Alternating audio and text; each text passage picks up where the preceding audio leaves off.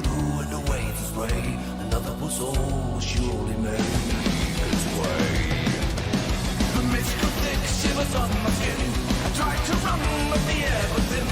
Great Cthulhu reached out for me. Hellish fear is devouring my heart. As our ship slowly falling apart. Yeah, Cthulhu is rising like a thousand serpents from the sea. Cthulhu is reaching out for me.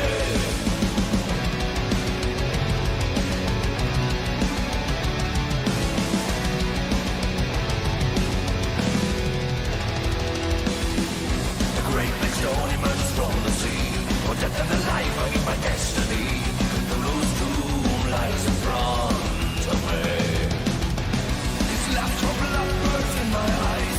An image of men from behind the skies. From now on evil to rule my life. Hellish fear is devouring my heart. As my world slowly falling apart. Yeah, Cthulhu is rising like a thousand serpents from the sea. Cthulhu is reaching out for me. Cthulhu is rising like a thousand serpents from the sea. Cthulhu is reaching out for me.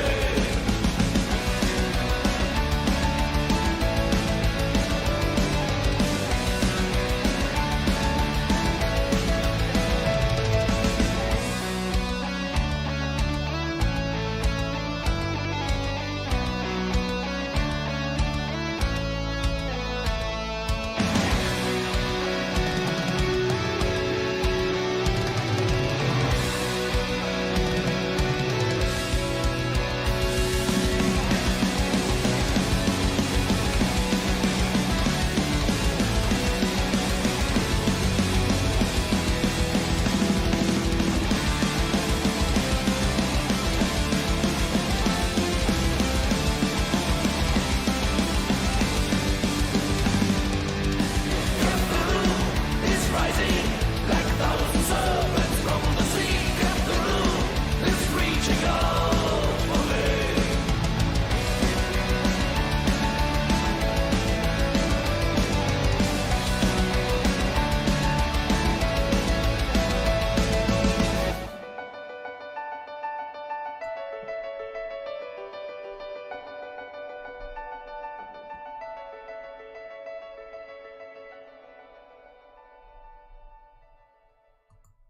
And ahoy, my friends! It is your friend streamer, occasional lover, Sabaton Liam here, back again with some more Call of Cthulhu Friday. And oh my god. Hold on, give me a sec. There we go. Oh, well, that was unfortunate. How are we going, my friends? I hope you're going well. Who have we got in chat? We have Jono Plays Games, Smithy9125. We have Daniel. We have Definitely Not Mel. And Danger Dennis Plays. A big ahoy to you, my friends. I hope you're going very well on this day, evening, afternoon, or night, wherever you may be. And yes, as I said before, welcome back to Call of Cthulhu Fridays. Now, before I begin, I just want to say a massive thank you to every single one of you. We have officially reached 800 subscribers. My god, I never would have thought we would have gotten this far. Thank you guys so very much. All of you are awesome. Let's jump into the chat and get this game started. Well, that was certainly a picture to open the stream to. Yep. Welcome back to the endless insanity that is this group. Yes, as you can see, we're all running a bit low on San here. Yeah, no. I got out of the intro, and all that greeted everyone was "I'll bite your face, cunt." While Scaly Pete may be gone, his spirit lives on. He'll do it. You know he would. Stop it. All right, Definitely Not Mel says hashtag Big Dave loves Meta, And Smithy says, hi, Call of Cthulhu friends. Hello, Smithy. Hello. I have to rescue my cat from a compromising situation again. Oh, no. Oh, no. Oh, Yeah. Save the kitty. Oh. Meow. How do you make a cat go woof? Oh god, no! That is one of the oldest jokes ever. Well, how He about loves taking it? trying to get into things he's not meant to when Well, I'm how about- supposed to be running a game. how about- I was gonna say, how about we flip it around and say, how do you make a dog go meow? Oh. Oh no, not Freeze that. it, put it through a bandsaw. Yep. Yep. Meow. Thanks, Dad. Thanks, Dad. Thank you. I'll be here all night. Don't forget to tip the veal and try the waitress. She's good for it. Let's begin. So that bout of insanity. Are we doing Have more insanity and death to come. Yay! Welcome everybody to episode 5 of Day of the Beast, Mountains of the Moon. Or in other words, Dave in space. Big Dave is happy with this. You're officially into the second half of the campaign now. Woo! Things are probably going to get a little bit dicey from here on in. Yeah, we were going so swimmingly before. Well, last week you did. Our story picks up again in July of 1928, a couple of months after your successful but almost ill-fated trip to Egypt. Were unable to uncover any leads on where the Brotherhood may be headed next. However, you did destroy a member of the Brotherhood, and you got a scroll of the Dismiss Goal spell, which you believe is an important relic that the Brotherhood did not wish for you to get your hands on. Hooray, Big Dave! Pray for Big Dave! Hooray! Bravo! Hooray! Bravo! You have spent the last several months conducting your own separate lines of inquiry, less so Oswald Mulberry, who having had the one experience with the mythos thus far, tried his best to settle back into life as he knew it, publishing a rather successful paper on Nyarlathotep and other unknown Egyptian gods. On the other side of the world, Wainwright Museldorf has apparently attempted to do the same, as in the months following your adventure, several zoology and natural world periodicals publish an article entitled Camel, the Moose of the Sands. Rather embarrassing. He sent me a copy of that. Quite an illuminating read. Yeah. Meanwhile, the rest of you have been trying to dig up as much as you can about the Brotherhood and possibly find out where your journeys will take you next. The most proactive in this approach has probably been Clark Kemp, who has compiled everything he has seen thus far into a comprehensive file containing documentation of all of the Brotherhood's activities, the supernatural encounters, and all of the photographs he has taken thus far, drafted loosely into a hard-hitting feature to be published either when the Brotherhood has been dealt with or on the event of his death. So, on July 13th, 1928, Clark Kemp is in his office at the Salem Supernatural Weekly, compiling yet more evidence provided by his friends after their return from Egypt.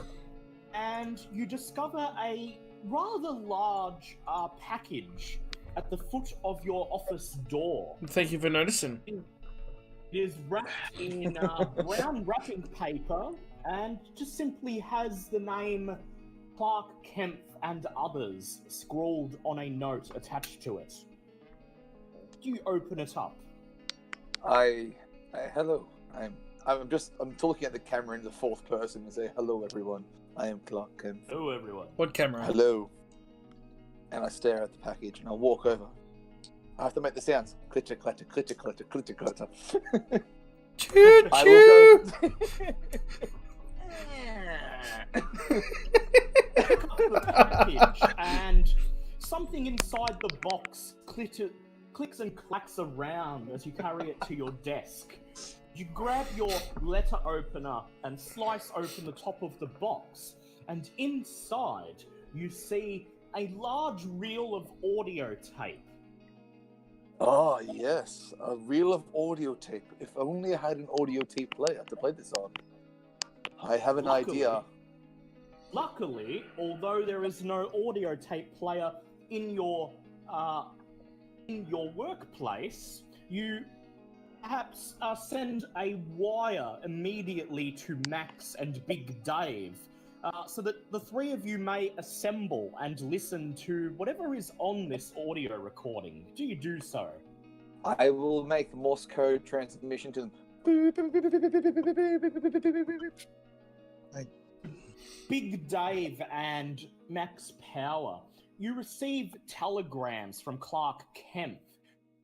First, you think he's probably made a breakthrough in his research, but the telegram advises you that he has received something of note and will be meeting Max Power in New York so that you may listen to it together.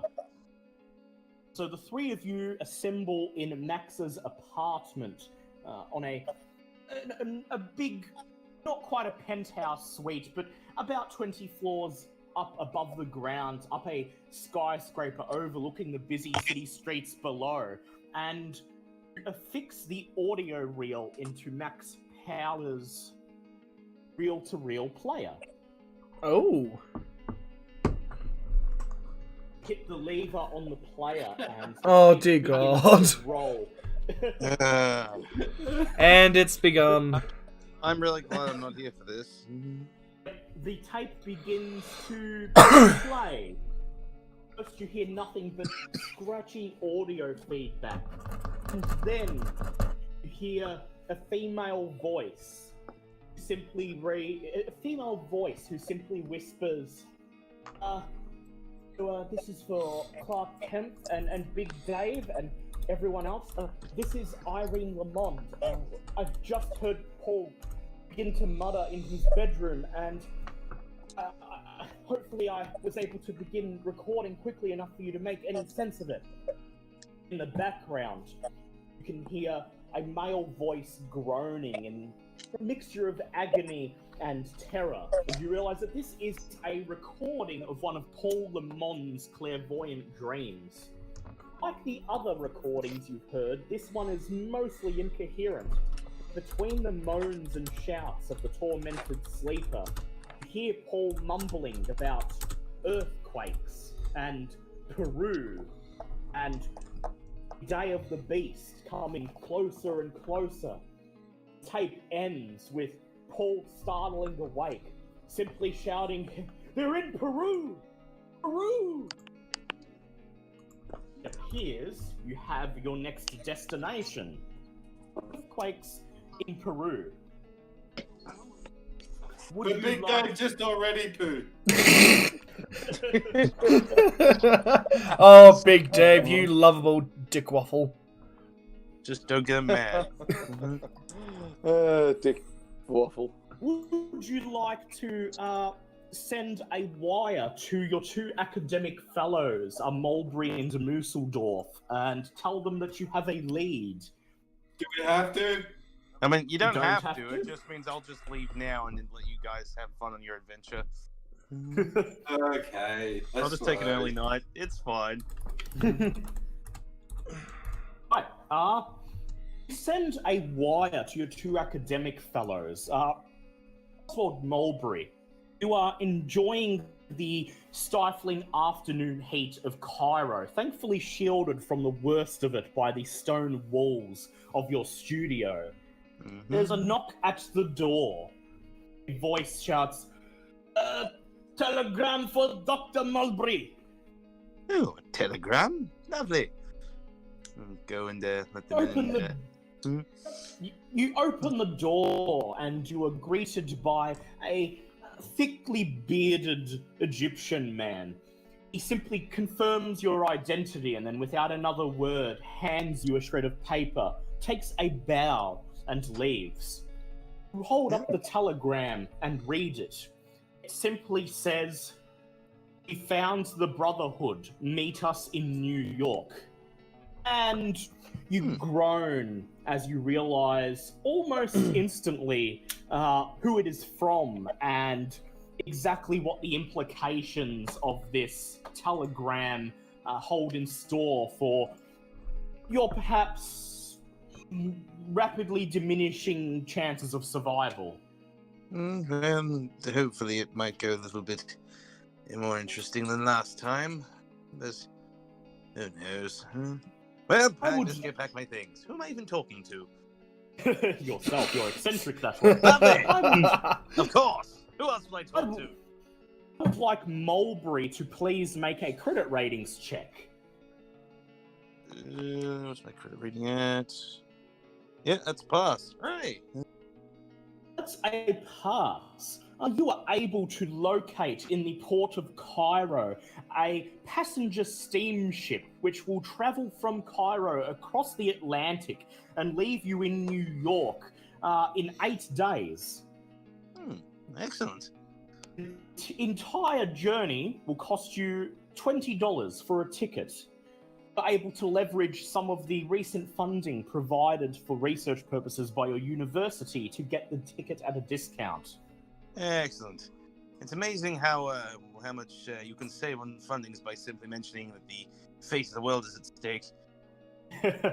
And before you board the ship, you send a wire to New York, telling your would-be compatriots that you are due to arrive within a week, and that you sincerely hope that they called you out of Egypt for something worthwhile. Hey, the rest of you have been informed that Mulberry and Musseldorf will be arriving within the week, and then you will plan a journey into Peru. But in the meantime, you have a couple of days to conduct some research and any last-minute things you wish to accomplish stateside. Dave would like to restock of medical supplies. Very well. Big Dave, I would like you to make a credit ratings check, please. Oh, god damn it.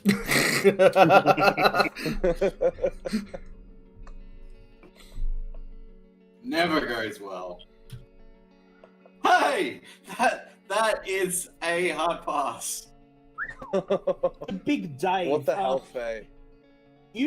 You spend most of this time combing New York for looking in all of the modern department stores and even a couple of the little pawn shops along the corner of each street, trying to find any type of medicine or first aid kit, items which are growing increasingly rare in the coming months as the economy starts to decline. And you find, first of all, a military surplus first aid kit, which will grant 70 percentile to your first aid skill. Damn. And this is offered to you for the, quote, low price of $100. For 70%. Big Dave tried to charm his way into a discount. Right, yep, make a charm check, please. Big Dave will spend too long. Yep. You managed to get it knocked down to $50. Actually, Yes, Big Dave will take that. actually, can I buy a medical kit as well? Yes. What the hell is that? That's M1. That's Clark Kent doing his research stateside. Okay, in addition to the first aid kit, for your $50, you also managed to buy a couple of general purpose medicines. Field bandages, rubbing alcohol, painkiller tablets, things like that. And for the remainder of this episode, you will gain an additional 5 points to first aid. Is that him or all of us? Just him. Okay. We'll get to M1 in a minute. First of all, Max Power, you want to buy a first aid kit? Yes. Well, I'd like to make you roll a credit ratings check, please. Can do. That is a 2. Very well. You have a couple of old contacts back from the days before you joined this group, and they've set aside some supplies to aid you if you ever required them. So you tap this group and manage to get a hold of a portable first aid kit, which will grant 25% to your first aid skill. Oof. And all that is required is that you pay the $10 that you owed.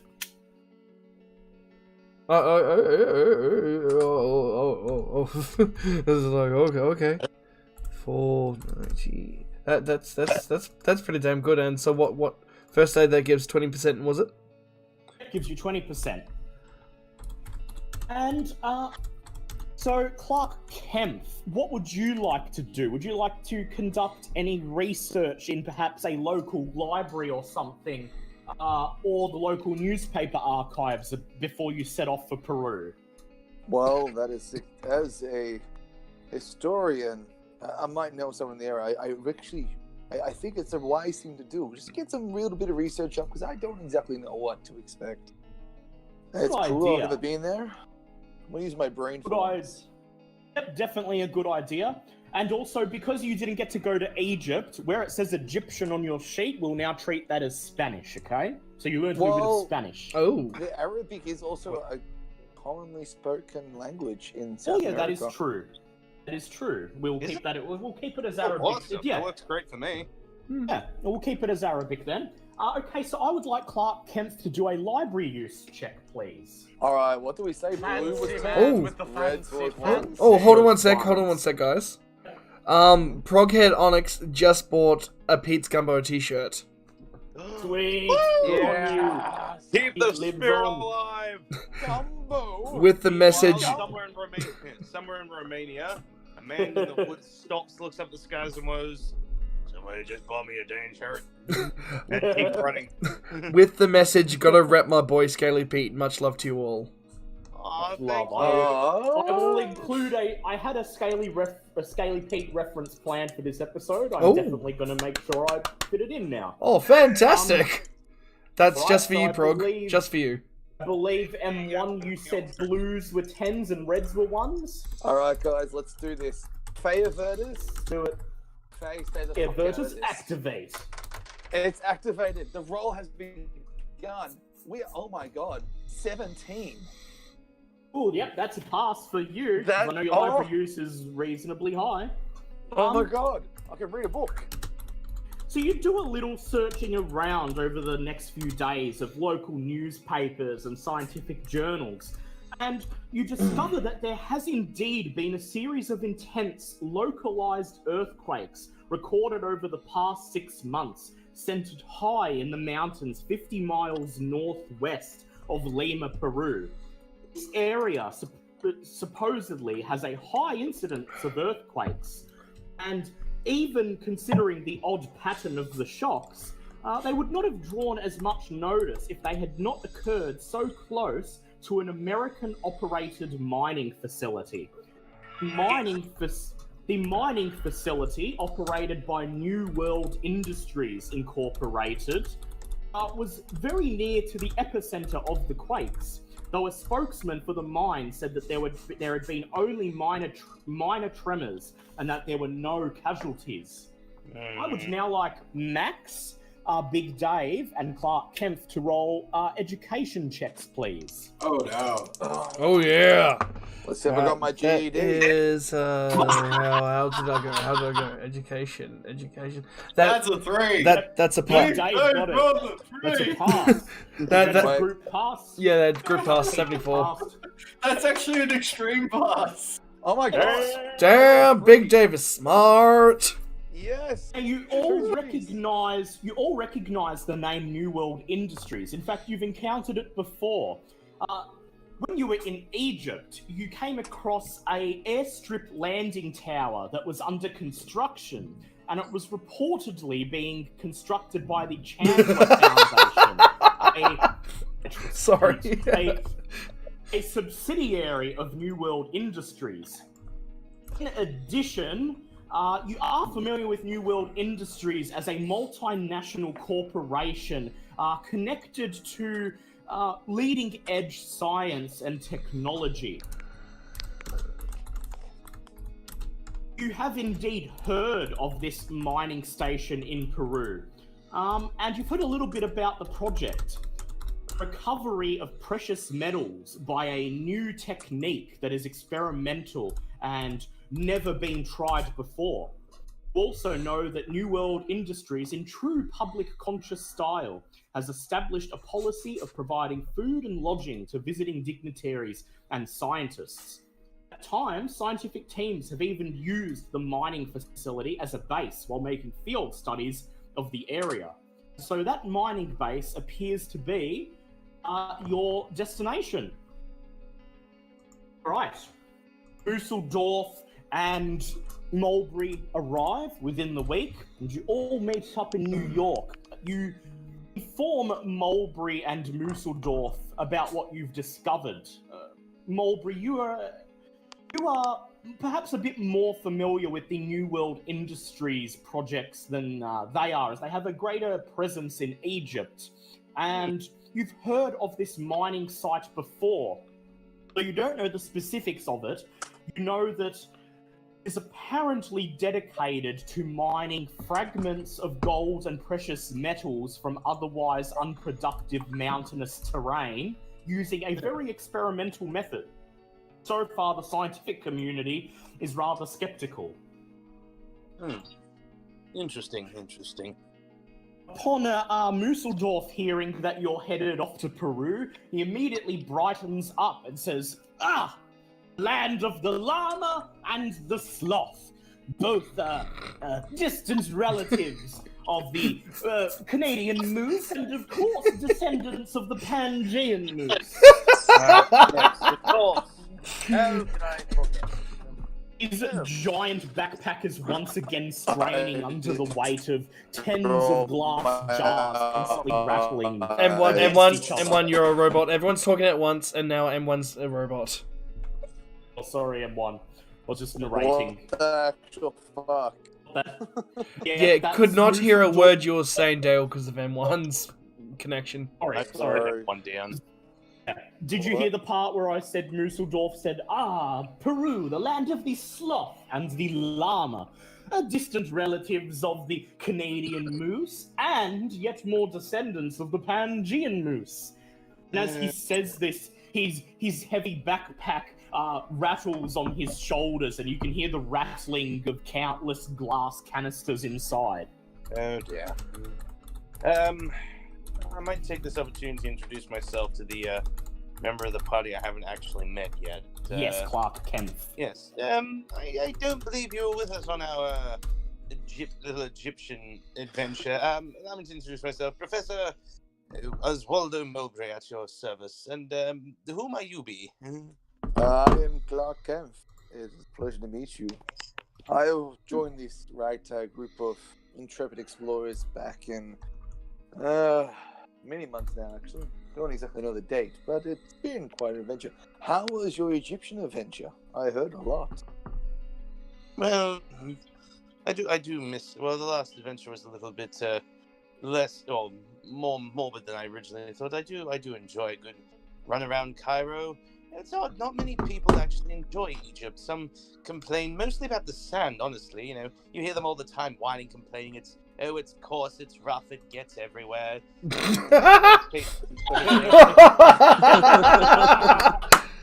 Well done, sir. Well done. I've been wanting to make that joke ever since I made this character. Wonderful. Right. So we have a journey to Peru ahead of us. I would now like everybody to make credit ratings checks. That's fail. Okay, that is plus a points. pass. Wait, what was that credit Pass. rating? I think I credit rating actually. Did that credit rating go up at the end of last episode? I forgot to write that down. Yes, it did. It went up by 10 percentile. Oh, in that case, that's a pass. Awesome. And that's a pass. All right, how did Clark Kempf go? He got a 43, which So I believe that is just a fail. You may push it if you like. What's 3 luck? Yeah, sure. Let's spend 3 luck. All right, Yay. you pass. All right. Managed to charter a ship to Lima, Peru from New York. The journey will take 5 days, and upon arriving in Lima, you will then need to find some means of transportation to take you the 50 miles inland to the small village of Huancucho, which is the closest bastion of civilization to the New World Industries mining site. This trip will cost you each $30. Do you accept? Excellent. I can't afford $30, let alone bumming a cigarette. So I'm afraid I'll stow away. I would like to cover $30 for Clark I'm Kent. kidding. I can afford it. You can afford it. Right, everyone pays the $30, Yep. and then you board the ship. 5 days later, as advertised, you arrive in Lima, Peru, a lone bastion of civilization surrounded by miles of mountain and jungle.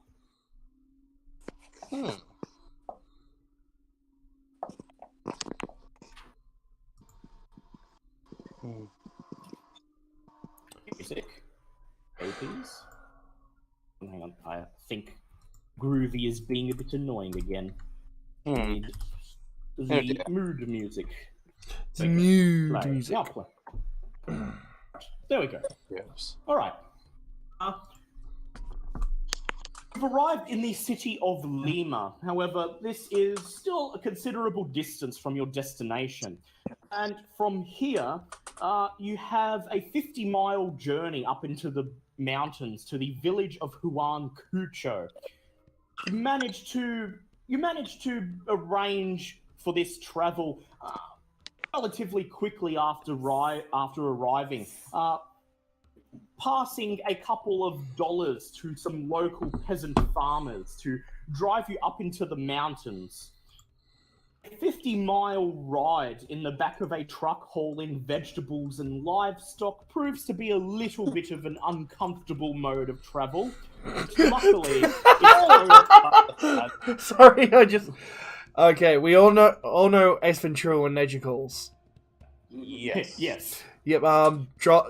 Driving on the bumpy yet concreted road. Yes. There we go. Thankfully, you only have to endure this mode of travel for a couple of hours. And indeed, you notice that Musseldorf seems to be making the most of it. He has volunteered to be locked in the back of a truck with several llamas. And as your truck carrying vegetables and fruits passes him, you quite distinctly see him kneeling down in front of one of the llamas with his head between its hind legs. I don't suppose anyone else had a chance to read his findings at all, did you? I did not. I don't like the comparison of camels and moose. Big Dave is not so much a reader. That, you know what, in your case, it's probably for the best. Make sure Big Dave doesn't understand that. I just meant for everyone's sake. Okay. Read it. Big Dave feels that he'd get stupider if he could read. I imagine. My lads friend, I dare say you might be quite right on that one. There's a lot of talk in our community in regards to this one. A lot of people over in Cairo had a good read and a much bigger laugh. It takes a couple of shots of brandy before it becomes actually somewhat legible. The convoy makes its way up into the mountains. The road gets increasingly thinner and more treacherous, and the truck begins to bounce and rattle more and more, pelting you with vegetables several times. The jungle the jungle tree line grows denser and denser as you make your way into the mountains, and then as the sky begins to darken from the onset of dusk and the jungle canopy growing ever denser, the driver of your vehicle knocks on the back window of the cockpit and shouts, "The village is just up the road." He's Italian. The plane, master, the plane. Generic ethnic accent. It's fine. It's fine. He then parks the truck so you can climb out, and as you climb out, a goat looks out of the window and maas at you. As the alpaca truck comes to a stop next to you, you see Museldorf climb out, his backpack looking a little bit heavier than before. He immediately notices the goat in the passenger seat of the vegetable truck and looks at it and says, "Ooh," and smiles.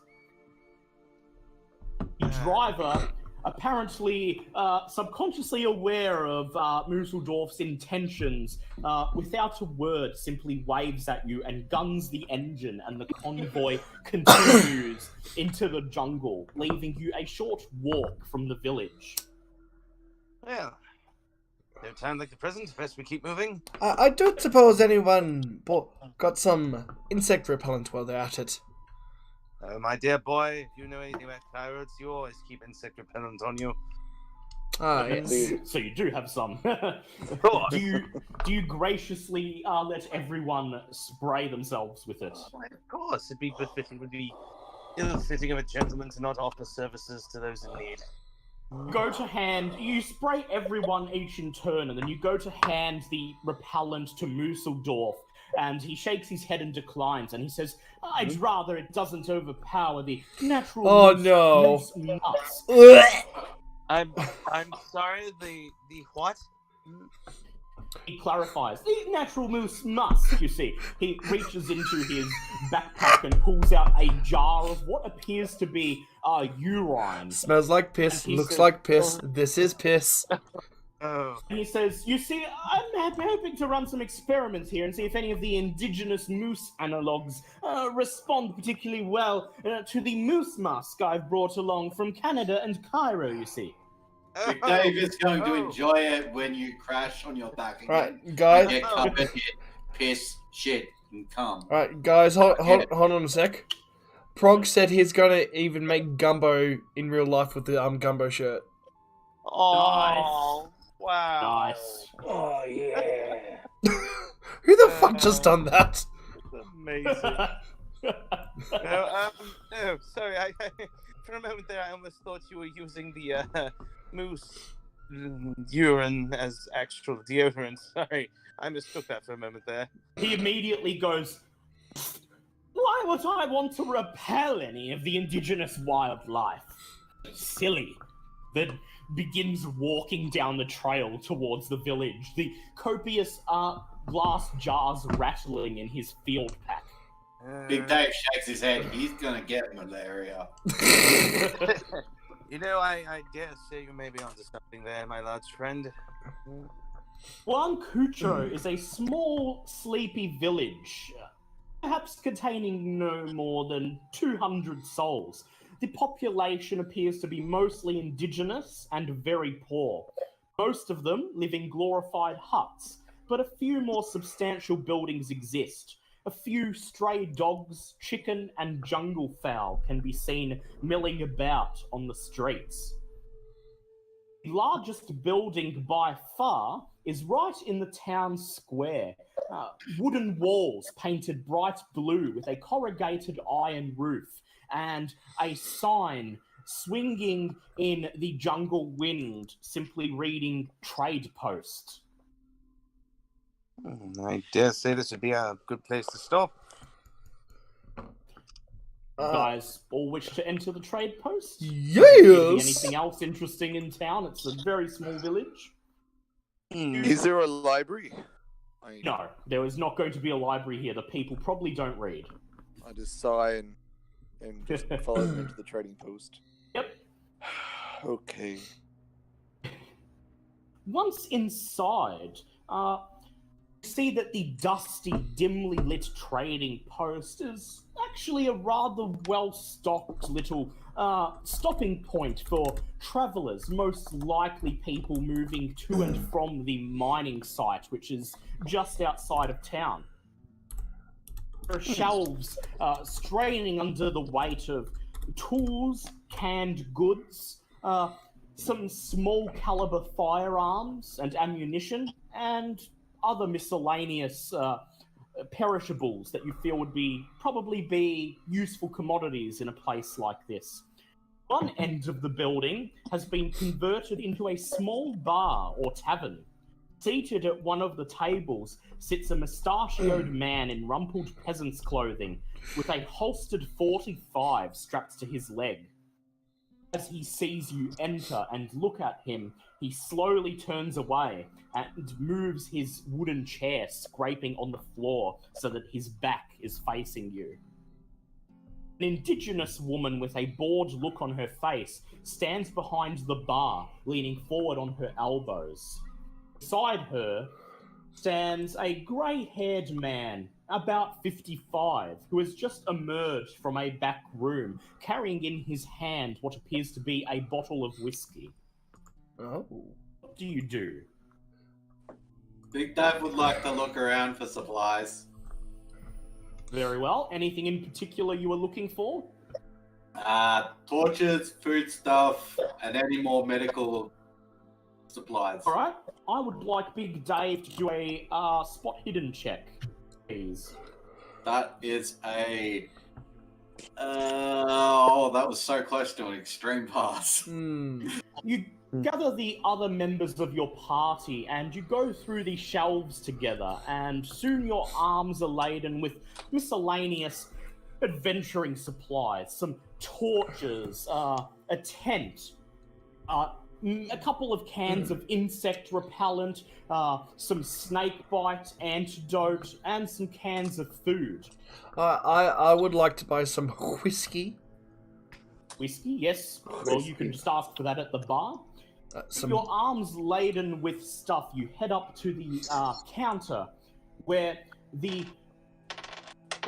Dave dumps all of the items in a big bundle. This immediately gets the attention of the grey-haired man. Alright, who's rolling the dice? That's M1 testing his fate averters, I believe. Sorry, I didn't realize I couldn't hear me. Yeah. Sorry. I wonder why when you try to talk it goes robot, and when you just want to roll dice, it's clear. Crystal clear. His eyes immediately seem to widen in surprise, and his face lights up. A huge smile immediately covers his jaw, and then he steps forwards and greets your group heartily, first in French, which none of you are able to understand. Can I And try? then Was Arabic? you don't know. No, you don't know Arabic French. and- There are French-speaking colonies in mini Egyptian. Oh my god. You don't know any French, though. Oh, I know. No. how to You bullshit only that. know enough to understand that this No, is you French, can't but you don't bullshit understand. in a language you don't know. Condescending. Yeah. This isn't There's a D&D. He notices that none of you respond, and then he chuckles, he guffaws loudly, and then lapses into English. He immediately holds out a hand to Max, and he says, Victor what name did I have in my... he just holds out his hand and he says, Victor, at your service. I'm the proprietor of this very humble establishment, and might I say how genuinely pleased I am to see someone from a civilized Right. part of the world. One second, sorry. Anime is cool 90. Thank you for the 2-bit cheers. Yeah, a lot of creativity tonight. Go on. Yes. Either of you shake Victor's hand. Victor. Big Dave likes shaking hands. God damn it! Before Max has a chance to respond, Big Dave moves forward and grabs Victor's hand and shakes it profusely.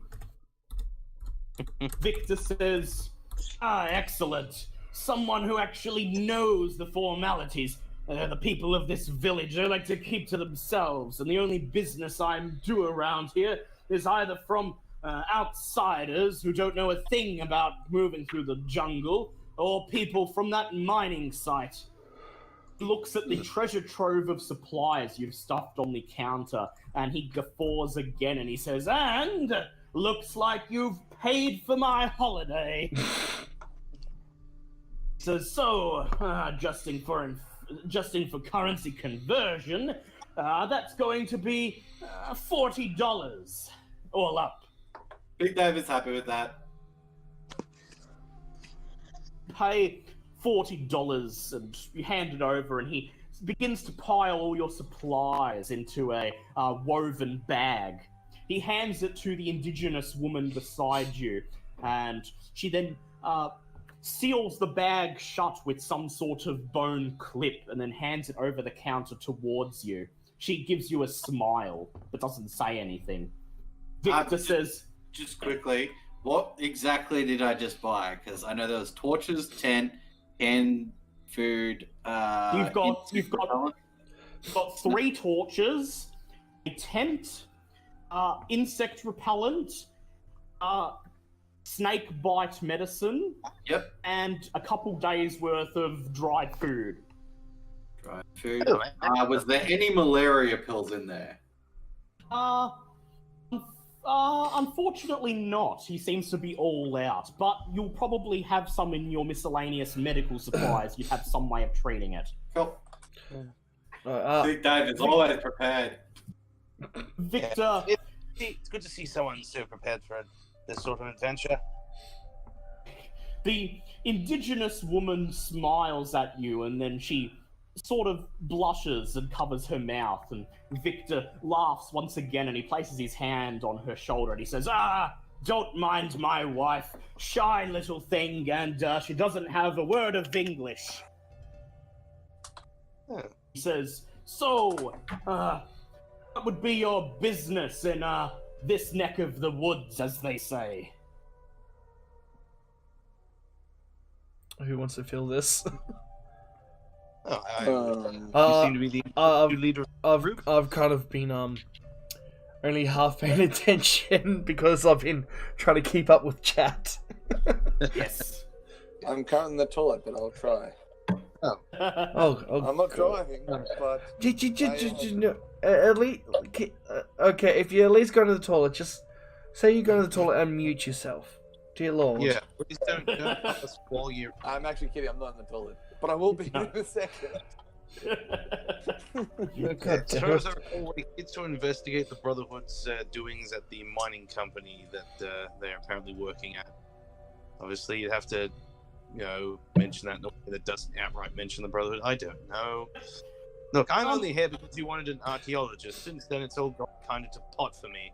Big Dave says that we're here to see about all the fucked up shit that's happening. Oh. He says, and by that you mean the earthquakes. Yes. Yeah, sure.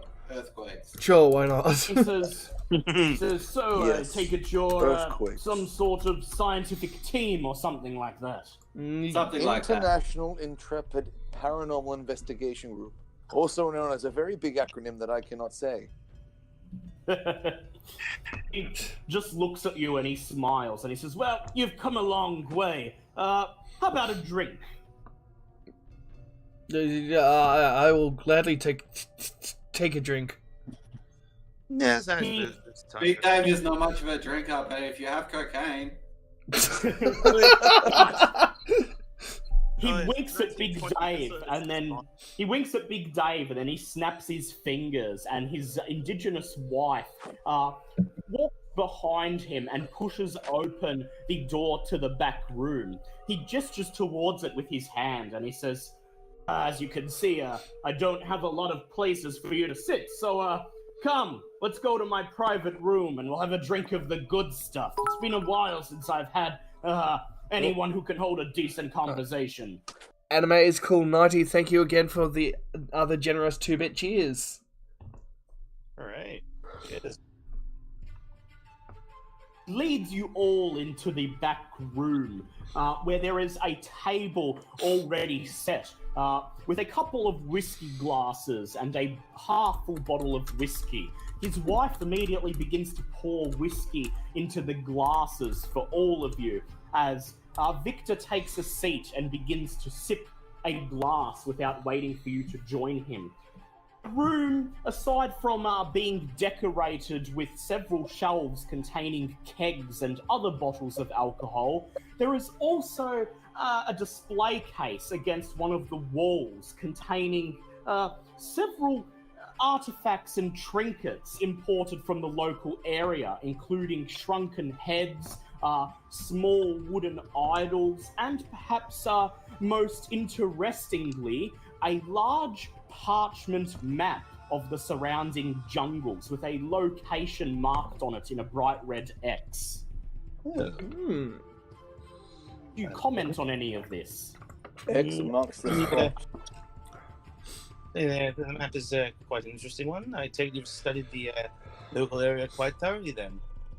Looks up at you and he takes a sip and he says, well, yeah, I suppose you could say that. Most of the things you see there are just little trinkets I hawk to tourists sometimes. None of them have any real value. That map, though, see, that map, well, says, come, have a drink, join me, and I'll tell you all about it. It's kind of how I ended up here. Yes. Max would love to sit down and have a drink and discuss this map. What's Big Dave doing while everyone's having a drink? Please don't Big say Dave looking is for sitting cocaine. down crestfallen because there's no cocaine. God damn it, I knew you were going to fucking mention the cocaine. South America for that.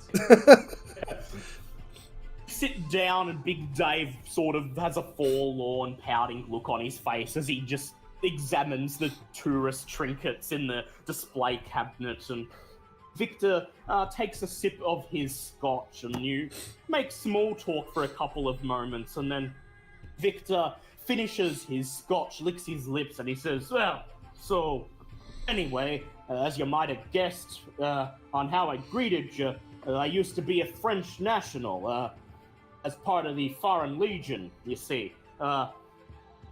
Wasn't born in France, where I come from, well, if I could even remember that, but, you know, I spent a few years in the Foreign Legion, fought in the Great War, earned my citizenship, and then I pissed it all away in 1914, when I was arrested for counterfeiting and forgery. He winks, innocent of all charges, of course. And I was sentenced to Devil's Island. Well, I was always a clever man, so I jumped the prison ship, and I spent several years in Brazil running a small cargo boat on the Amazon before I made my way to Peru. Well, eventually I got my hands on that map over there, and that map, can't recall where I got it now, but I've held on to it for at least 10 years now. Supposedly leads to this great ancient idol in the jungle, an idol made of solid gold, inset with every gem and precious sparkly stone that you can imagine.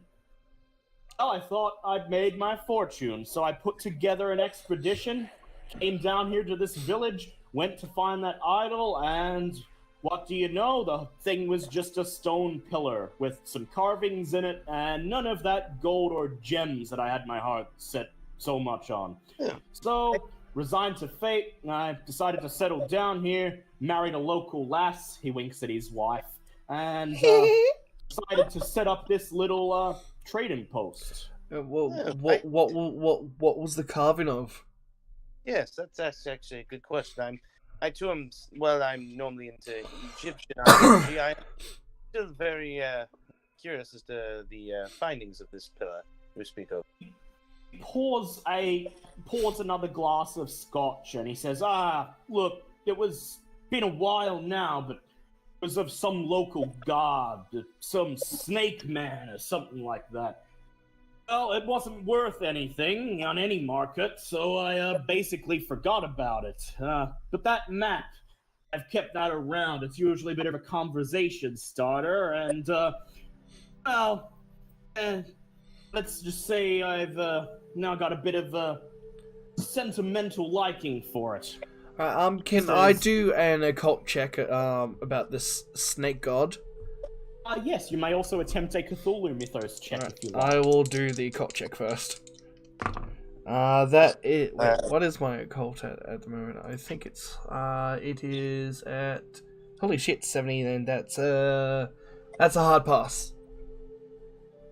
So, you know that snake men, half serpent, half man type creatures are a common feature of South American mythology, and that there are a number of myths involving races of serpent people or otherworldly figures of that description, but you can't quite recall a widely worshipped god matching that description. Am I allowed to do the Cthulhu mythos check as well? Yes, you and Big Dave and Clark, everyone may conduct Cthulhu mythos checks if they wish. That's a 7. That's a fail. Nope.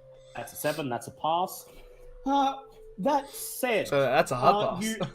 You are aware of a particularly obscure god worshipped by some societies that is said to be the god of snakes, known as Yig.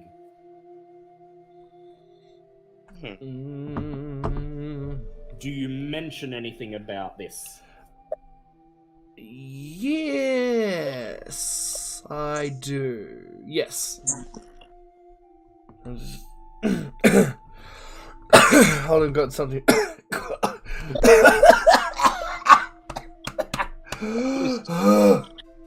Don't give me a second. Well, that was some reaction. Okay, that wasn't reacting to that. I actually had something in my throat. Alright. I just go dead serious and stop stuttering. It's like, you're not talking about Yig, are you? He looks at you and he shrugs. He says, I don't know nothing about that. I don't know much about the culture here. I'm just looking for a way to make money. Do you know he pours himself a drink. Do you know of anyone in this town that knows more about this? I have studied the occult and I know a little bit of this. I would like to know more.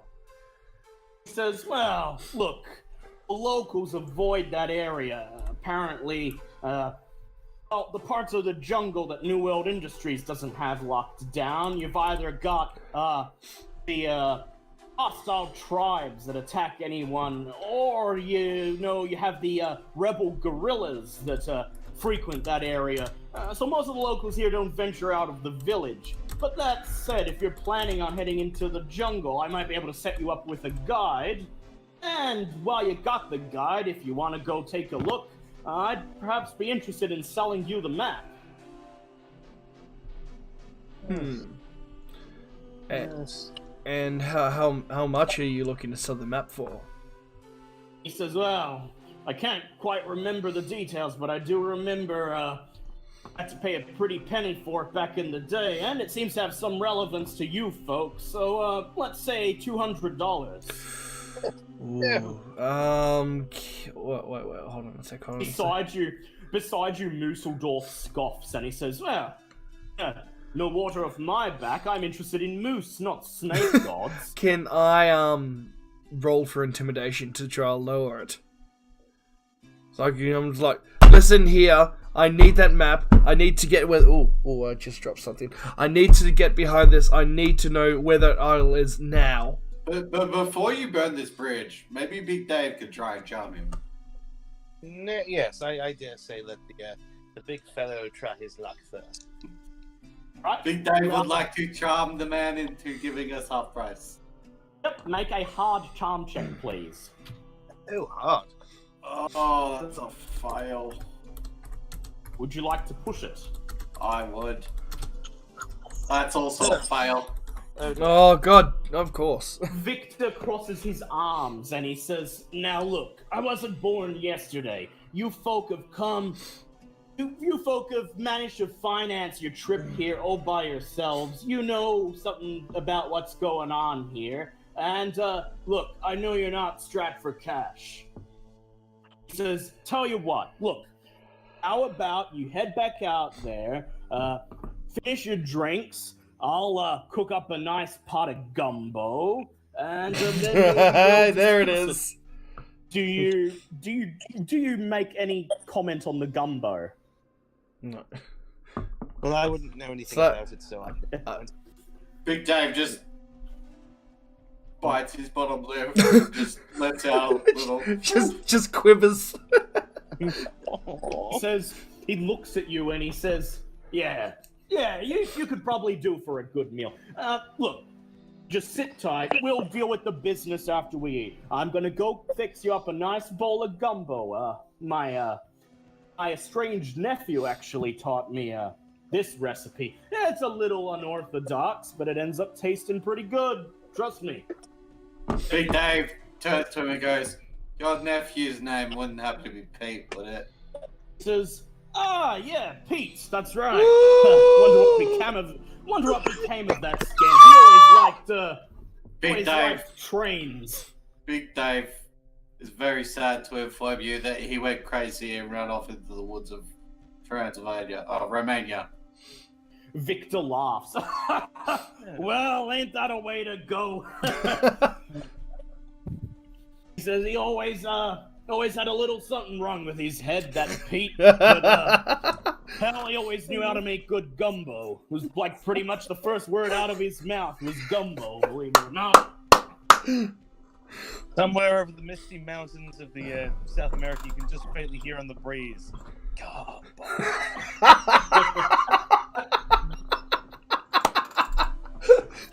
Bang, bang! The conversation is suddenly interrupted by the sound of gunshots and breaking glass from the other room. What do you do? Big Dave protects Harold. Yeah, I suppose I best ready up. Climb out of your seats. Victor is pale white all of a sudden. Do either of you get out your weapons? I definitely No. Okay, you keep your weapons concealed. And then do you head out into the main room? Yes. Yes. Okay, making sure that your weapons are not drawn. You run to the door and look out at the trading post, the main room of the trading post. You see 3 uniformed soldiers gesticulating wildly and speaking in rapid Spanish. I would like... I'll roll for Musseldorf because I know he has Spanish. Hold on, Kitty just said Pete's first and last words, wrong flavor profile. The only words anyone understood. There are 2 uniformed soldiers barking orders in Spanish to the people in the trading post as they gesticulate wildly, brandishing rifles. But they are speaking too fast for any of you to make, for Musseldorf to make any sense of it. Another 3rd soldier lies on the floor in a pool of blood. The indigenous woman, Victor's wife, has ducked behind the bar in fear, and the man you saw earlier with the moustache is gone. The broken window near his table marking his exit. You say or do anything upon witnessing this scene? Well, I assume we can't say anything because they're like full on Spanish. Yes. Well, you could have Musseldorf say something. What would you say, guys? Yeah, Also, well, Kempf could possibly say something. I've Kempf, got do nothing. you wish to say anything to the soldiers upon witnessing this scene? Well, I can't say We should underlay. Oh, That's, God. you know, mildly racist. I mean, not racist, but more stereotypical. No, I was thinking more along the lines of what are you doing here, or simply just not saying anything so you don't get involved in whatever's happening.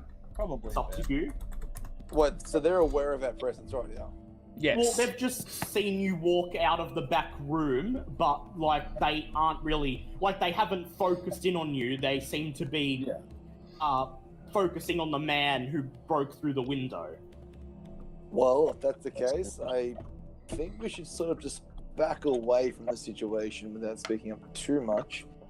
But obviously keep our guns holstered, but, you know, pointing through our jackets at their Very direction. well. I'm not touching mine whatsoever. Yep. The it's- soldiers. Yep. So nobody's pulling a gun. No one's pulling a gun, but I'm ready.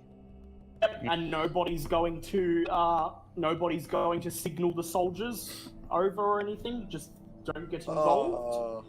I can see where you want to get DM. Okay, let's do this. Hey, guys! Hello. What's going on? I would like you to roll. As you're gesticulating, I would like you to roll your Spanish score, please. Just use the same thing as your Arabian one. All right, Dale. We've got Ivy on the Twitch side, and she's just already going hard for the GM. Aww. 67. Thank you.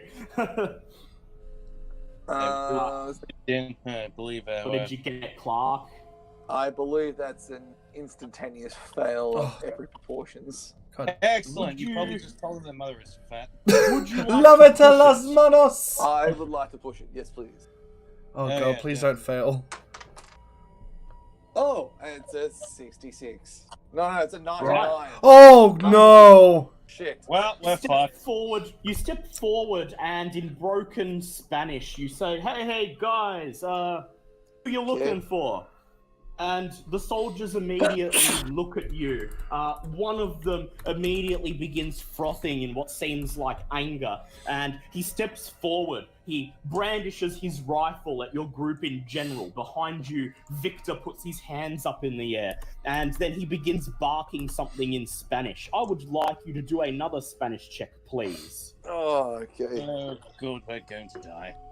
Favors, do not let me down. Oh, 25. Oh, now you passed. Ooh.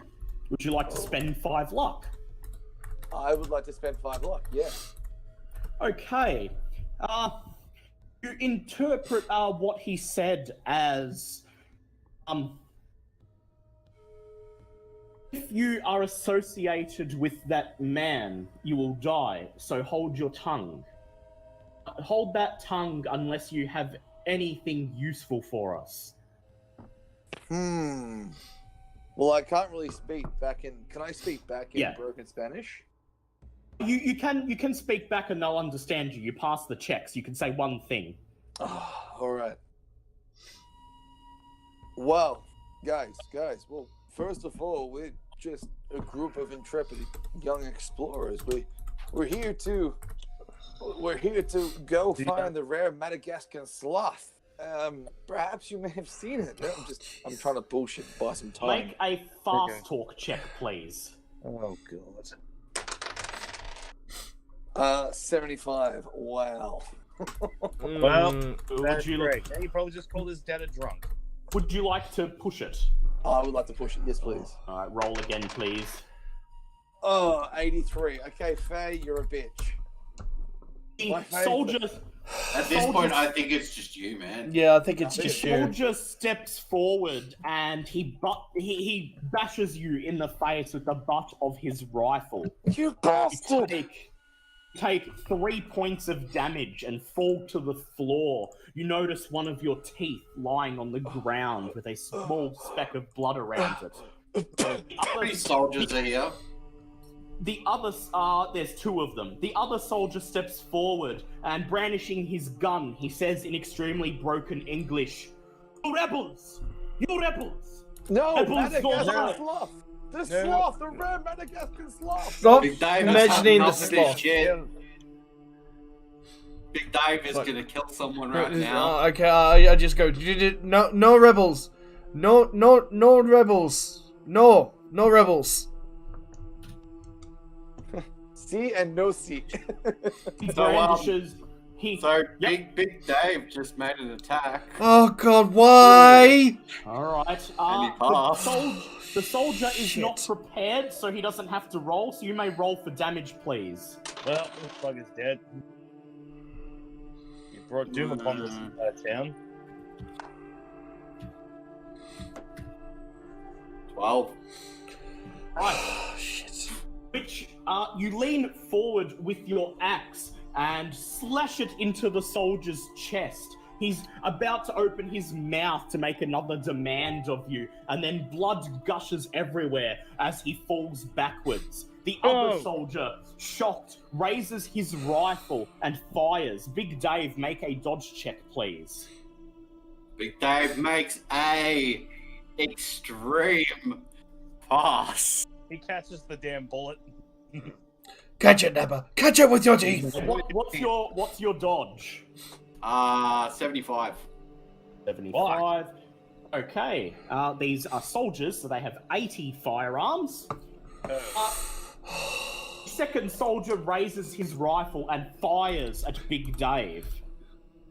So there was only 2 of these guys. Big Dave, you take 9 points of damage. Oh my Make a God. as the bullet hits you smack in the chest, make a That'd be constitution 8 save, points, please. wouldn't it? Oh yeah, 8, yes. Make a constitution save.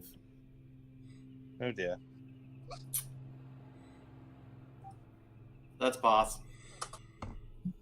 That's a pass. Yep, you manage to remain conscious.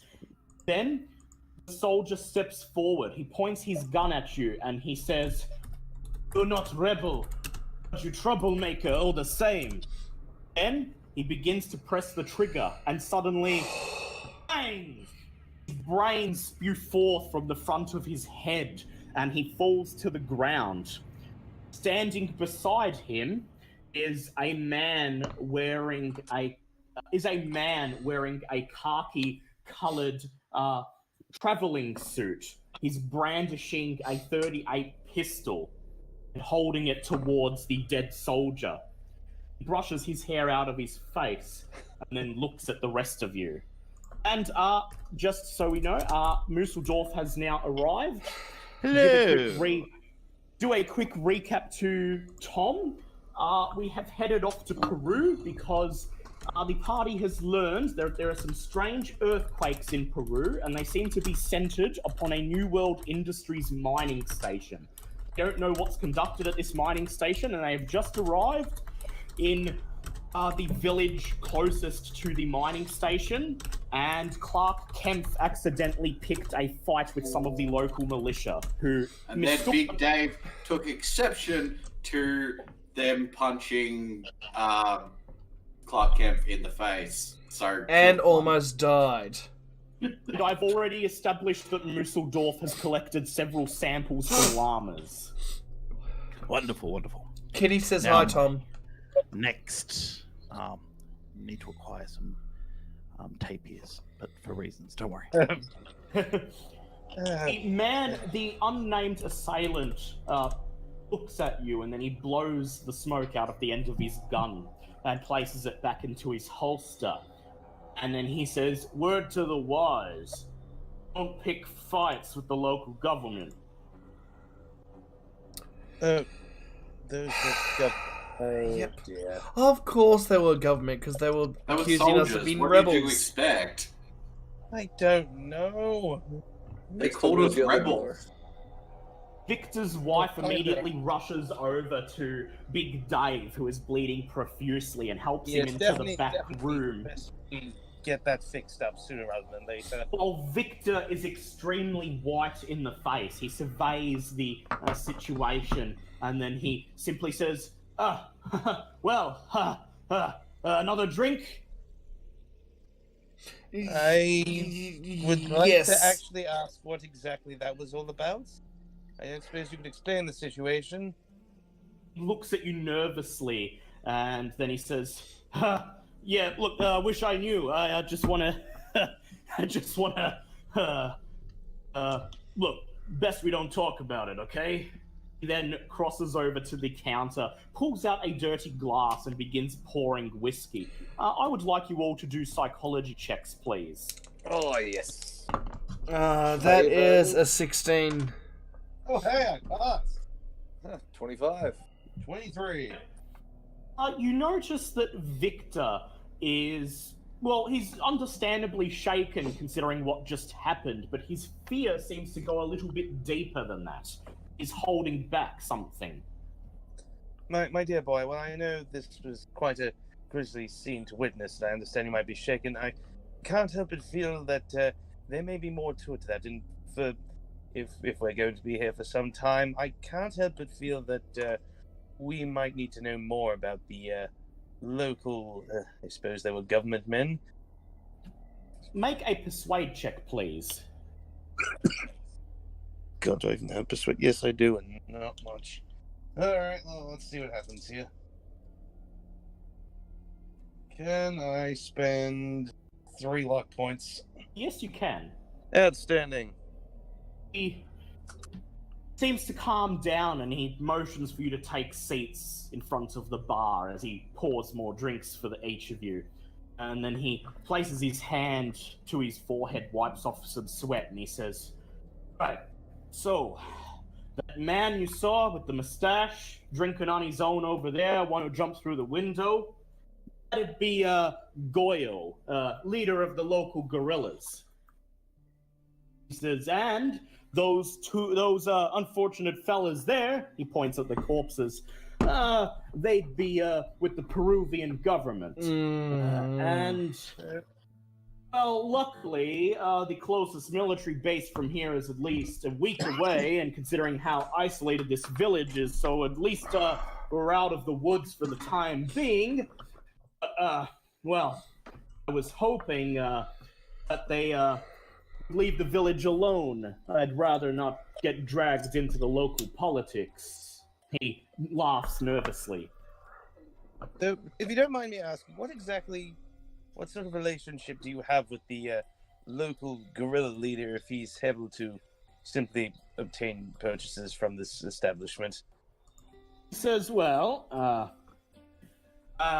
the only trading post in Miles, the only place you can drink, they like to meet here, an informal meeting place, and certainly nothing else." You're definitely not affiliated with them yourself. You're just a middle-of-the-road type of customer, I assume.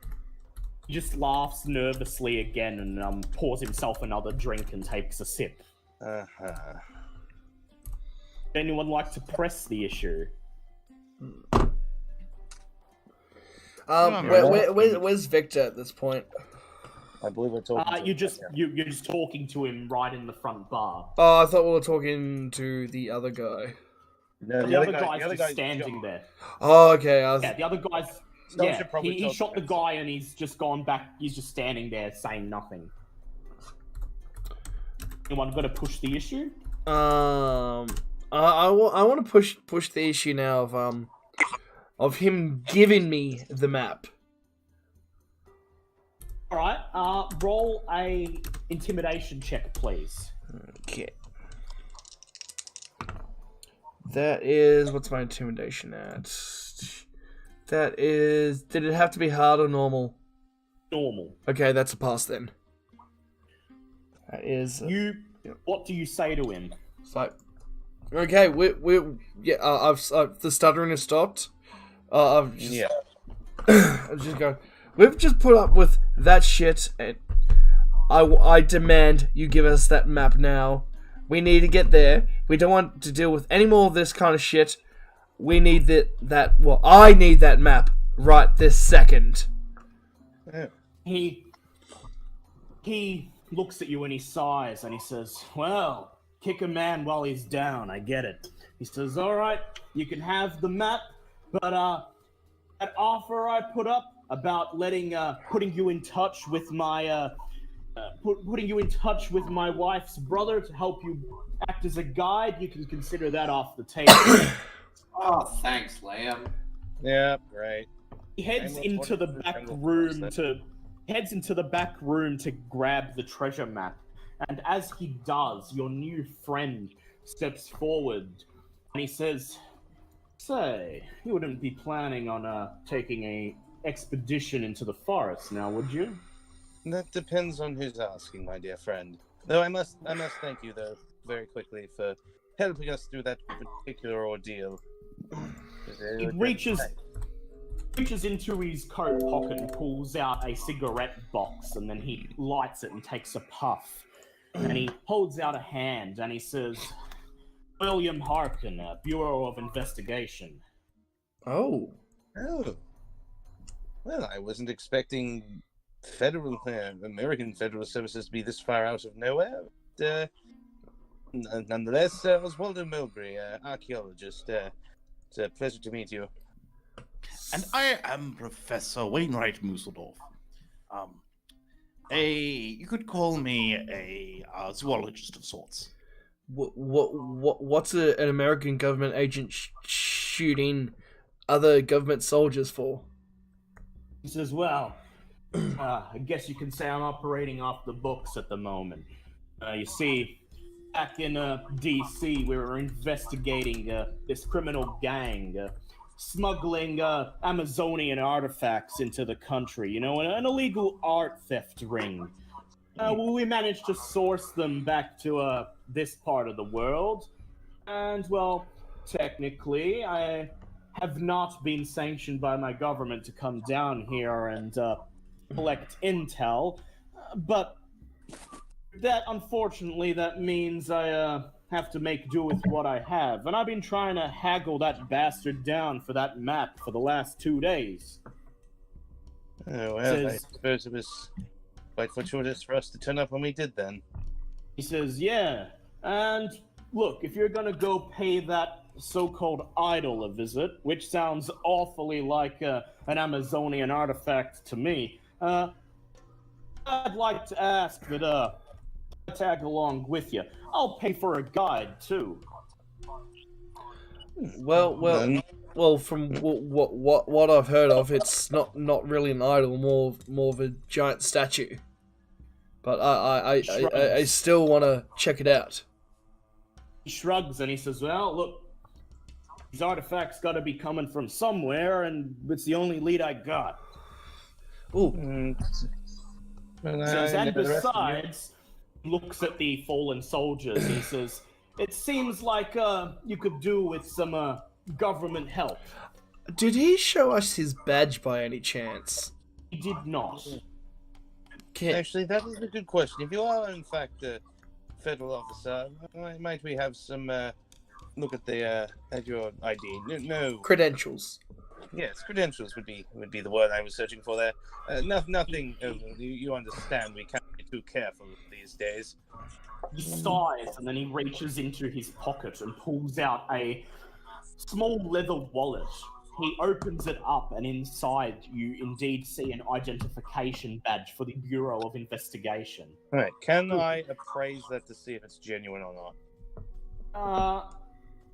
You go to reach out for it and he holds it back. He says, "Hey, they only give you one of those." Again, you must forgive me. It's recent happenings. I can't be too careful. Sighs and just to take my curiosities, if you he would. sighs and hands the card to you. You may make an appraise check. That's a pass. It appears to be genuine, or at least as far close as you can tell. Okay, well, I will hand it back and go. Sorry about that, old boy. You can't forgive an old man for being a tad cautious. With what I've been through, it pays to be thorough. He says, "Yeah, well, I can understand that. Anyway, it's nearly Okay, night out. I don't think one we second. can- Sorry. Who is the one echoing? Yeah, that's really getting annoying. That's M1, I think. What? First my internet, now it's echoing. Fuck. Can't wait. It's your internet. It's out to get you. It's not the dice bot. It's your internet. It's M1s, not me. I'm good. No. You're good, I Yeah, think. it's not happening Right. anymore. It stopped Yeah, now, we're good. so Yeah, I know the reason why. Don't worry. Okay. Someone's watching goats in the next room. That's why. Let me just close the I door. see. Bloody goats. They're not moose though. So, is Big Dave getting any medical? Yes, I'm rolling course. a first aid check for Big Dave right now. Big Dave, you've been administered some first aid, and you gain 1 HP. Big Dave would like to do some further first aid on himself. Very well, go ahead. That is a hard pass. Right, 1d3 HP for you, please. Yay! The Nice. major wound is stabilized. And with that said, it is dark outside. Victor comes out with the map and he hands it to you, and then he crosses his arms and he says, "Well, you ain't gonna be getting much traveling done in the night, and the only place you can stay in this town is at my trading post." He laughs and he says, "So, how about it? $10 a head." Smiles, a shit-eating grin. I suppose since you gave us the map for free, that's the least we could do. And there's you, Mr. Mr. Federal Man. I quite forgot your name. What was the first guy? Harkin? Mr. Harkin. Parkins. Yes. Harkin with a H. Oh, Harkin. Okay. Yeah, Harkin. Hark. Mr. Harkin. I can't speak for the rest of the group. I understand at this point that having someone that at least has some knowledge of the local area would be good, since we are short of a guide. So, if you are, as you say, a member of the Federal Bureau, an extra gun is definitely appreciated at this time. Harkin nods, and then he hands $10 over to Victor, and then he says, "Guys, we're gonna get on like a house on fire." Well, And you with rest everything for happening, you rest for the night. I would like to study the map for the night. Very well. You may make a navigate check, please. Oh Jesus, I don't have navigate. Okay, let's see. What is the base for navigate if you don't have it? It's half your intelligence. I'll have my intelligence. Oh, fantastic! Yeah, that's a pass then. Right, before you go to sleep, you study the map, and the location of the so-called idol should be reasonably easy to get to. It's a couple of miles further into the jungle past the mining station. You'll reach the mining station first, and then you can keep going to the idol if you so wish. No more than a day or two's travel. Nice. Yes. But Big Dave and Clark. Yep. Sorry. Studying the map, I didn't see any shorter routes we could take. Without knowledge of the local area, no. Okay. You can't make sense of the mountain terrain here. Yep. And they're hoping that's what a guide will help you with. Yep. You just know the general vicinity of where it is. Okay. Big Dave and Clark Kemp, you each gain 1 HP for the night's rest.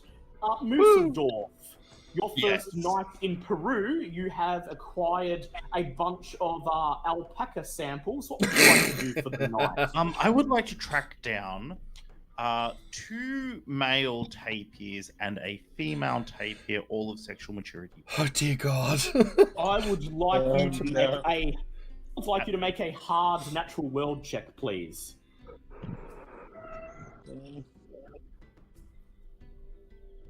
That would be a 3. Oh my god! Wow. Yes. Yeah. Everyone else is shown to the single bedroom at the back of the trading post, where the beds are nothing more than a couple of hammocks and straw mattresses. And so you have some research to conduct. So you head out into the village of Han Karucho at night, and then into the jungles on the edge of the civilized area. You make a couple of moose calls, spray some moose musk around, and eventually you manage to locate two male tapirs and a female tapir. You capture them, stuffing them inside your portable trap, and after an hour or two, you have three tapirs sitting inside small iron cages, looking Right, at wonderful. you. I take them The back mixture- to camp Yep. and I take set them up back an to- enclosure. So, I produce from my pack two tiny little, like, they kind of look like a tiara, except they have two replica moose horns. Sorry, I've just got to adjust. I'm getting a little bit of feedback here. Two, hey, good. Good. And they're basically like, they'll fit just on the tapir's head, and they've got like antlers on it. And I place one on each of the male's heads. And then I spray the female with moose pheromones, and I release the two males into the same enclosure. And I want to observe if they challenge each other like moose bucks do when in season. I would like you to make a luck check, please. Oh my god. Please pass this, because I want Oh this wait, to that's all happen. D20. Just give me a second. Okay, I've still got the wrong one saved. That is a hard pass. Oh my god. Okay. Once the setup is complete, you let the two male tapirs into the same enclosure as the female tapir. First, they sort of both circle the female tapir and looking back and forth. And the female tapir looks at one and then the other. And then she turns her back to both of them. And then with a loud snarl, the two males leap onto each other and begin trying to claw each other's face off. Jesus Christ. I'm taking One notes. of the stray dogs, one of these stray village dogs is roaming past, and he immediately stops, examines the commotion, and begins wagging his tail and barking loudly. And one of the village farmers, returning very late to his home, looks at the commotion and just gives you a strange look, and then he says something in Spanish. Make a Spanish check, please. Oh no.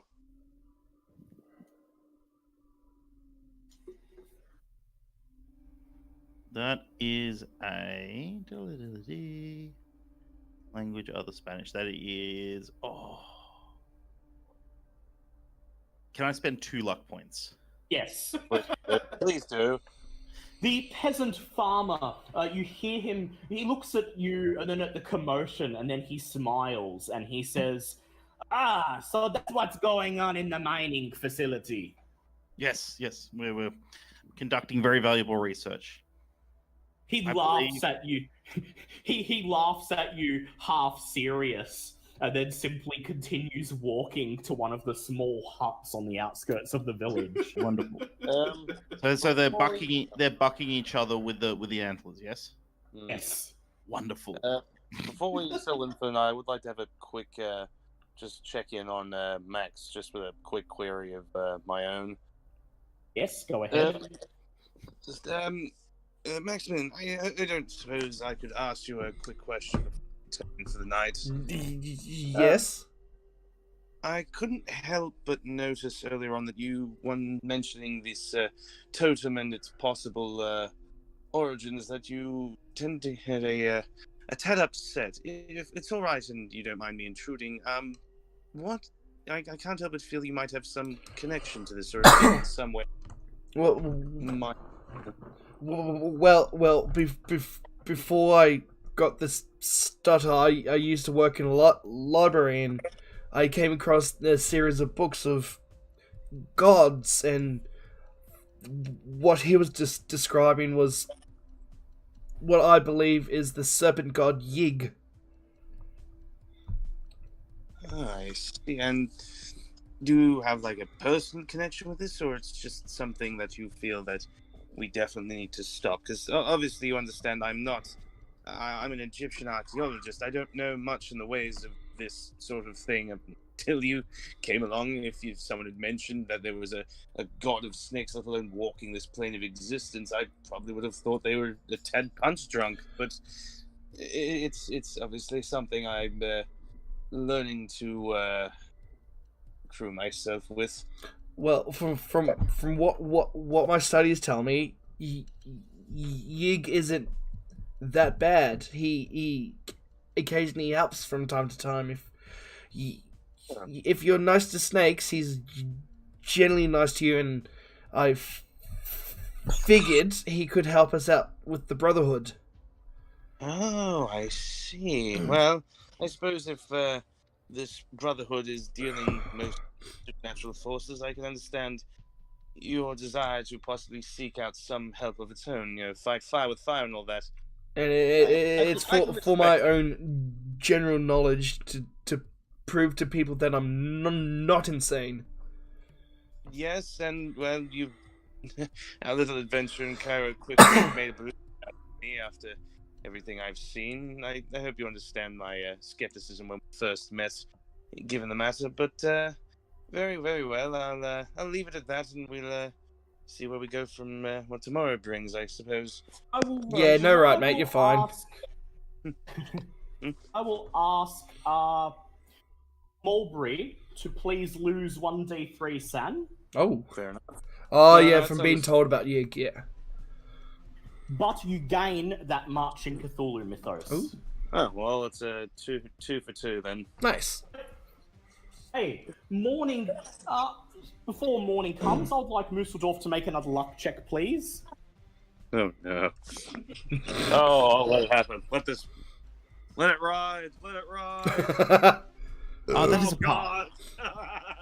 So, Musseldorf, when everyone else sprayed insect repellent before they went to bed, you didn't because you didn't want the insect repellent to interfere with the moose musk. See if you've got fucking malaria or not. Oh, no. And you were, for the rest of the night, as you returned to bed just after midnight, you are molested by several mosquitoes, but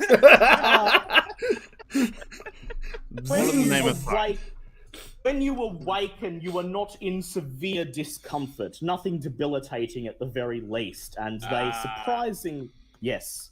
The rest of you had, well, as nice a sleep you can have in a hammock or a straw mattress in stifling tropical heat with mosquitoes.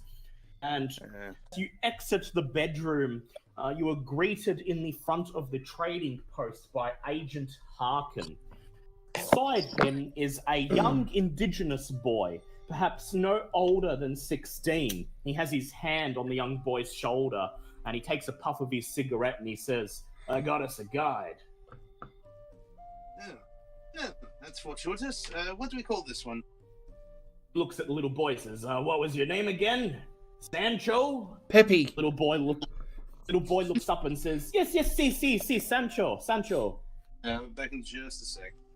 Big Dave says under his breath, I wonder how long this one will last.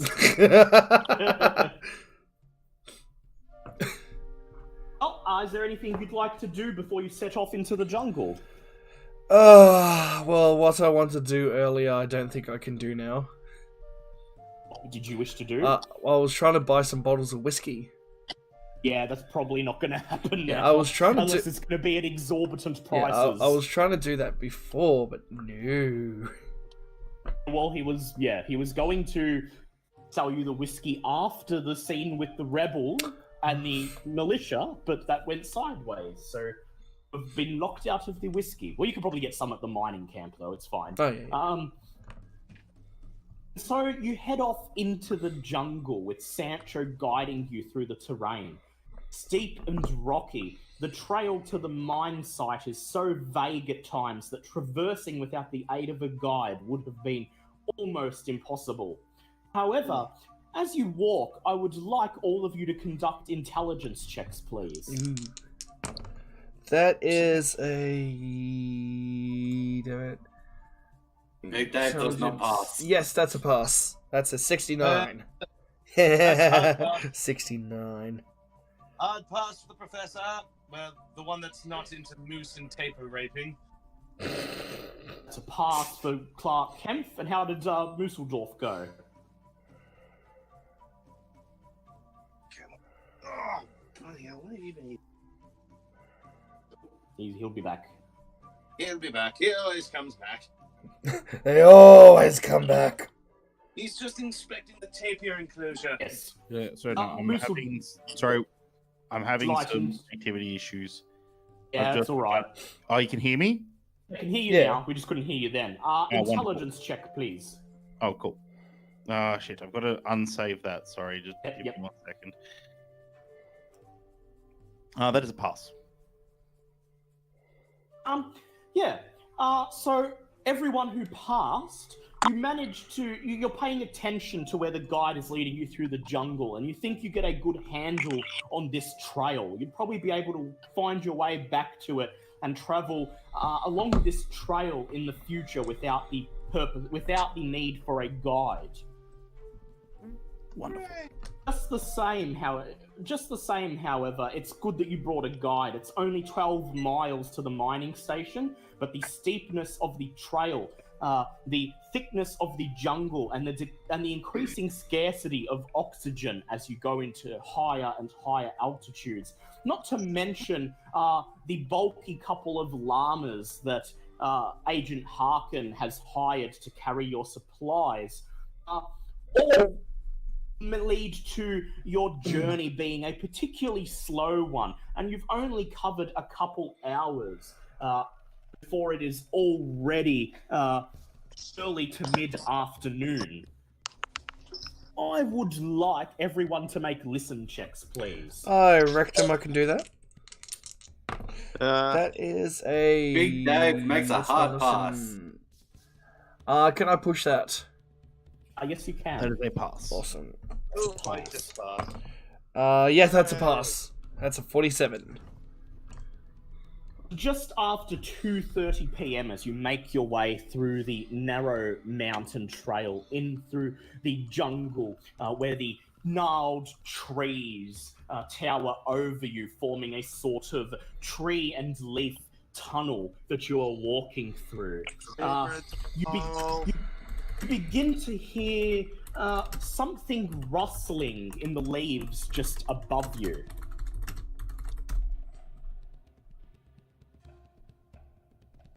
You have a look. Do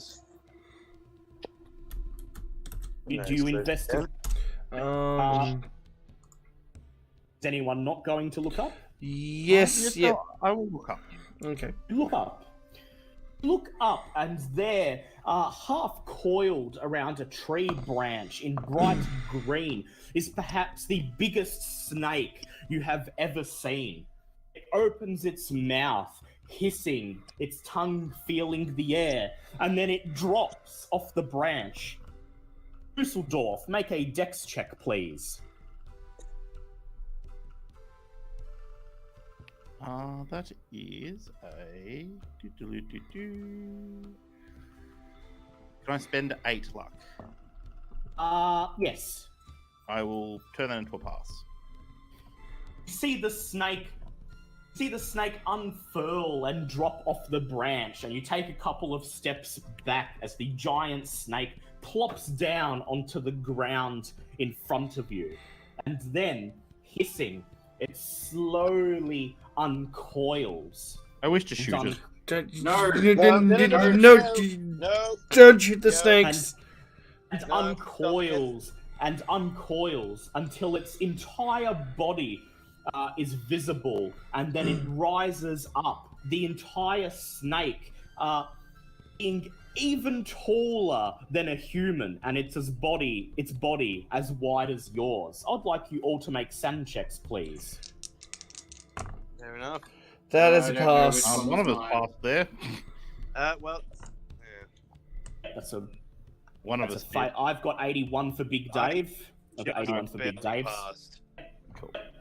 I'm going to chalk it up simply to the conversation from the night before. Ooh, and that's a pass for Dan Cooper. Oh, For Clark Kent. Okay, hey, everyone who passed, everyone except Big Dave, you lose 1 sanity.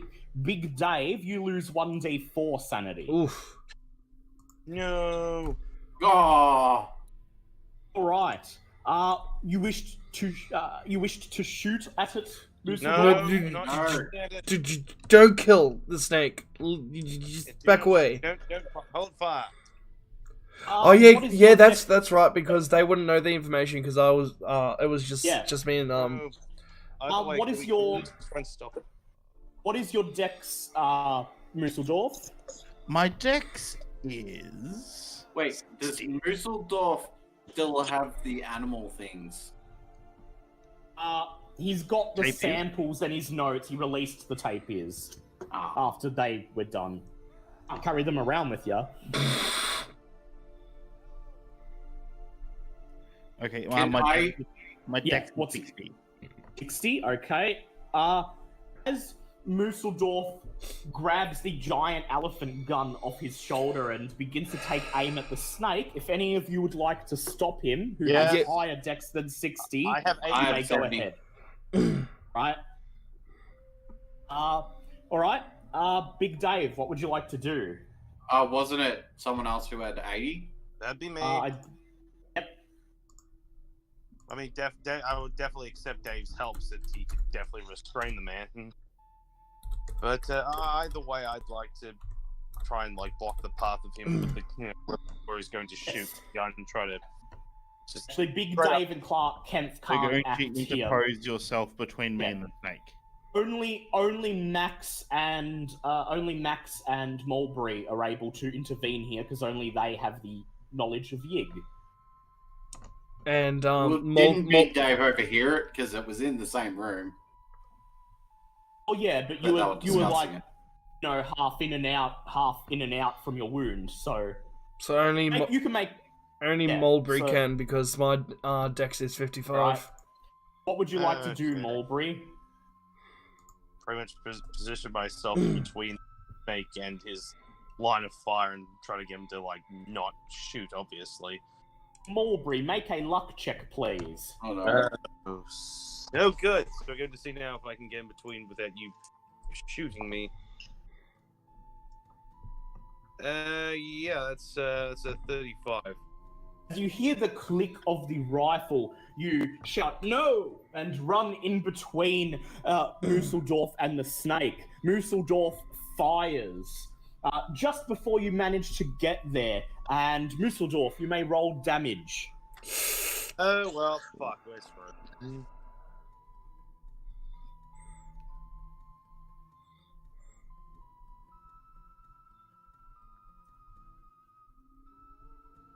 That is 13 points of damage. 13 God points of damn it. damage. Bang! Your bullet flies into the center of the giant snake. The snake writhes in pain, and then it leaps forward, its fangs clasping down on the person directly in front of Oh. it, Mulberry. Mulberry, you may make a dodge check, please. Oh, good. Have anything for dodge? Nope, I ain't gonna cut it. Wait, isn't dodge half your dex? Yeah, it's half your dex. If you don't have the actual skill. No. And no, it wasn't enough. Ugh. Alright? You were lucky because the snake lashes towards you and you raise your hands and with a quick you step back. The snake bites the air where you once were and lands Oh. on the dirt with a thud. Then it rears up again and I wish to take another shot. Mm. Oh, No, you can't just immediately take a shot after another no. shot. Oh no, big- not after.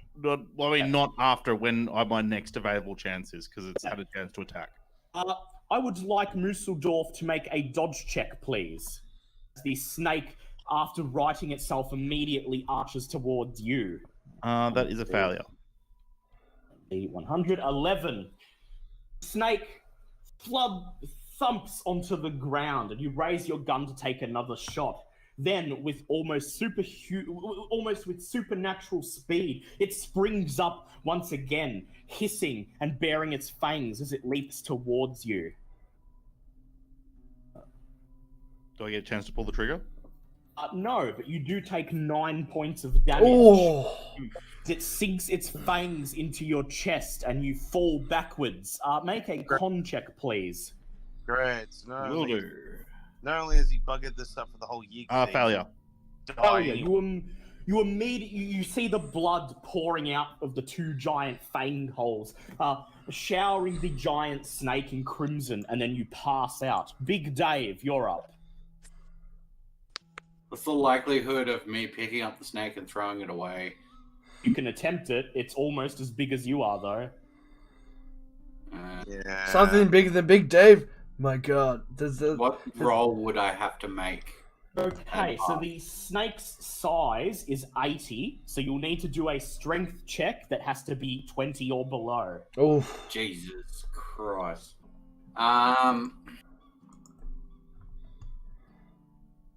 Can I lure it away with dried meat? You can try. You'll have to do a throw check and then a luck check. I think I can transition into the normal Call of Cthulhu music now.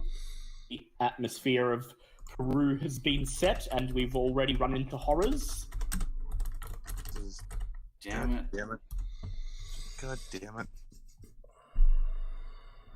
Yep, so what is Big Dave going to do? Don't know. God damn you. Fucking moose professor. Yeah, this is just In all damn fairness, he In all fairness, understands you had that... it told me. Yeah, while he was... we were going Yes. to run into a stake like this, so we didn't think you were immediately going Yeah. to try and shoot it. Also, Yeah, I'm it's- sorry, yeah. there is a 10-foot tall snake in front of me, rearing its fangs, and I have an elephant gun. and also in all fairness, only you and me know of Yig. Yeah, and also he is a person who studies moose, and he knows that they are often the victims of snakes. Doing In his mind, snakes are dangerous predators. Revenge for the moose. Damn it. poor communication kills. So No. Big Dave, what would you like to Moose do? loving nut job with an elephant gun kills. What's Or the the likelihood of me persuading the snake to leave us alone? Yeah, that ain't gonna happen. Doesn't now. understand English. No one speaks Oh, Slytherin. damn it. Yeah, Parseltongue. Parselton, that's it. that's It it. doesn't understand English. Yeah, Maybe I could charm it. Just kill the thing. I don't want to kill it. Why? It's a bit late now. It's attacking us. Because he's noticed that his friends don't want to kill it, and Dave's pretty simple. He does what his friends tell him to do. So Okay. This could be a snake, or it could be a person turned into a snake. Take out the elder sign tooth. Yes, I have the elder sign. right, you're going to brandish the elder sign. See if that does anything. I would like you to make a power check, please. Oh god. I have to try to apologize. That's a fail. Can I push that? Oh, I know we're in combat. Yes. No. You can push a power check for a spell. That's not. Nah. Oh no. The snake recoils from the elder sign at first. Then it continues coming, hissing and rattling its tail as it slithers towards you. Clark Kempf, what would you like to do? It's your turn. Well, you have to sort of explain the situation to me once more because I'm trying to picture where I The am. party is being attacked by a snake that's literally as big as you are. Mutuldor has shot a round into it, and it's looking like it's pretty much nearly done for. Big Dave tried to repel it with an elder sign, and it didn't work. So It's now making its way towards Big Dave. You know what? I'm gonna pull out my 41, aim, And blow take it aim. away. We're really, really trying to avoid killing the Yeah, snake. it's a bit late. Why for that do we now, everyone. need to No preserve one- the snake once again? Just have to remind me.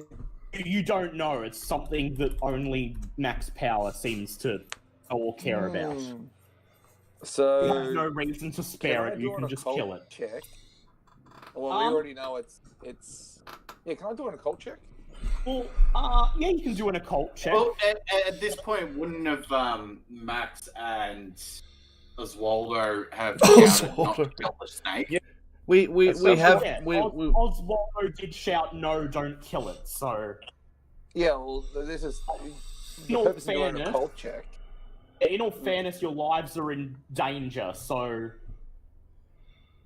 So, I sort of want to try and find out whether or not this would actually, if we do kill it, will we be able to first get of this? all, Sorry. make a Cthulhu mythos check first before you do your occult check. All right. Show me the money. Wow, 80. Oh Jesus! 80. Would you like to push it? It's not a combat roll. It's a skill check. Would you like to push it? Yes, please. All right, go ahead. 41. 41. Yeah, no, you don't know what this is in the context of the mythos, but you can attempt an occult check now. Yeah, you're just looking at it going, damn, that's a big snake. Oh, okay. 96. Would you like to push? Would you like to push that? Yes, please. 38. Yeah, that's a pass. Okay, the vast size of the snake indicates that it is not naturally occurring. In fact, the strange myths of this part of the world often involve snake people, or people turned into snakes, whether they be half man, half serpent, or merely a large serpent. Would you like to fire your gun, or is there something? Would you like to try and throw some? A couple of options. You can just shoot it, or you can try to throw a piece of dried meat to lure it away.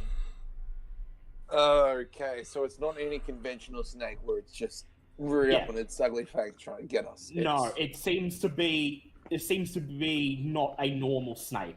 There is something obviously wrong with it. Alright, do we have Might anything be that we big. could try and do a makeshift trap? I don't think there's really time. You have a snake coming towards you at great speed. Make a decision. A snake that is as big as you, by the way. So. Alright. Sorry guys, I'll have to take a shot in this one. I need to save Big Dave. Yep. All right. Make a firearms check. Oh, knowing half my luck, I'm probably going to turn the gun on Big Dave by accident. No, he'll be fine. 95. Oh, Oh, okay. More likely Fire to have your the gun. handed. Bang! Your gun misses, and then the snake slithers, briefly looks in your direction, and then continues, making a beeline for Big Dave. Okay, Max, you're up. It did originally flinch. it at did. the outside. Try the eldest son again. Yes. It did. Yeah, I'm gonna do that. Try your elder sign. Yep. Okay, make a power check, please. That is a 54, which is just a normal pass. The snake immediately arches up. It hisses, and then recoils. And then you push forward the stone with the elder sign. The snake backs away. Back and to then your master. We mean you no harm. Back! It coils away and then slithers into the jungle, leaving a dripping trail of blood behind it. Within a few minutes, it is out of earshot, and you can no longer see it. It is gone. I suppose we should probably explain ourselves and why we didn't need to die. You should probably treat Musseldorf. Well, I Do suppose we have to? I suppose somebody should treat Whistledorf. I'm not particularly thrilled on that one. All right, well, I feel like doing that whole British thing, going, yeah, we probably should have mentioned that whole "don't shoot the snake" thing. Sorry about that. Does anyone feel like administering any first aid? Yeah, well, Don't everyone rush in at once. Harkin.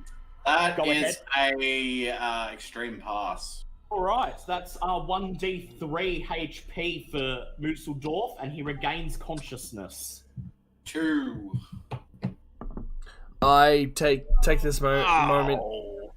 My chest. Ow, my squiggly smooch. I also use some of the snake bite antidote. As you pull out the snake bite antidote, Agent Harkin steps forward. He's brandishing his gun and pointing it to the tree line in the direction where the snake went. And Yes, then please shoot the thing. a hint of shock on his face. He looks at you leaning over Musseldorf, and then he holsters his gun. And he walks over. He reaches for a syringe in his pocket, and he says, "Look, well, you save yours. You might need it." And then he slams the syringe into Musseldorf's thigh. Ow!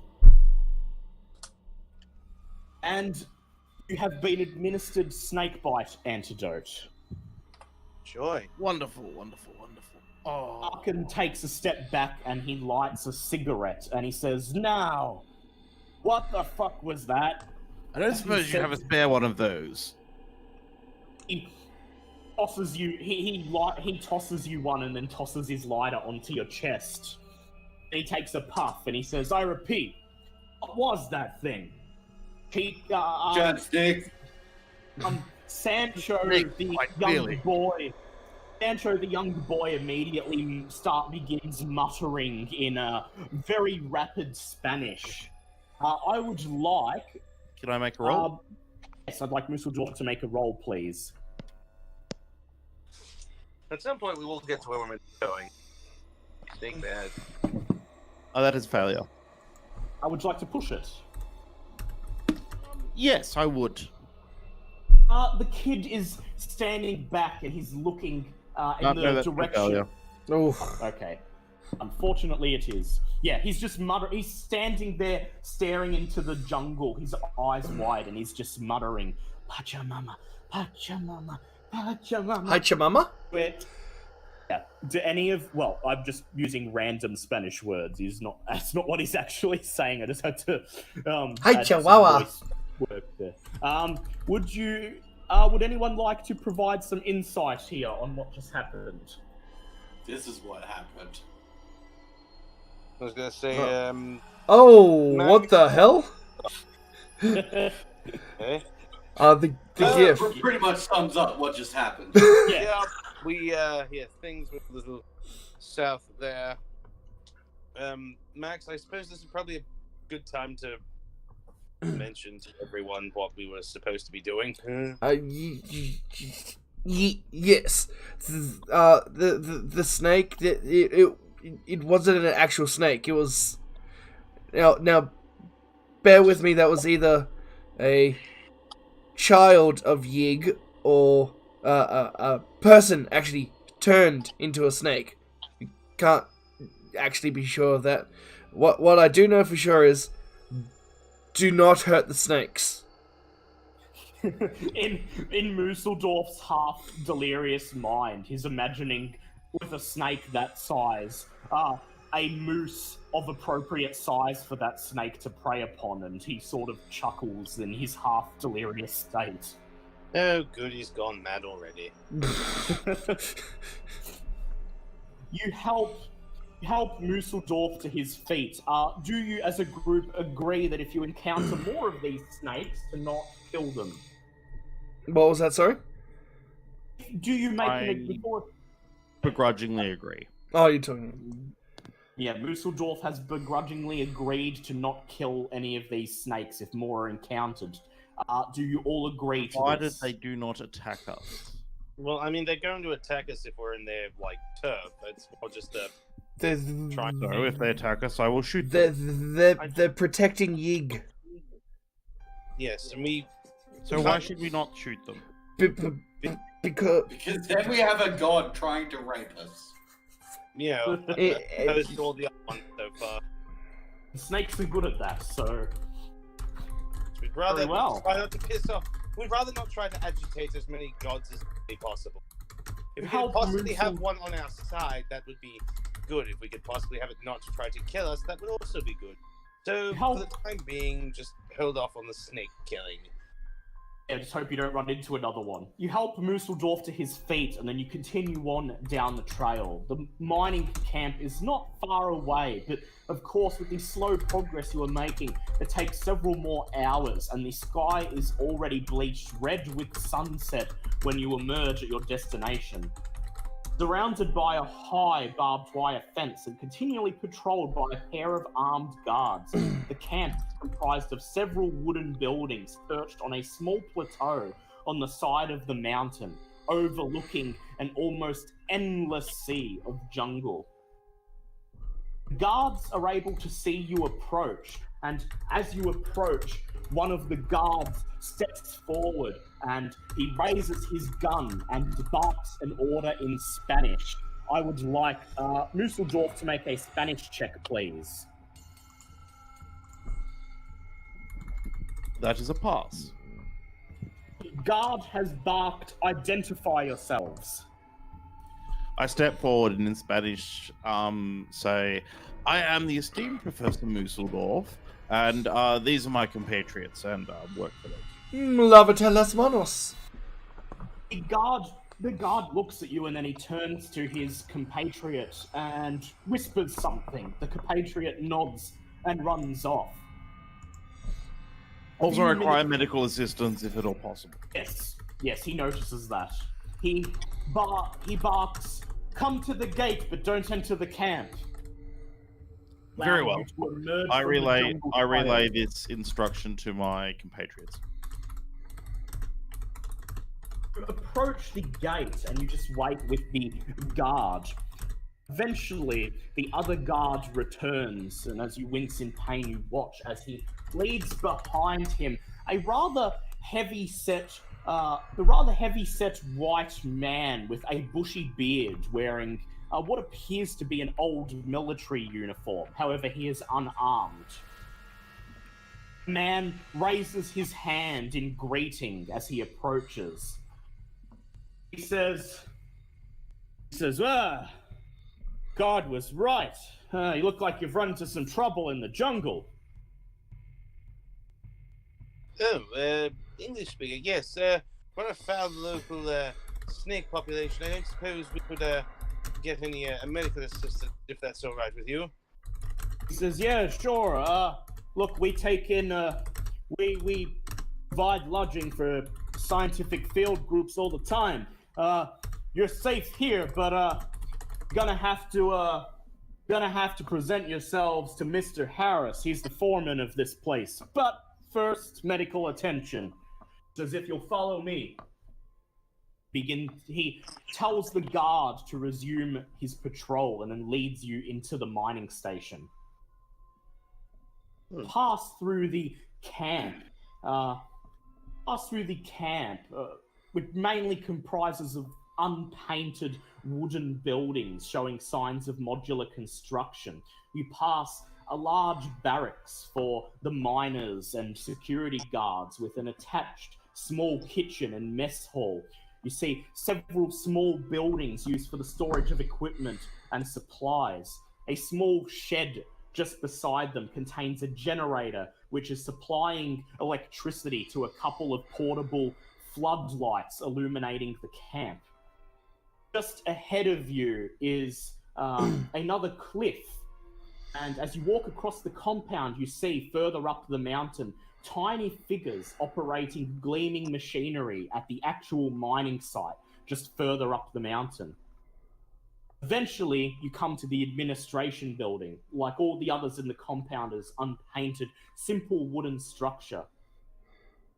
Well, escorted into the administration building, there is a small, sparsely furnished waiting room containing nothing but a small wooden bench. There are two officers, one of them with the name Jonathan Harris on the door, and the other one simply reading security. Beside the two doors, on the rightmost wall, is an open doorway with a sign with a red cross on it, presumably some sort of sick bay. We're escorted into the sick bay, where a middle-aged man wearing a white coat is busying himself at a writing desk, apparently putting the finishing touches on a report as you enter. He looks up and then his eyes go wide and he says, "My God, what happened to this man?" Big snake. big stick. Unfortunately, Yeah, I was injured by a large serpent Yeah. while investigating my zoological interests. Yeah. I'd just like to quickly sort of like whisper in everyone's ear, out of earshot of everyone else. I think it's best if we don't tell them about the demon snakes and Yig. What? That was a regular snake? Is it a regular snake then? Big snake. We're in Peru. Of course, there's big snakes. Yes. The doctor pats a bed and he says, just lie down here, sir. I'll attend to those wounds. I do as you requested. As Musseldorf lies down, Security Officer Peel looks at the rest of you and he says, "Okay, while your friend's getting treated, let's pay a visit to Mr. Harris, shall we?" Yes.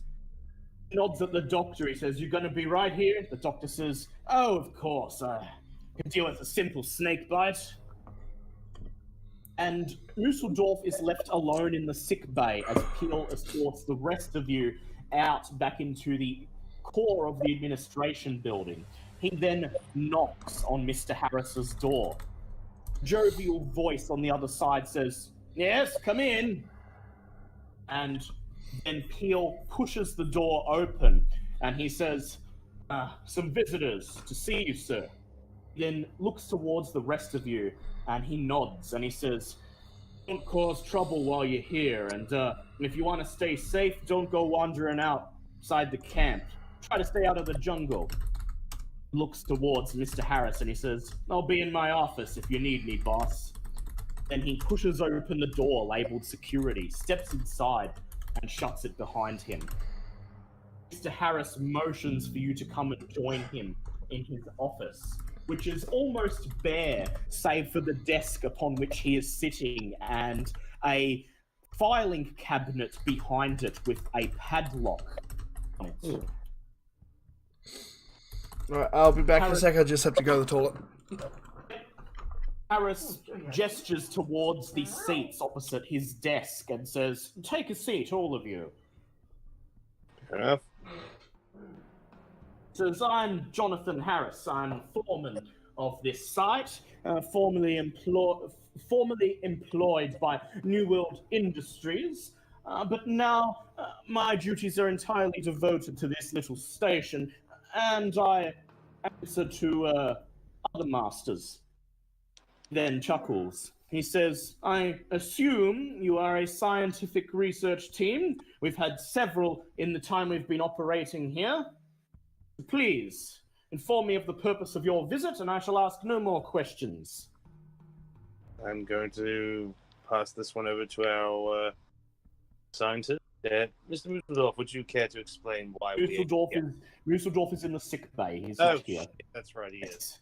Well, as our associate with you, we are mostly looking at the local fauna and what in the area, and unfortunately we came across one of the violent residents of the area, and such have ventured out to find medical.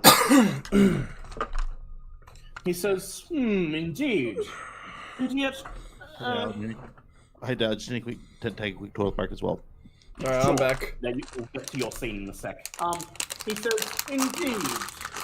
And yet, several of my employees in the village of Huancucho reported that you were in the area investigating earthquakes, I believe it was.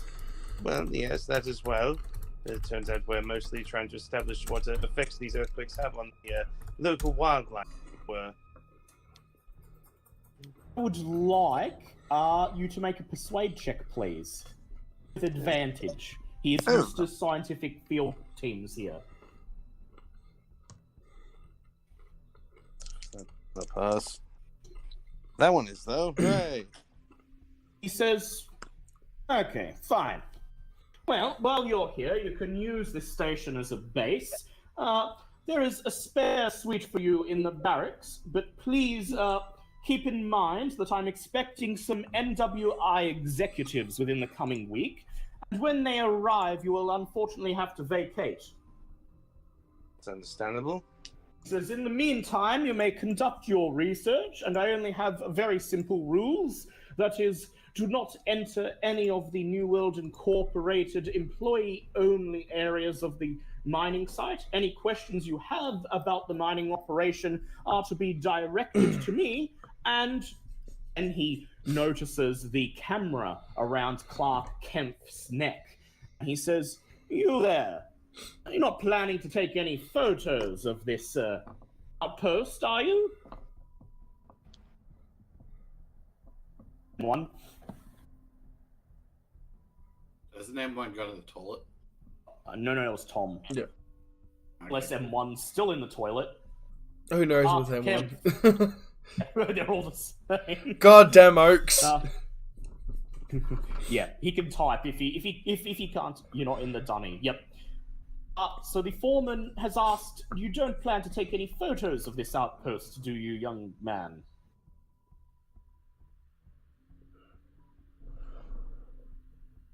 And now we just wait. Yeah, well, it's better that he types because his voice might not. Be Voice robotic. might robot. My voice might do what? Oh, your voice is fine now. Yeah, so what do you say to him? Time.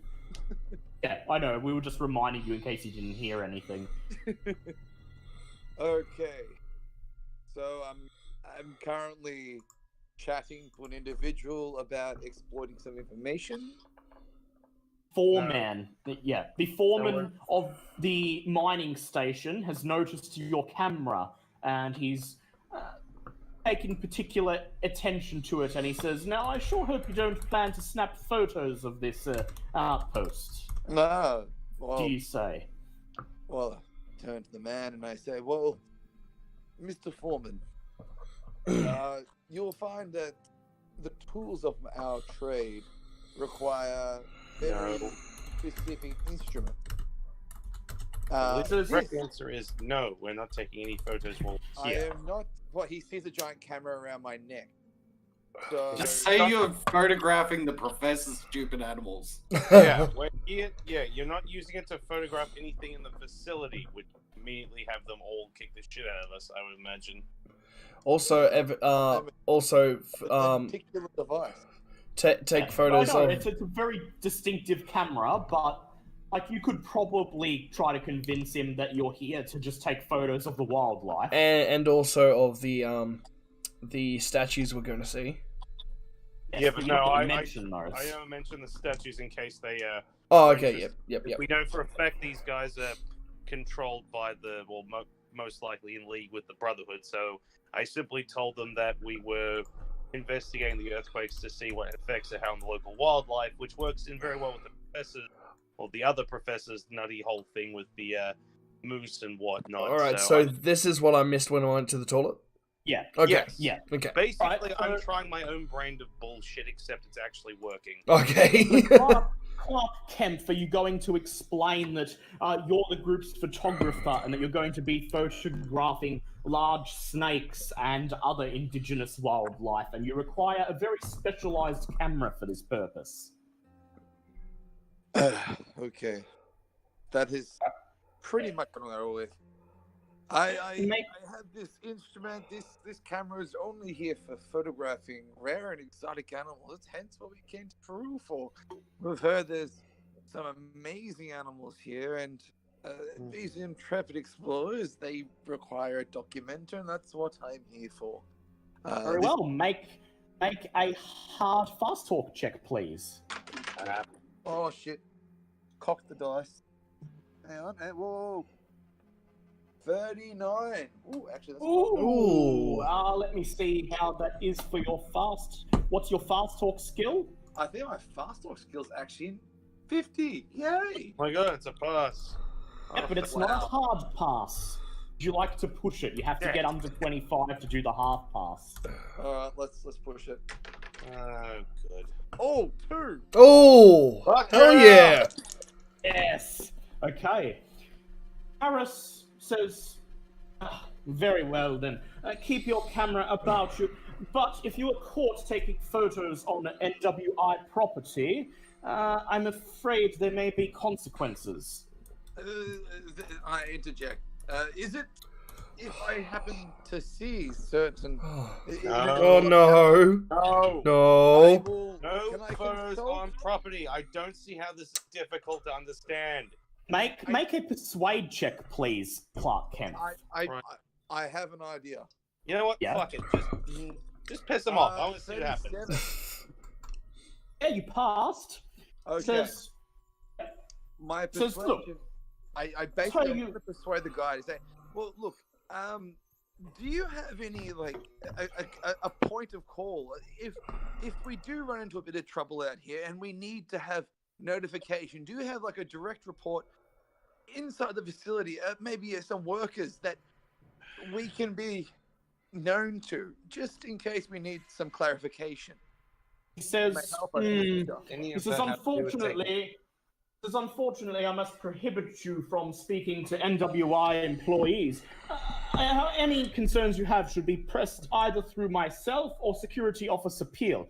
However, if you would like to make yourself useful as a photographer, tomorrow, after you have had a nice rest, I will be happy to provide a tour of the mining facilities, explain what we do here, That would be and you amazing. may snap a photo or two to take back with you to inform your Publication. employers of the good work that NWI is accomplishing here. It'd be marvelous. That'd be absolutely fantastic. And I looked at the group and I gestured on. That's a good idea. Don't you think, guys? You think we should take up that offer? Hmm? Sounds delightful. Yes. And with Harris- that, I end my. Harris claps his hands and he says, well, very well. Go to the barracks and you'll be asked around and you'll be escorted to your quarters. Looks at a wristwatch on his hand. He says, oh, it's just shy of 6 o'clock. Very well. I will be attending to my evening duties. Another rule, the administration building, that includes my office, Peel's office, and this building in general is off limits, off hours, and will be locked during the night. Do you understand? Perfectly. Says he gestures towards the filing cabinet beside him and says, there are some very important corporate secrets stored here. Perfectly understandable. I wouldn't want to get in the way of your business, and thank you for your hospitality, dear sir. He says, very well. Enjoy your stay here. And he sees you out of his office, and Security Officer Peel meets you and escorts you to your quarters in the barracks. Meanwhile, Musseldorf, you are in the doctor's office, being treated by the doctor. Doctor is looking at your... he pulls up your shirt to examine the wounds. And as he does so, I'd like you to roll Spot Hidden, please.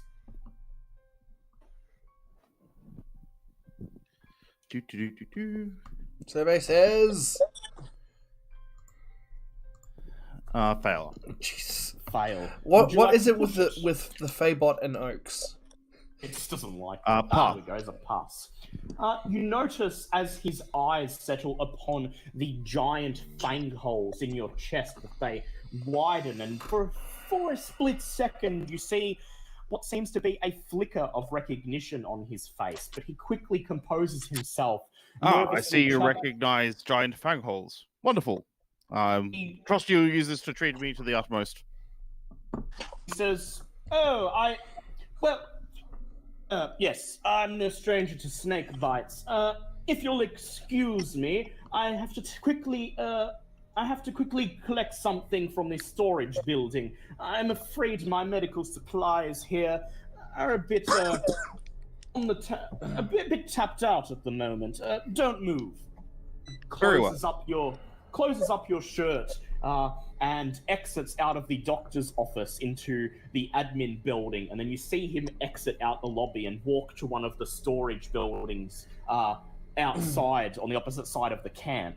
Excellent. While he's away, I'd like to rifle through his notes to see if there's anything interesting pertaining to local possible moose descendants or derivatives. I would like you to make a library use check, please. Jesus. That is a pass. Climb off your bed and you head over to the desk where he was halfway through a report, and you begin to rifle through the papers, and you find a report from about a week ago which reveals that 2 miners recently died from snake bite. Incidents occurred over the space of a week, but both men were apparently bitten dozens of times and died quickly. It seems that both men had chosen to take a walk outside of the compound in the evening and never returned. Their bodies were found the next morning by the guards, the flesh swollen and blackened. Only the doctor, Security Officer Peel, and Foreman Harris are aware of the true cause of the miners' demise. The rest of the camp has been informed that they were killed by hostile Indians. Oh. Known to frequent the jungle. The company is actively suppressing the details, either to avoid a PR incident or simply because they do not wish the information to be known. The doctor has advised a curfew for all workers to not be outside the camp after 7 p.m. Despite this, Foreman Harris often leaves the camp at night at least twice a week and ventures alone into the mountains. The doctor worries for his safety. Basically useless information. Oh well. I put the report back and go recline on the bed. Yeah, this is great. This is interesting You information. We're going to hear it because it's all not about moose. You know what would be funny if it happens, but would probably be an absolute nightmare for Professor Musseldorf? Yeah. Professor Musseldorf turning into a snake person. Oh my god. No, and as far from moose as possible. This is my absolute nightmare. No, you see, that would be a success, because if I could be turned into a snake person, perhaps I could also be turned into a moose person. Yeah, but the thing is, you'd be a snake person, so all that would be in your mind is eating moose. You have to live killing the things that you love. To understand the moose, one must get inside the moose. You recline back on the bed, and after a few minutes, the doctor returns. He begins humming to himself and immediately busies himself applying bandages to your wound. You wince from the pain as he drops rubbing alcohol and other disinfectants into the wound. And he dresses the wound and places a bandage on your chest, and he stands back and surveys his handiwork. That should prevent it getting infected, he says. And you'll live. He taps you on the shoulder. You recover 1 HP. Wonderful. Thank you very much, Doctor. I then get on my feet and join my compatriots. You leave the doctor's office, and one of the guards is waiting for you. In Spanish, he says, "Come with me, please," and then leads you to the barracks, where the rest of your compatriots are. As you enter the barracks, you notice Security Officer Peel and Harris both leaving the admin building. As they leave, they bid good night to each other, and then Harris locks the front door to the admin building with a key.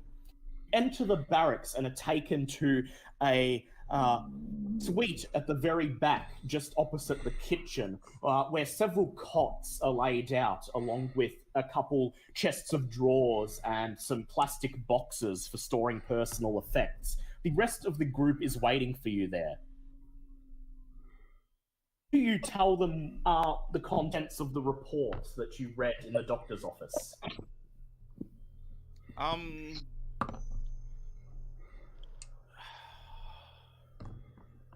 See, the thing is, I wouldn't be tempted to. Do any of you ask me anything?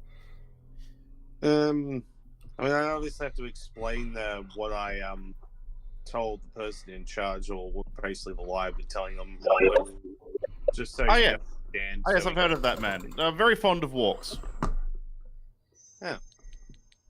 Well, I suppose in this sort of jungle, walking would be an interesting hobby. Oh, I mean, considering most of the men are banned from it, I would consider it a most interesting hobby. But yeah, it's And you say? Well, that is intriguing. I suppose would that have anything to do with the snakes we found earlier at all? well, perhaps I don't really care all that much, but yeah, I suppose yes. No. If I recall, in my search for information on possible Pangean moose era species, I came across some irrelevant notes about guards found dead. No, not guards, but workers went wandering off to the dungeon, got bitten by a snake a bunch of times, and then died. Yes, I could see how that is completely irrelevant to moose. Just so you know, given the potential background or history these fellows might have with our Brotherhood adversaries, I have told them that we are here studying the earthquakes in response to how it might affect wildlife, just in case they ask you any further questions on the matter. Just, keep our story straight and whatnot. Yes, no. Also, turn to the rest of the group and go, and thank you for going along with that. I don't normally try to ad-lib, but given the situation, it seemed like a good idea. Well, except for you, my reporter friend, I have no idea what the hell you were doing. Yeah, Clark Kent is just going through his camera, making sure it's ready to take photos. And as he does this, Agent Harkin reaches into his coat and pulls out his 38, and he says, I don't know about you, but I'm going to sneak into that admin building, see if there's any intel that they're trying to keep from us. Who's in? I think I'm just going to stay here for a little bit. He says, very well, reporter man. Bring your camera, we're going to need it. You, Max, you can be our lookout here. He says, what about you, big guy? Addressing Big Dave.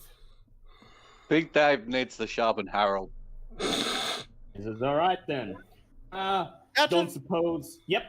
Out of curiosity, do I feel any strange pull toward Parkin? You feel a strange pull toward Parkin. Like, he seems to be a likable guy, but you get the feeling that you don't quite know him. Interesting. Parkin takes a puff of his cigarette and he says, and what about you two eggheads? Don't suppose you want to tag along? I pull out Matilda and I start cleaning her, and yes, I believe I will be along for the journey. If it's all the same to you, I might sit this one out. I've had quite enough excitement for one day. Actually, yes, on the second half, perhaps a day of rest might be. I'm still, no, I'm not going to risk it. No, I think I will rest. I didn't realize that was an option. So it's all right then. Come on, Clark, you and me. We're going to get to the bottom of this. So the rest of you decide to stay behind in the barracks while with Sancho, the guide boy. Is it nighttime? Yep. Yes. It's nearly nighttime. It's like 7 p.m. Okay. It's dark outside with the forest and the mountains. Are you sure you're not going to join Harkin? No, I've got something else I'm going to do. Harkin bids you farewell, and then he and Clark Kent depart from the barracks. Harkin and Clark Kent. Hold on. Yep. Well, how far is the barracks? Well, the office. It's about halfway across the camp. Walking across the camp isn't suspicious. You can do that. But when you get into the vicinity of the admin building, you're going to need to be a bit stealthy. Yep. Okay, we'll just assume they've been gone for a few minutes. And who's in the barracks besides me? You, Big Dave, Mooseldorf, and Mulberry. Okay. Excuse me, gentlemen. Nature calls. I'll be back in a minute. Fair enough. Leave the cave. Leave the cave. Leave the barracks and and go somewhere that's and you head on after Harkin and no. Walk off in the opposite direction and make sure find an area where there's no one around. Yep. I would like you to make a stealth check, please. Can do. My stealth is pretty good. Yeah, that's just normal pass. Actually, wait, it's 60, isn't it? Yep, yeah, normal pass. That's a 46. Barracks, and you look around, make sure the coast is clear, and then you walk into one of the darker corners of the camp where where you are unlikely to be seen. What are you going to do now? Contact your spiritual guardian? Yes. All right. I would like you to pay the MP and SAN cost, please. Crap. How much is that again? For a call deity spell, that's going to be 1d4 SAN and 4 MP. D4. Where's my D4 gone? D4 SAN. That is a 2. 2. So right. okay. Hold on. Then you spend your MP. And what would you wish? Hold on. And how much MP? 4. 4 MP. Okay. Yep. Immediately feel an overwhelming presence as your spiritual guardian makes himself known. He speaks into your voice. He speaks in whispers in. He appears behind you, walks up behind you, leans over, and then whispers in your ear. What is it, Maximilian? My angel, we draw closer to the next brotherhood, but I'm worried about my cohorts. They seem to be upsetting one of the lesser gods, Yig. I'm not sure how to handle this. He says, perhaps try to keep an eye on them, particularly the outsider.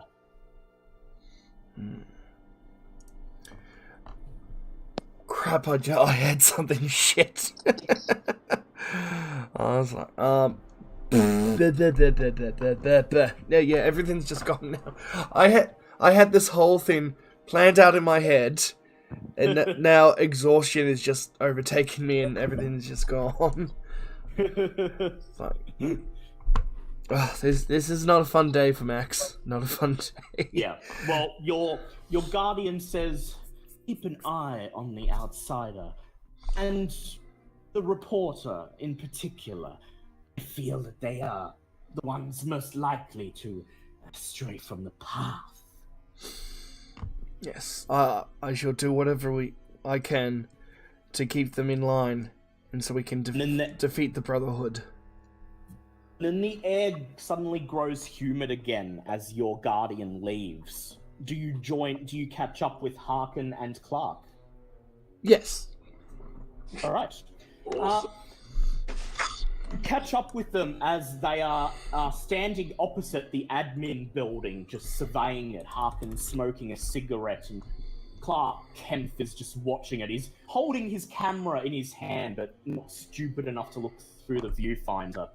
Harkin takes a puff of his cigarette and he says, Max, you decided to join us after all. Yes, I just needed to excuse myself to go to the bathroom. That's why I couldn't go straight away. Says, well, I've had a look, and looks like it'd be pretty easy to break the lock on that door. Of course, it's in plain view of anyone who might come walking through the camp. So we're gonna have to be careful. I think someone picks the lock and someone acts as a lookout, unless you got a better plan. Is there a window on the roof that we can do? He says, well, you haven't done a perimeter check yet, but feel free. If you want, I'll do a locksmith. I've got a 40. So I Clark Kent can pick the lock quite easily. Yeah, I'd like to do a quick... Okay, yep, just do that then. Right. Alright, I would like Max to do a stealth check, please. That is a pass. Damn it. We'll roll 1 for Harkin. He's going to push that. Ooh, Go.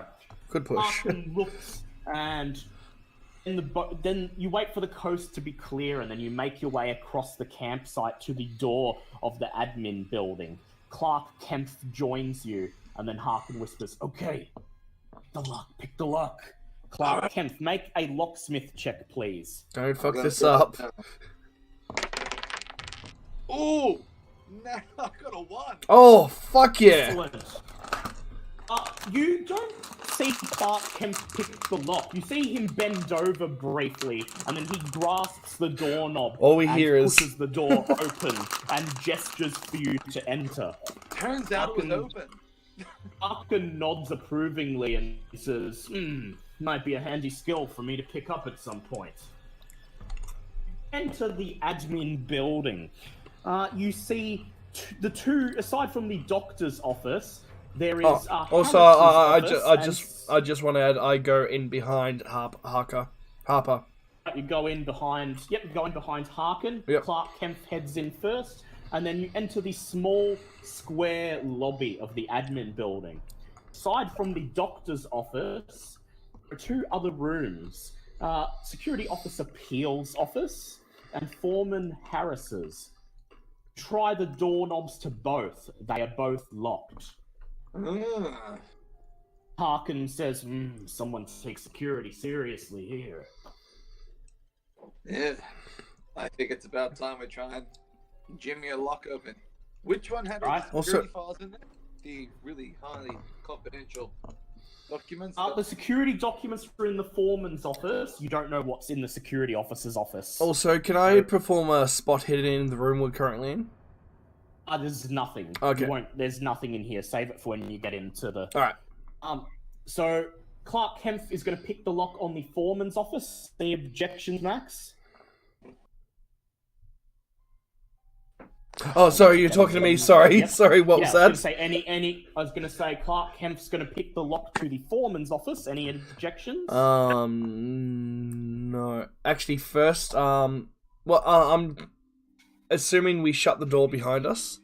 Yes, of course. Okay. Yeah, alright. Yeah. Right, Clark Kemp, make your locksmith check. Alright, can we have a shut now? 80. Would you like to push it? Well, here's the problem. If I push it, I could break the lock. Or make a loud noise. Yeah, if you push it and fail, we're fucked. May need to spend luck. You know what? Can I spend luck when I push it a second time? Yes, you can. Yeah. Alright, let's aim for a lower score. Yes, you don't have to spend much luck. Oh, 16! Oh, nice. Yes!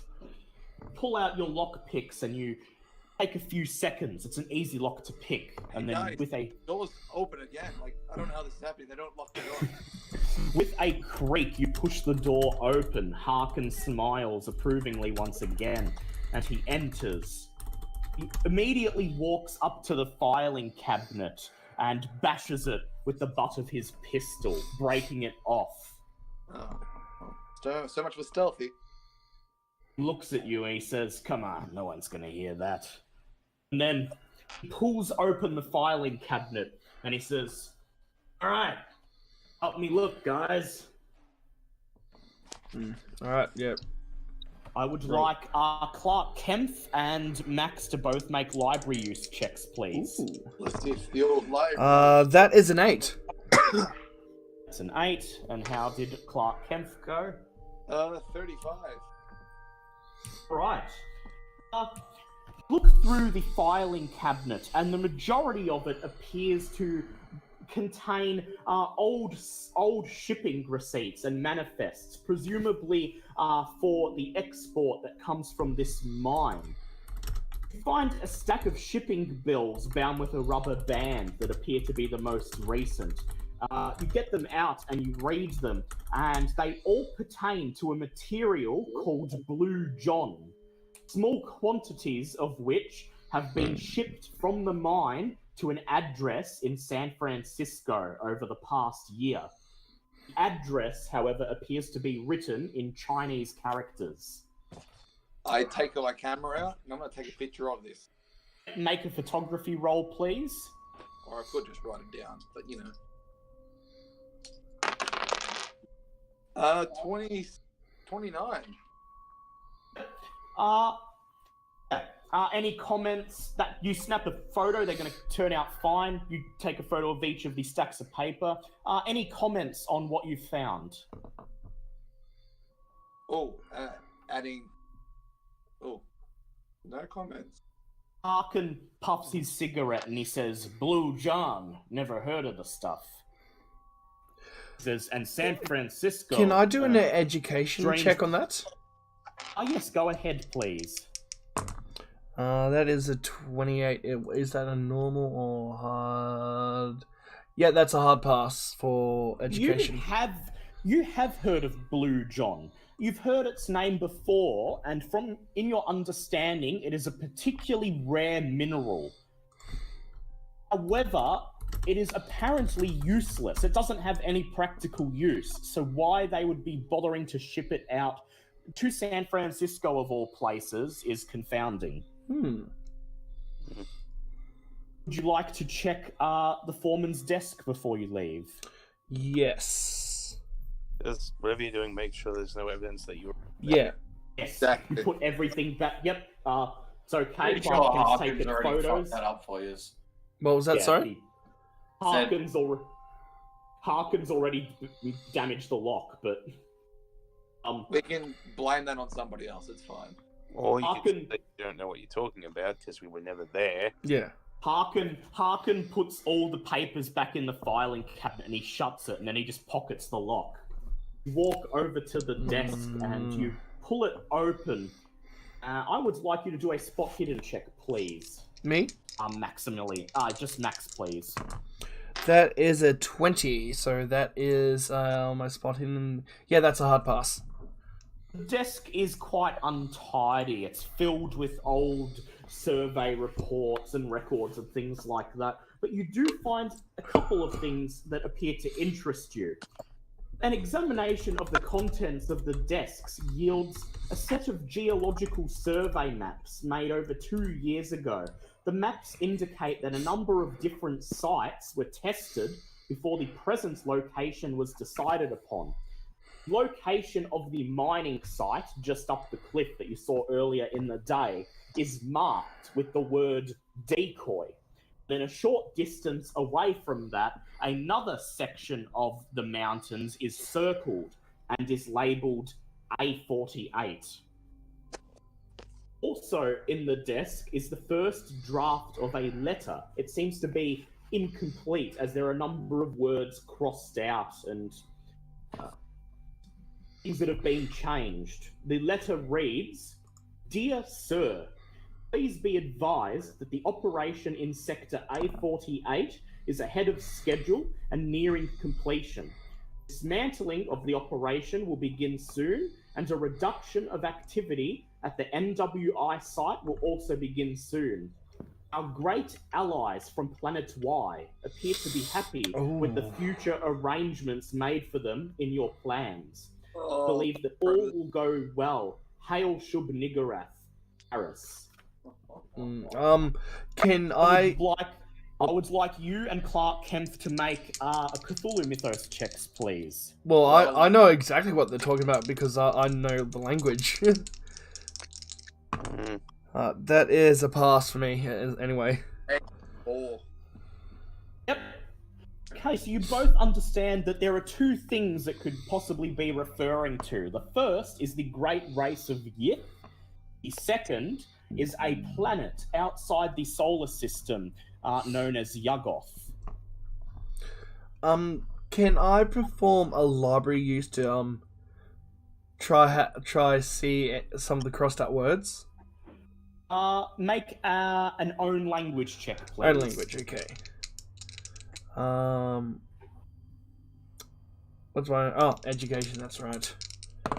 That is what's my education? That is a pass. That's 60. No, 56. Sorry.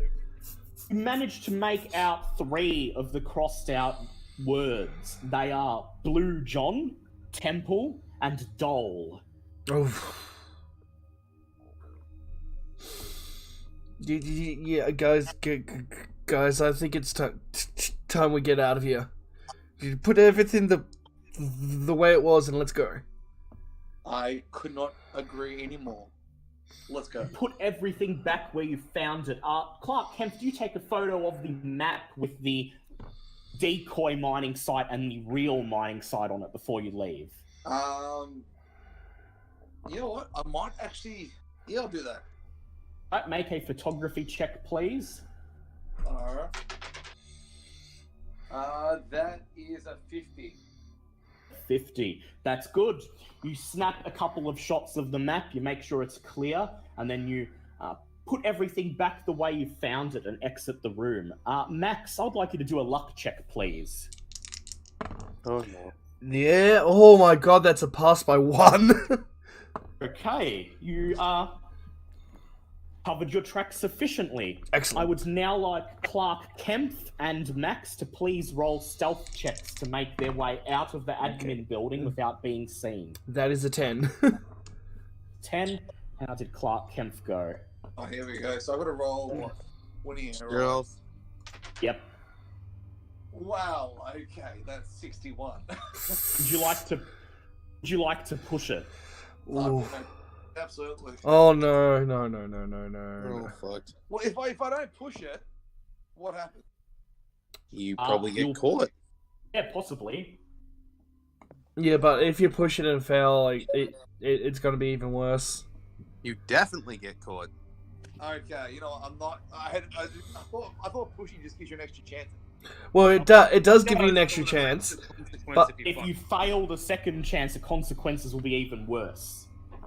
What Okay. pushing does. it's a gamble. Yes. The odds are forever shit in my favor. Let's try this. Push. Okay. That's not a 1. That is definitely a 7, and that's definitely a 9. 79. Well, okay, would you like to spend 59 luck? Every last ounce of your luck.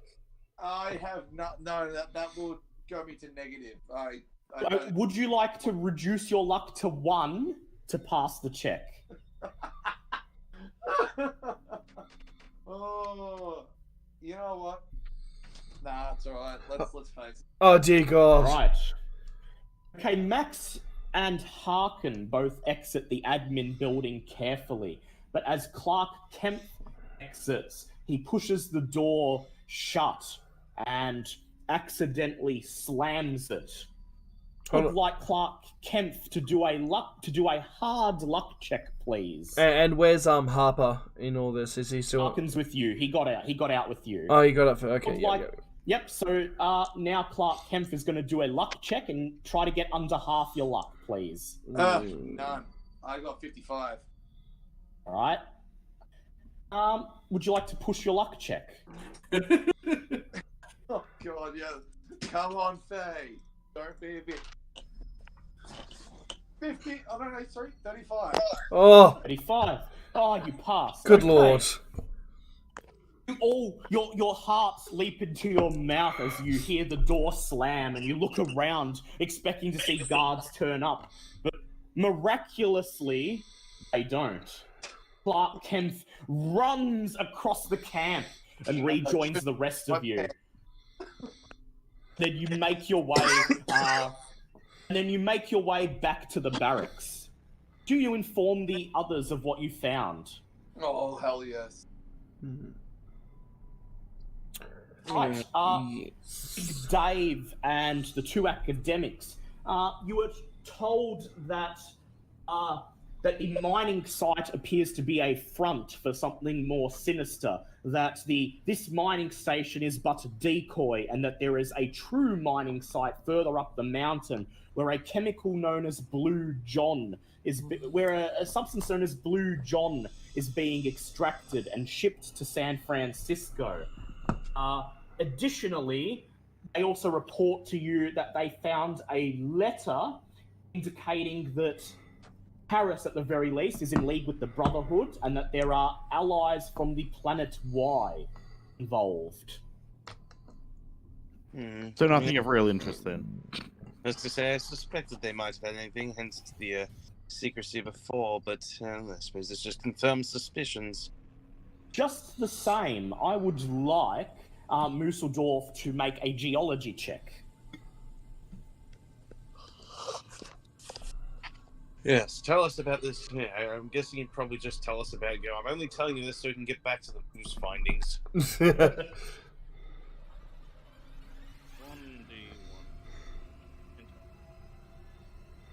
I believe that is failure. Would you like to push it? Ooh, alright. What could be the worst possible? I mean, you'll probably just tell them about a completely different mineral instead of blue johns, so...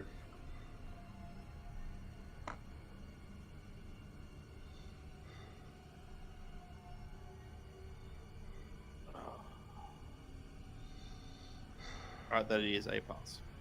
So, you've heard the name Blue John before, and it's the only part of what you were just told that is at least vaguely interesting, even though it's still not related to moose. Blue John is an extremely rare mineral. It is thought to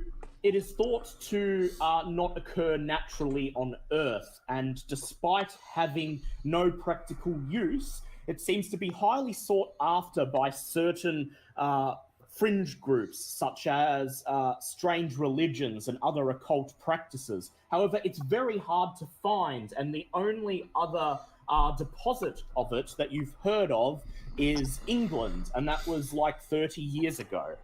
The only reason the professor knew any of this was because he had interest in finding out whether it was a moose aphrodisiac. Yeah, basically. Of course. Of course! I just sort of mindlessly rattle off this information to the rest of my gang before turning over and going to sleep. Right. So the rest of you have several options. You may go to sleep.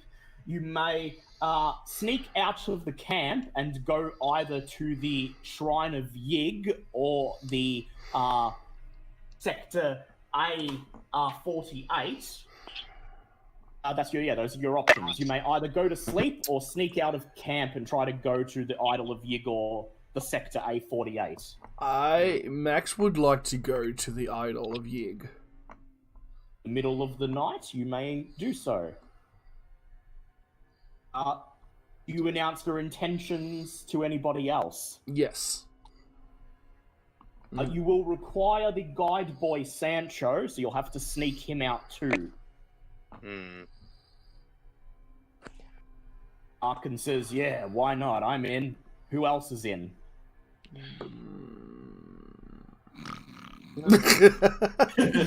Wow, this time you're asleep on stream, but it's fake.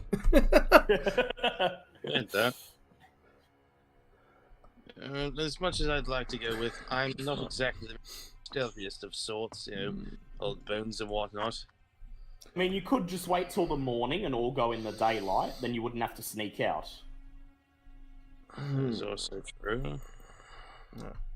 Harper wants to go with me. Harkin will go whenever you want to go.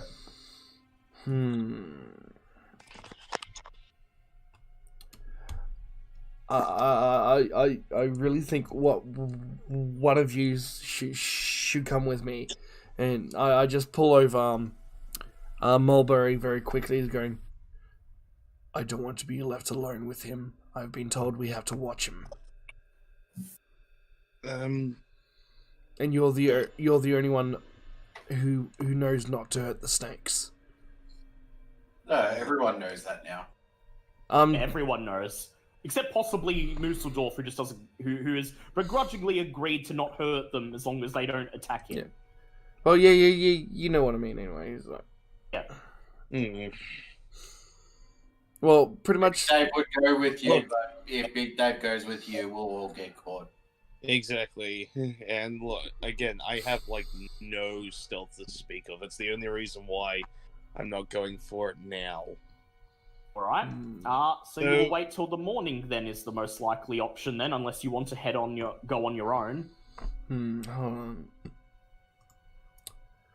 Yeah, okay, wait for morning. Wait, has Harker still got the padlock on him? Harkin's got the padlock. Wait, why did you keep that? That's why I So said. he shrugs. He says, I broke it, and, well, Yes. they're gonna notice it. He says, but if it's not there, they may not notice it. Basic tradecraft. If Yeah. they are going to then notice someone came in, because the lock is not going to be there. I'd be more concerned with if they decide to suspect us and immediately check to find the lock on your person, but I suppose there's not much we can do about it now, is there? He shrugs and he says, look, tradecraft says people are more likely to notice something out of place than they are to notice something that ain't there. Fair enough. Like I said, not much we can do on that. Right? So you decide to have a rest and head up in the morning. Everyone who's lost HP, you may gain 1 HP.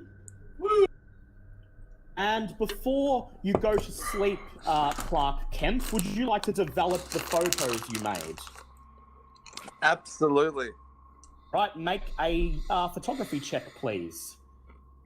You hear that? That's the sound of fate being decided. Let's Yep. do it. Sorry. Oh, 91. Oh, Would you like to push it? You'll risk damaging the photos if you fail, but you may still try to develop them tonight. At least you'll have a map to help guide you to the actual mining site. Yeah, I'm gonna push it. 58. Your photography is... I think cover is 50. Yeah, would you like to spend 8 luck? I would like to spend 8 luck to get developed. Right. You managed to develop the photos, meaning you guys now have a map that will help you get to the actual mining area. Everyone who's hurt regains 1 HP. And then the next morning, you are awoken to shouts coming from outside of the barracks. mm-hmm. You're awoken and you hear several voices shouting outside in a mixture of English and Spanish. They are talking so fast and talking over one another that you cannot tell what they are shouting about. What do you wish to do? I guess there's nothing else to do but see what's going on. Right, everyone else gonna get up and join him. Yes, pretty much. You head out, and as you leave the sleeping quarters, you see a group of miners assembled. Actually, hold in on. mess- Before we go out, can I just quickly check my pockets to see if anything's been put in there? Yep, go ahead. Spot hidden, please. That's a pass. Nothing's been put in there. Okay. I suggest. Wait. Is Harker still asleep, or is he? He's not present. He's not in the bedroom when you get up. Oh, okay. Okay. Everyone, check the pockets. Okay, so we're all rolling. Oh, that's Any- a pile. I'm gonna put that. Everyone who'd like to check their pockets, spot hidden, please, if you would like to.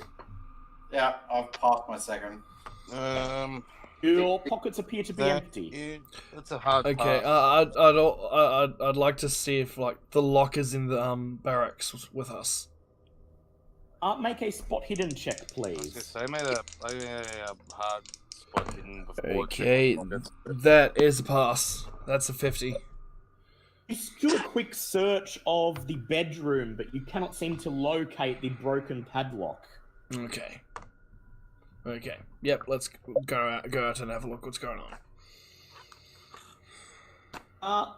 Okay, so you head out and you see a group of miners assembled in the mess hall, all of them talking over one another and trying to talk to Security Officer Peel, who is standing at the end of the mess hall, trying to calm them down.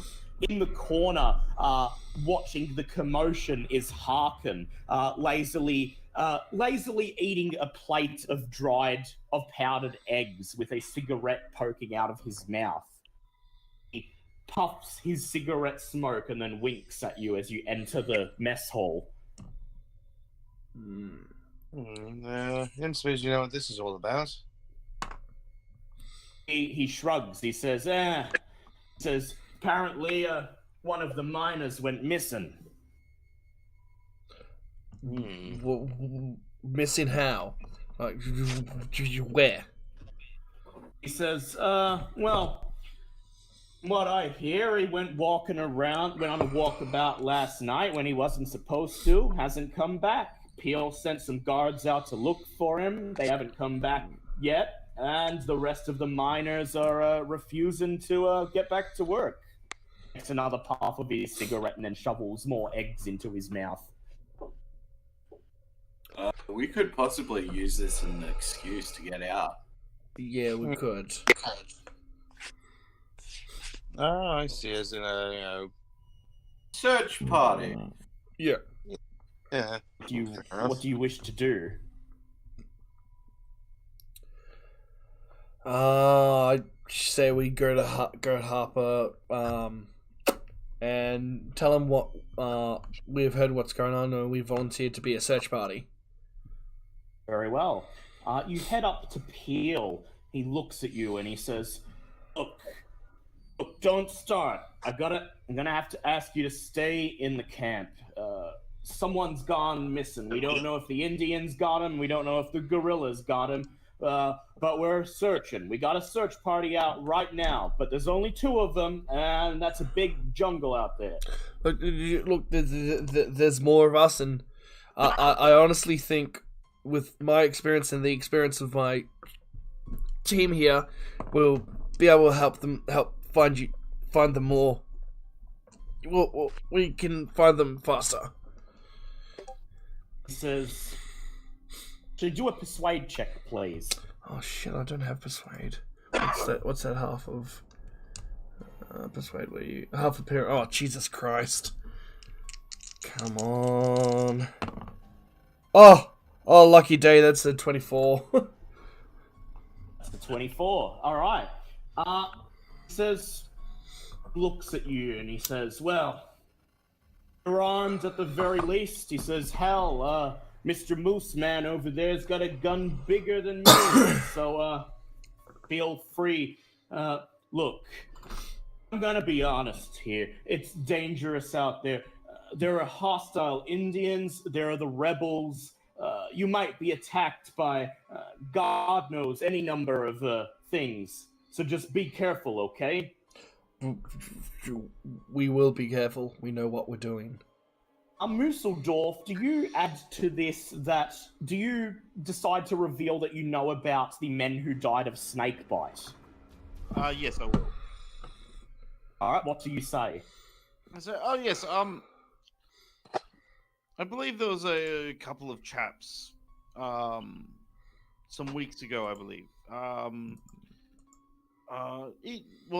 Not eaten so much as bitten repeatedly by some sort of large snake. Make a luck check, please. Wonderful. Dear. It's not like I haven't been spending that like it's going out of fucking fashion. Oh dear. That is a picture.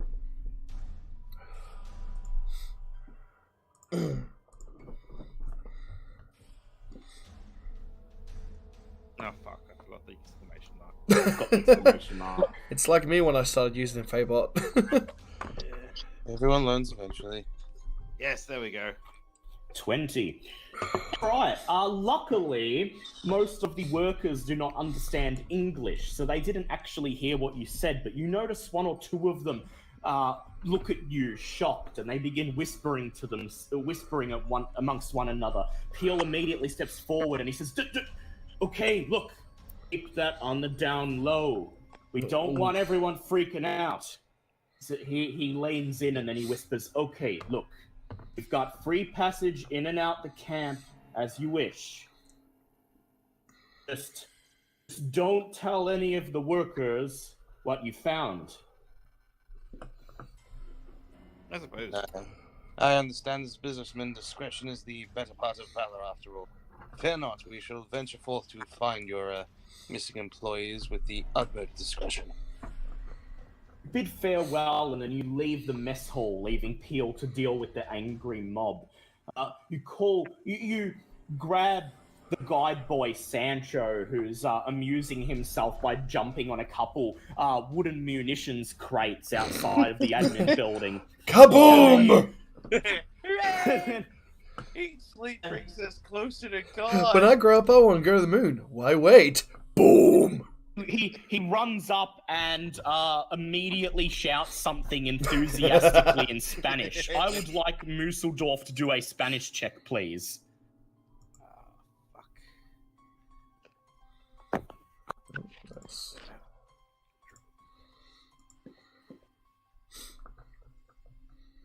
That is a failure. Yeah, he's just babbling on so fast that you can't catch a word of it. Do you say anything to him? I say calm down in Spanish.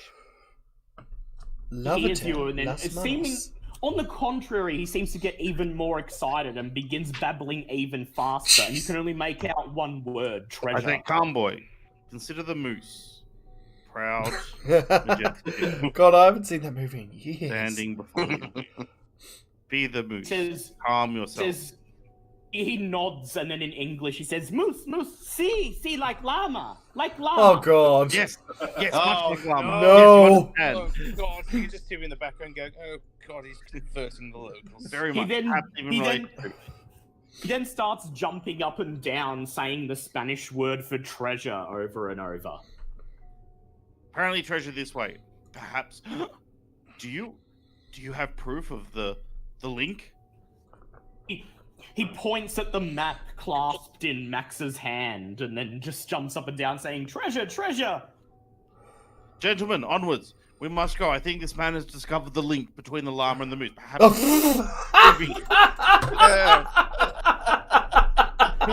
Oh no! And then you set out... Everyone! You leave the camp and set out once again into the jungle. I would like Museldorf to please make a navigate check. Damn Moosin. Will you make an alliance with the Moosin? Would you like to push it? Guys, do you reckon we should push it? Navigate. How bad could getting hopelessly lost in the jungle could be?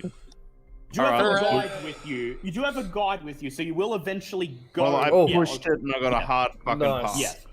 I'm gonna say you will eventually end up where you're meant to go, you just take longer. You set out into the forest, and with Museldorf helping to navigate from his journey in the jungle yesterday, and Sancho excitedly leading you further down the trail, you head towards the location marked on the treasure map, the idol, or as Max discovered, the monument to Yig. It takes several hours. You arrive just before noon. Hidden among the rocky crags stands an ancient stone edifice nearly 12 feet high. It is carved from a single block of stone and decorated with entwined serpents. The center of the altar is commanded by a huge head, half man, half serpent, with slitted eyes and a gaping mouth bearing curved fangs and a forked tongue. Below the head, carved into the rock, are strange pictographs depicting what appears to be a race of half men, half snakes, conferring with primitive humans. You all lose 1 san for gazing upon this object. Yay. Can I use an archaeology check to study it further? Yes. I'll do an archaeology. I admonish the guide. I go, I was led to believe you're bringing me here for evidence of the Pangean moose, not the Pangean snake. It is not a discovery of some sort of Pangean snake. Hold on, let me get a better look at this thing. He immediately begins crying and going, oh dear. Make an archaeology check, please, Mulberry. Yeah, that's a pass. Yep. You examine the monument up close, and you can actually tell who the builders were. Jesus. It appears, based on the architecture and the language inscribed into the stone, that this was built by the Huaris, an indigenous tribe that predates even the Incas. And you recall that they did indeed claim to worship some sort of half man, half snake figure. All right, well, I'll start furiously scribbling notes and whatnot. Clark, could you possibly take a few photos of this, just for documentation? Clark Kempf, make a photography check, please. I could most certainly do this. Let me roll my favorite. If this ends up being worth anything, I'll definitely make sure you get recommendations. Hear the sound of my juggling favorites as they roll delicately on the floor. I suppose someone should probably make sure the small kid's okay. He's just like sitting there like sobbing as he stares at the statue. Big Dave pulls a small little wooden bird that he had carved in his bedtime out and gives it to the child. Make a charm check, please, Big Dave. Aww. See, there's the That big kid is- we know and love. That is a hard pass. That kid You just wants some love. You hand him the bird, and then he looks at you and in a very timid voice says something in Spanish. Musseldorf, Spanish check, please. Also, after this, I would like to start sort of moseying through. That is a pass. Moseying through the temple and having a look at things, because it sort of occurred to Musseldorf that perhaps evidence of the Pangean snake does suggest that predisposes there to be evidence of a Pangean moose, its natural enemy. Okay, so first of all, you heard the little kid say, "I wanted treasure. I wanted to move to America." Aww. I'd suggest Canada child. I would like to take a. Land of the moose. You turn to him and in Spanish you say, "I suggest Canada, the land of the moose." He just looks at you, his face still stained by tears. I'd happily offer to take the child, but obviously I haven't heard a word of what it said because I don't speak Spanish. I would like Musseldorf to please make a natural world check, please. That is a pass. Damn. Okay. You take a look around and you examine the pictographs, and you see a couple of them that show first some sort of snake god, then underneath it half man, half snake. Then underneath that, humans with snake heads. Then underneath that, humans standing in front of particularly large snakes. This appears to be some sort of primitive depiction of perhaps snake evolution, at least suggesting that the snakes in this region are in some way the descendants of the snake people, or even the god that this monument is attempting to depict. I would now like all of you to make Cthulhu Mythos checks, please. That is. Wait, I'm 30 now on it. You may make the Cthulhu Myth, and Failure. Mulberry may make the check with advantage because he has identified the builders of the monument and knows what language it is. Well, I rolled a 29, so I passed. 29. So I know, close. but I'm still seeing how many people in the group get it. I was 5 points off. Nope. 5 points off. Not even Alright. close. I only have like 7 points of Cthulhu Mythos, so yeah. Harkin just watches as you examine the monument, and then Max, you are the first one to understand what it says. This appears to be an invocation to the god Yig, and indeed by reading the invocation out loud, you may summon him to this very monument. Summon a god! Yes. Right? You wish to read the invocation? I would. Very well. Make a power check, please. That is a 6. Okay. I need you to lose 1d6 sanity, please. That's a 1. And you are spending 10 MP. Beside you, Max begins chanting something sinister sounding, and you realize he's reading the pictograms on the altar. Do any of you stop him?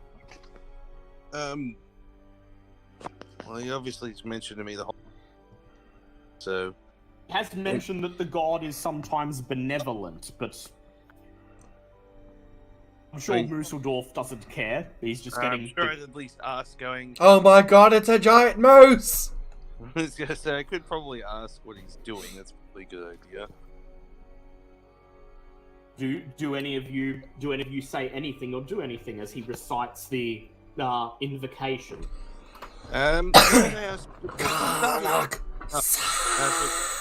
Basically,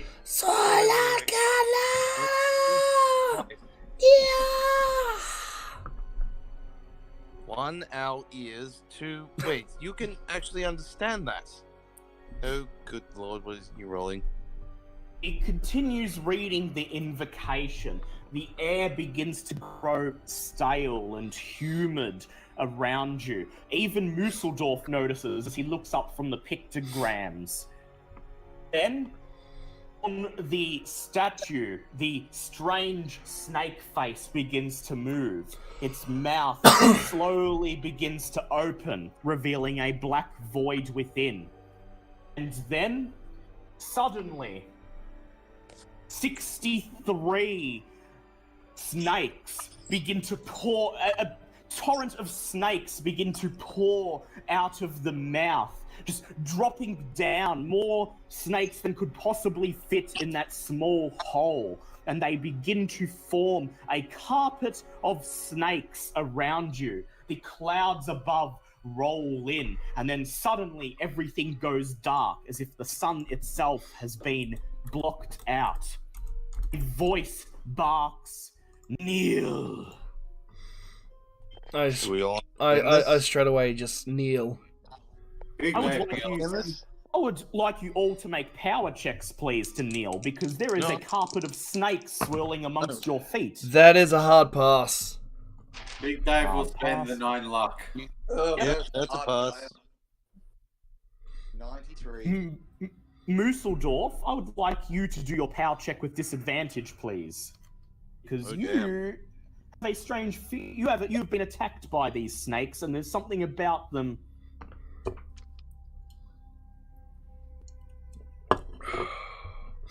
Oh dear. That is still a pass. Pass. You all kneel, climbing down to your hands and feet and burying your faces in the carpet of snakes, feeling them writhe around you. I would like you all to do sand checks, please. That makes sense. That's a pass. Oh dear. Pass. Apparently, Okay. Years of working in Egypt around snakes Failure. are generally quite deadly. I'm not comfortable with this. Snakes. Right. Why did it have to be snakes? Those who passed, you lose 1d6 sand. Those who failed lose 1d10. Oh, God. Ooh, that's a 1. No. Oh, no. 6. I just lost 7. Oh, 7, 6. Oh. 4. Okay. Right. so who's gone insane? I would like Big Dave and Mulberry to do intelligence checks, please. Oh, please don't say that. My intelligence is bloody 17. Oh, god damn it. I passed by 2. Oh. Fuck, that's a hard pass. No, I passed by 2. Yeah, and so did Mulberry. You No, I passed by a mile. You immediately recoil from the carpet of snakes, and you stand up and turn around, and you find yourself face to face with an impossibly tall figure, something that is somewhere half between man and reptile. The bodily proportions are somewhat human, but also snake-like. Its face thin, with glowing yellow eyes, looking into you, looking into your soul. I would like you both to make sand checks, please, as you gaze upon the older god Yig. Oh, I passed. Pass? Ooh, I Nice. passed. Okay. Dream pass. Okay, you both passed. That is 1d20 sand, please. That's not as good. Oh, fuck me, that's What the 14. Oh no! 14. That's Oh, gonna Oh that's a 17. no! Yeah, well, we're 17. fucked. You are suddenly paralyzed by fear. The snake creature smiles. What passes for a smile? And you want to flee. You desperately want to flee. You want to run into the jungle and never return. But some unknowable force holds you in place. And then the creature begins to speak. Beside you, Dusseldorf, Clark Kent, Max, Harkin, and even the guide boy are kneeling, their faces buried in the carpet of snakes. And you hear the voice say, "Those of you who kneeled, those of you who showed respect, do you stand against the fungi from Yagoth?" Hold on, I'm trying to remember my mythos. The fun guy. I will allow you all to make Cthulhu mythos checks, All right. except for the two of you who are temporarily insane. All right, thank you. Staying in the membrane. Well, That's an 8. That's an 8. The fungi from Yagoth, also known as the Migo, are the the Migo. ancestral enemies of Yig. Yes. Staying in the membrane. Yes, oh great Yig. We are enemies of the fungi. From Yagoth. From as Yagoth. As you say this and the rest hear you, do you repeat what Max says? Or do you simply remain silent? I repeat. Beside you, you hear Harkin saying, "Well, I don't want to be against you, so yeah, what the hell?" Yig's voice simply reads, "Fungi from Yagoth despoil my ancestral lands, pull minerals out of the earth, and pass them along to the Brotherhood of the Beast. You must destroy their mining operation. It will grant you boons." You feel one by one something cold and reptilian stroke the backs of your necks, and you shiver. And then Yig says, "Call upon my boon when you require help. Do not disappoint me." Then, suddenly, the presence of Yig is gone. Snakes all disperse, moving slowly into the jungle. And the sun returns, once again bright in the sky. Big Dave and Mulberry are able to move again. And there is no evidence that anything happened here, save for Sancho, who is lying motionless in front of the monument. Just going to sit here for a moment. I'm guessing I'm basically just panicking right now because holy shit. That's a big ass moose. Big Dave has 21 sanity left. Ooh. So Musseldorf, Big Dave, Clark Kent, and Musseldorf, Big Dave, Clark Kent, and Max, you have all been granted the Summon Child of Yig spell. Yeah, Let's have a look at that. That's not in the book, it's a campaign spell. Oh, okay. So what Okay. it does is it costs 1d4 san and 4 MP, and if you then succeed on a power check, you will summon a child of Yig to defend you or carry out your bidding. So it's an apparition? A big giant snake. Ah, big notebook. Yes. Speaking of note ropes, my sanity is like just in about the not even at 30s. I think I'm like about 27 at the moment. You'll get some back at the end of this scenario because we're about to enter the finale. Don't kill yourself, please. Pretty sure Dave's about to run off into the woods. Yeah, my sanity was about this bad when Pete went nuts, so I'm not feeling great right now. How do you feel, Musseldorf, knowing that you now have been granted a boon by the ancient enemy of the moose? Oh, Jesus. I didn't even think of that. Maybe beneficial to my research. Know thy enemy. Keep the friends close and the enemies closer. Arkin steps over to Sancho lying on the ground, and he leans over and feels his pulse, and he looks over and says, he's dead. That's a shame. His sacrifice was worth it. I'd have fright, maybe. Jesus Christ. He says, well, I suppose we'd best do what the snake thing told us to do, right? Destroy the mining operation. Says, you there, reporter, you've got the map we need? Ah, yes. Yes, I do. You hand him the photo of the map you took. Oh, of the real one and the decoy. Yeah. Yes, he reaches into his...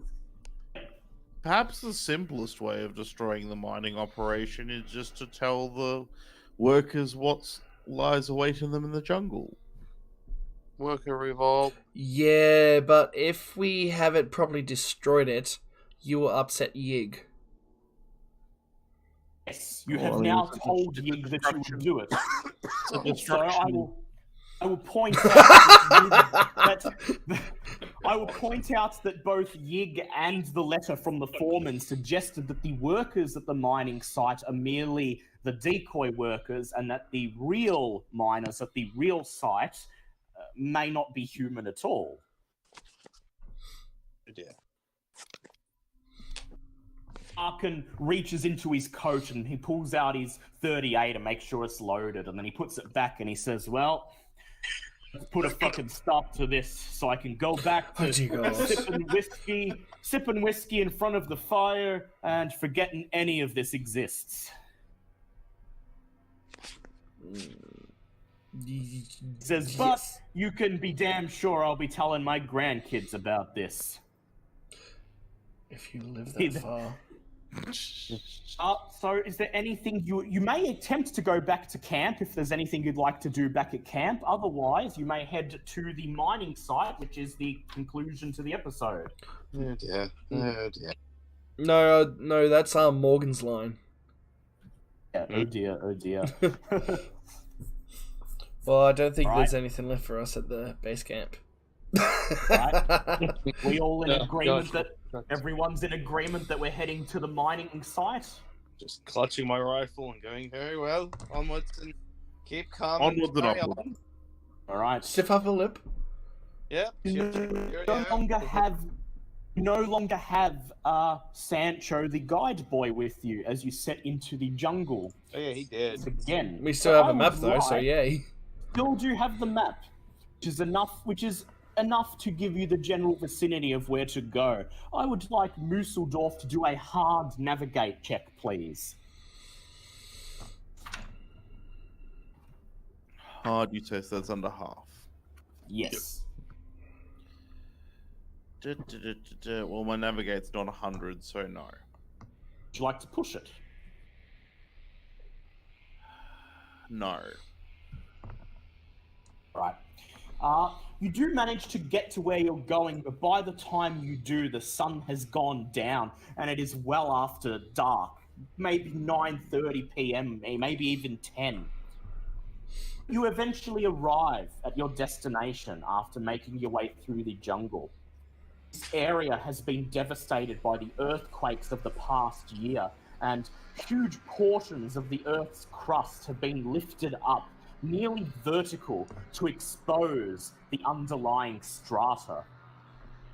I would like Musseldorf to do a geology roll, please. Oh, hey, look, it's a Pangean moose. Oh, damn it. That is a pass. You examine the bits of strata that have been unearthed by the earthquakes as you move up, and you see tiny pinpricks of some blue material in them, presumably blue John.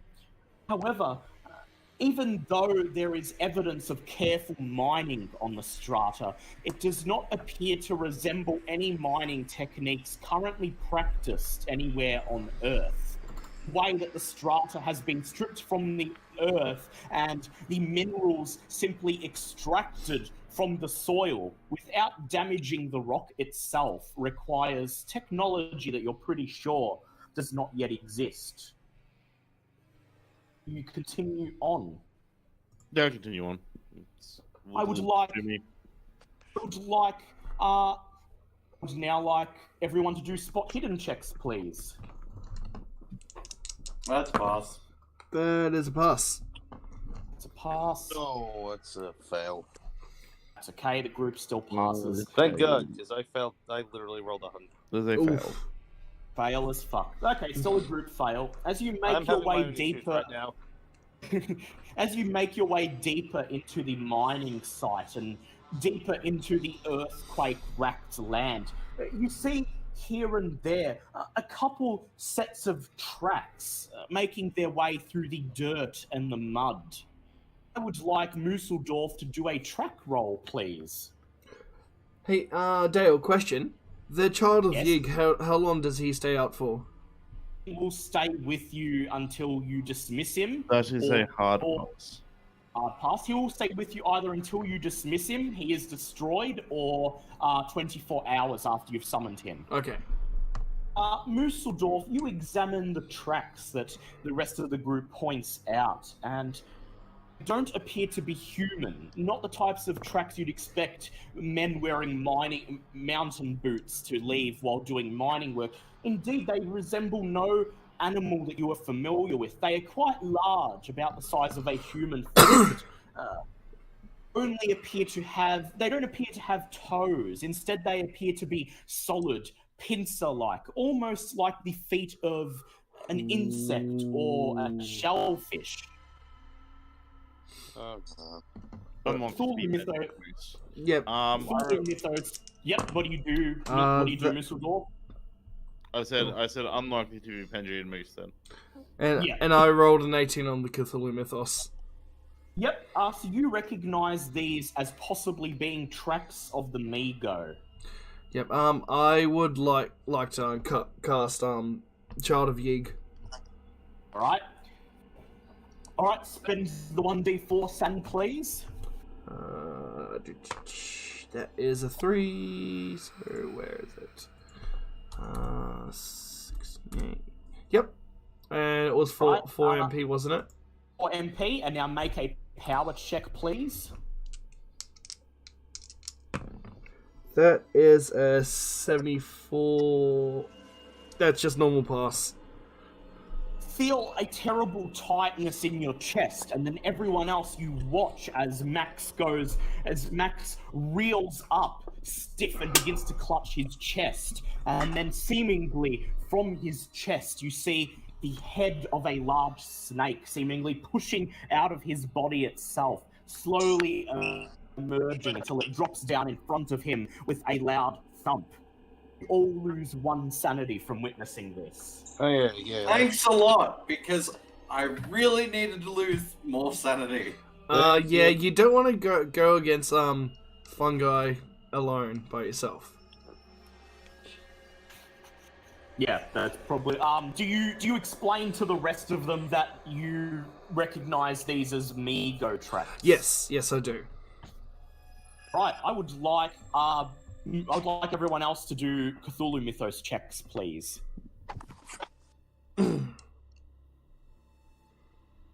That's pass.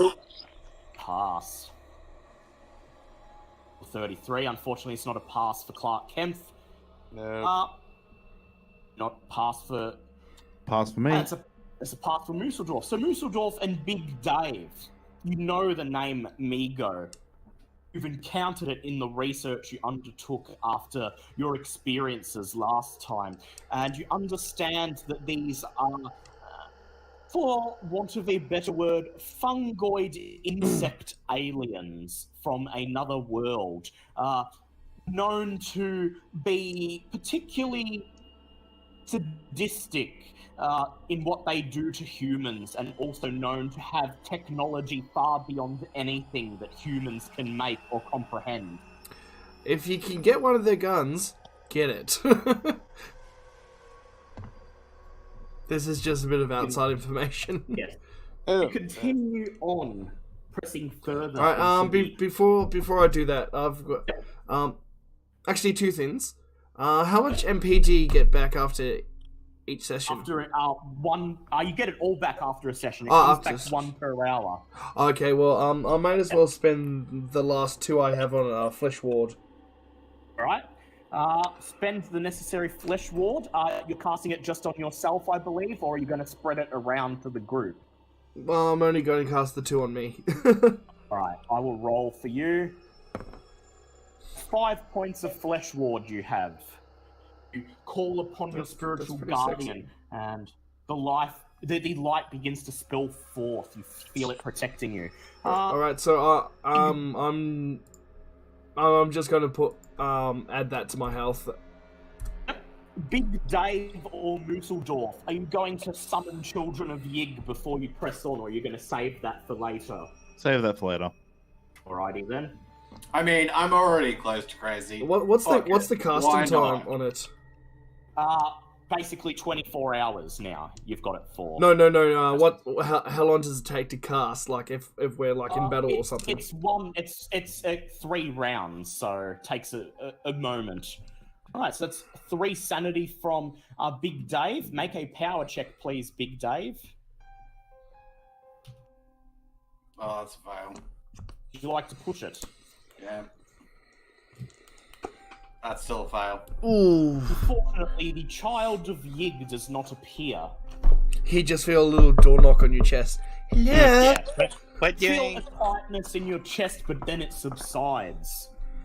And then beside you, you hear Harkin muttering something under his breath, and then you turn away as he gasps in pain, and you hear the telltale thump of a child of Yig spilling forth from his body. So you still have 2 of them.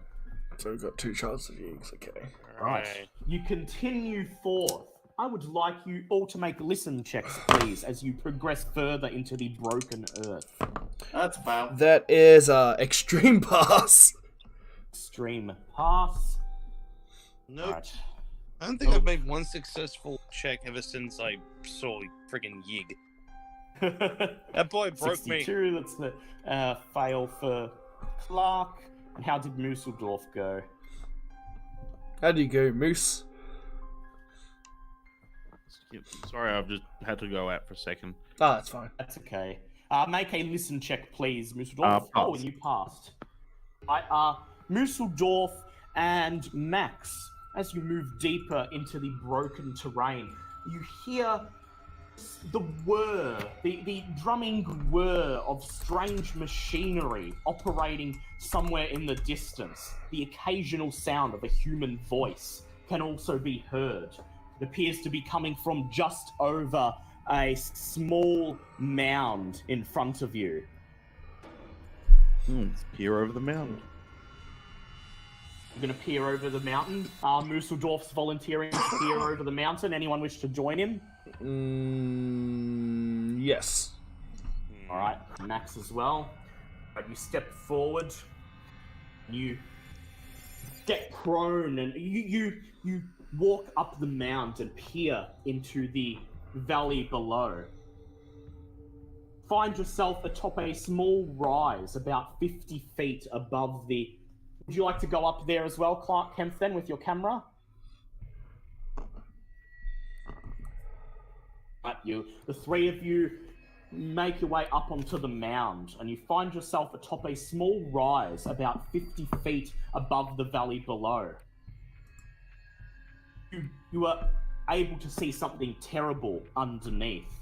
See, first of all, two unusual pieces of machinery extracting strata from the earth and sucking blue dust out of the dirt. The pieces of machinery are being operated by 8 bizarre creatures. Something, a large human-sized cross between a crab and an insect with wings and what appears to be patches of terrible fungal growth along their bodies. Giving barking orders out to them is Foreman Jonathan Harris, standing beside the machinery. I would like the 3 of you to make SAN checks, please. That's a 4. Alright, that's a good Fail. fail. Right, what's going to happen with fail for Clark Kempf? Okay, Max, you lose 1d3 sanity. Musseldorf and Clark Kempf, 1d6, please. Oh, indeed. Alright, for reference for Three. for you guys and people in chat, this is Amigo. Yes, Oh. Nice. that's Amigo. And that was That's 2. a no-go. That's a no-go. Oh, fun. Okay, none of you have gone temporarily insane, but you feel yourself suddenly struck with fear.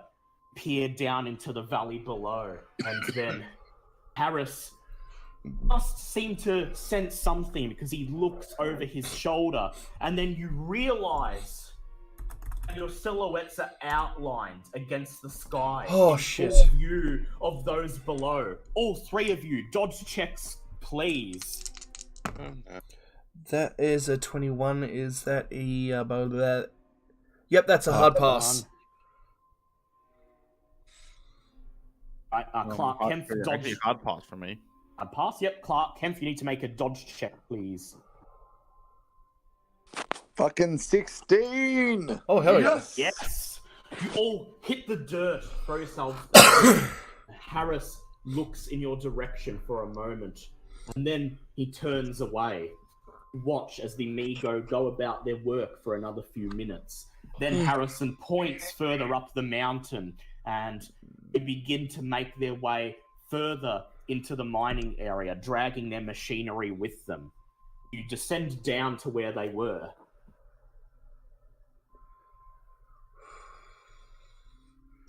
Oh, you're asking us. I thought you said we Yes, just. I was saying, do you descend? Okay, yeah. You kind of broke up, so I thought you were saying we descended. Sorry. I was saying, do you descend down into the valley where the Migo were a few minutes ago? Surely, yes. Before we do this, I do recommend that our dear Musseldorf gets a 3rd child of Yig. Musseldorf, are you going to summon the Child of Yig, or do you wish to save it for a more opportunistic time? I'll save it for a more opportunistic time, I think. You can also summon beer keys, remember? Buyer keys, remember? Oh Actually, no, I yeah, want you some can more too. of them. Oh, no. Would you like to one of summon them? All right, that's going to cost 1d4 san. Alright, I'll do it.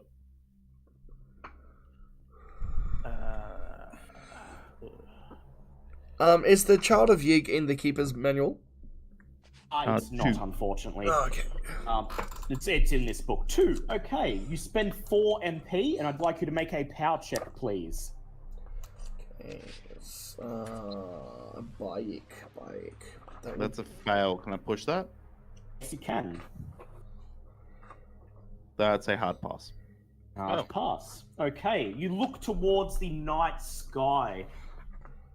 Star you are calling upon to send Bayaki is visible, as it is late July. And you watch as the large bat-like silhouette of the Bayaki soon appears in the sky above you, and then slowly makes its way down. And it just flaps its wings, hovering above you. What page is the Bayeki on? It's in the monster part, which is at the back of the book. Like page 308 around there. 308, okay, thank you. 308. You might have to go before, to go to the B part of the section. But 308 I just flicked to, and that's near the end of the monster section. Okay, do you signal to the others that it is safe to come down? Hey guys! No yelling, no yelling. You just turn around and signal them, and then you slowly descend Oh, there we go. into the valley. Look around. Look around, and you see the tracks leading in the direction that the Migo went, but you also see a set of tracks leading into this part of the valley. Perhaps you could follow them to where the Migo originated. Am I gonna Do you have wish- the fact that we've summoned this thing that nearly killed me last time? Yeah, I'll get you to make a sand check, please. Outstanding. Wait, with I was going to Biokeys? say you are... But we've Yeah. we've already seen the Biokeys, so No, what? but he was almost killed by one, so... Oh, I'll justify that okay, as a okay, sand yep, check. yep. I probably shouldn't have suggested that because that's a 92, so I failed by a country mile. 1d3 sand loss, please. Oof. Yay! Shit! Right. So, you have two main options. You may try to follow the Migo in the direction they went, or perhaps you would like to follow their tracks to lead you to where they came from. Well, we did promise Yig that we would destroy this place. So where they came from? Yep. Yes. Right. Musseldorf, you know what to do. Track check, please.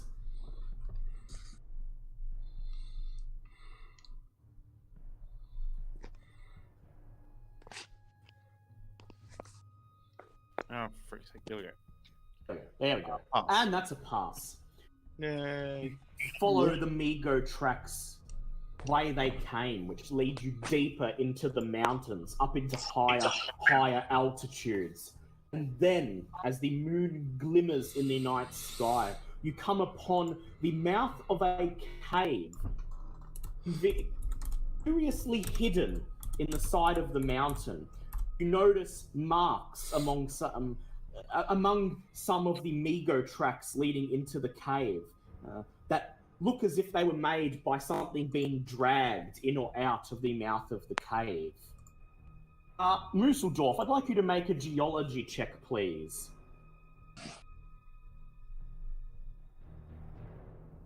That's a fail. Would you like to push that? No, I was the one that's good Alright. Pass.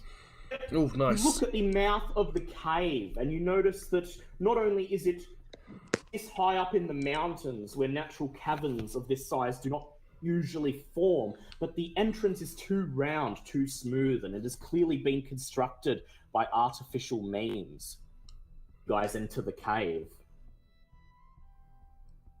Yeah, why not? Yes. I'd like to. Weapons. Yeah. My gun's out. Weapons drawn and the Child child. of Yig following you, and the buyer key following you. No more. The child of Yig I summoned in front of me. Yes. Right. Düsseldorf, do you have any particular instructions for the buyer key that you summoned? Protect Stay Daddy. in yeah, basically stay in front of me and stop him from hitting me. Right. You enter the cave with your guides ahead of you and your weapons drawn. Kate, the cave penetrates 100 feet and then abruptly stops. A flat, smooth wall covered with odd patterns. Parked nearby are two dull metal machines mounted on some sort of tracks. They are of an odd design, but very obviously part of the Migo's mining equipment. The wall with the strange markings appears to flicker and waver in the corner of your eye. Can I do spot hidden? I'll go ahead. That is a 32. That is just a pass. You look around. The machinery is way too advanced for you to make any sense of, but the strange wall, which is covered in symbols, you can't recognize any of the symbols, but as you stare at the wall, you see it kind of waver and flicker like a piece of fabric blowing in the wind. Right, I think we just should start destroying. What do you say, lads? If you have the means to do so. Alright, I just I command my child to destroy. Destroy the machinery. Yep. Right? The child of Yig surges forward and wraps its body around the machinery, and then, with a sickening metallic creak, decides to push its roll. It crushes the machine, bending it and warping it under its body. Beside you, Harkin's child of Yig does the same. Two machines appear to have been destroyed. Something tells you that you were not quite done yet. Well then, So onwards we press. There. There's nowhere to go but a smooth wall with symbols on it, unless you're suggesting you walk into the wall. Walk up to the wall and examine the symbols. I would like you to make a Cthulhu Mythos check, please.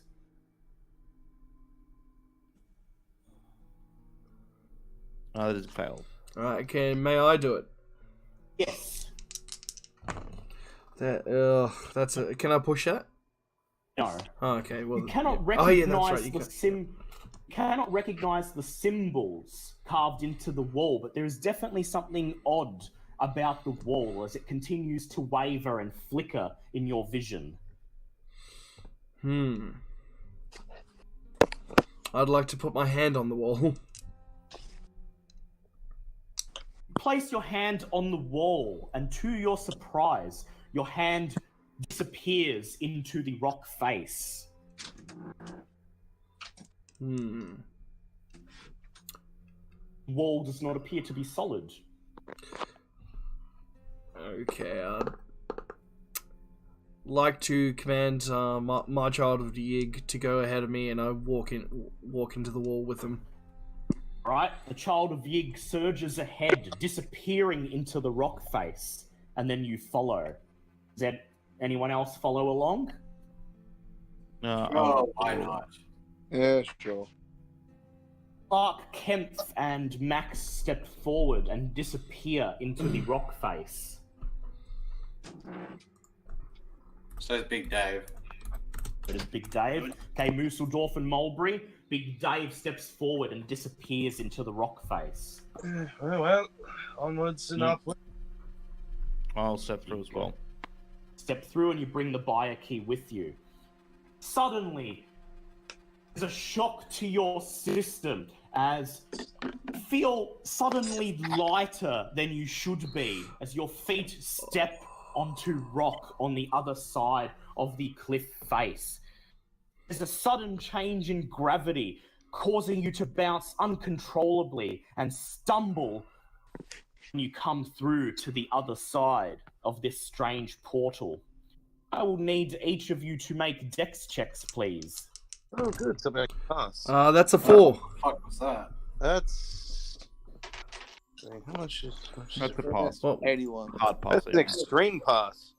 Ooh, yes. Right. what- How's Clark Kempf going? His check? What the fuck? Oh, 81. 81. Clark Kempf, would you like to push that or leave it as it lies? Let's push it. All right, go ahead. Big Dave passes. Ask from Big Dave. That was a... Oh, 1. Oh, wow. 1. No, sorry, I Okay, lied. you 10. managed... 10. And, yep, you managed to right yourself. Borg. You bounce around in this strange gravity, and then it takes a few moments for you to get used to it, and then you feel your feet clasp back down on solid ground and begin to slowly make your way further into the cave, half walking and half jogging in the low gravity. Step through a smooth arch at the end of a rocky hallway where a lone Migo is just walking past.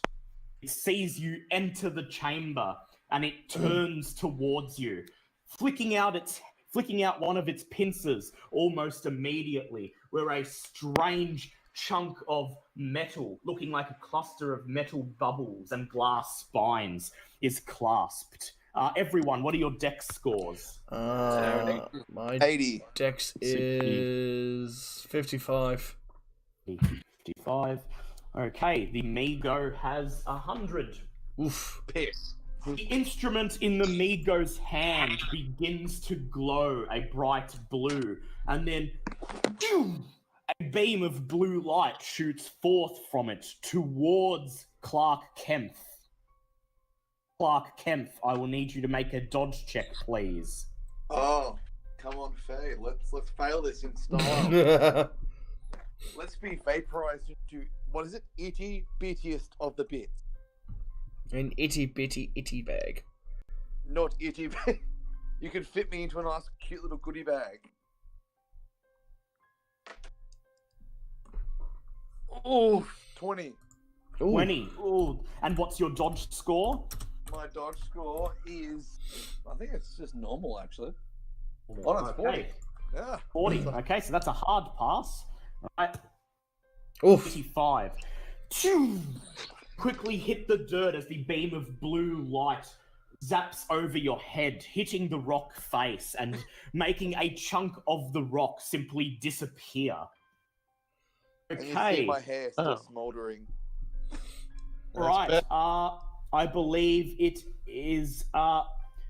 What's your dex, Clark Kempf? It is 80. And what's yours, Musseldorf? Also 80. Oh, wait, no. Mine's 80, though. 80, yes. And what's yours, Musseldorf?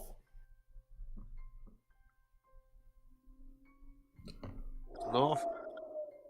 Just type if you can't talk. Oh, yeah, but he just... He'll be back. Yeah, he's having... Yeah. And he's back. There we go. Yeah. Just Sorry, it needs a reset. I had to reset the thing again. Yep. Yeah, it needs a reset. What's your dex, Musseldorf? My dex is 60. 60. Okay. What's yours, Big Dave? 70. 70. All right. Looks like Clark Kempf gets to go first. Clark Kempf, what do you do? Well, there's no point trying to reason with this bastard. It is a boss, Yep. and it needs to die. Yep. So I'm going to Right, raise so you're my gonna 40... Oh, sorry. 40. You're going to raise your 45 and fire. Oh, exactly. Does my All right. my lenticular device, does that sort of enhance? That My just perception allows to you be to able to see. No, he's not invisible. You can see him perfectly. You won't need that.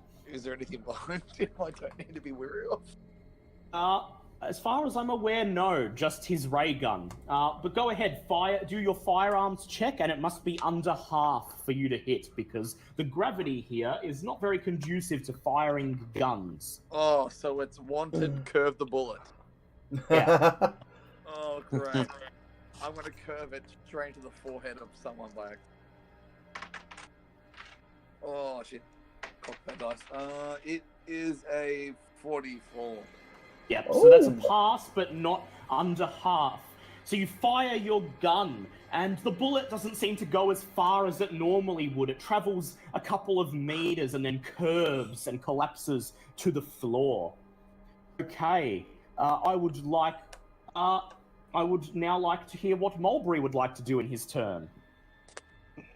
Well, I have no idea what else to do at this point. I'm having a very bad day, so I'm just going to take a gun and try and shoot this damn thing. Right, roll your firearms check. It must be a hard success to hit. Oh, God, that's a 97. That's a... Oh, jeez. 97. Yep, that's definitely a miss. You fire your gun and you don't even see where your bullet goes. It just seems to zoom off into nothingness.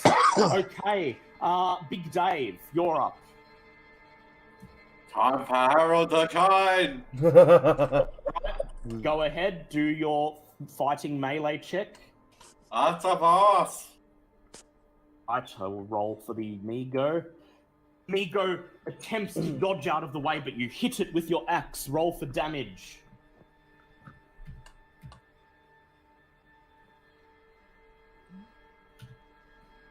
Eight. 8. Not bad. You slice off one of his pincer limbs and he recoils, clicking in pain and anger. Right, Musseldorf. Before you act, Museldorf, your Byakhee swoops down.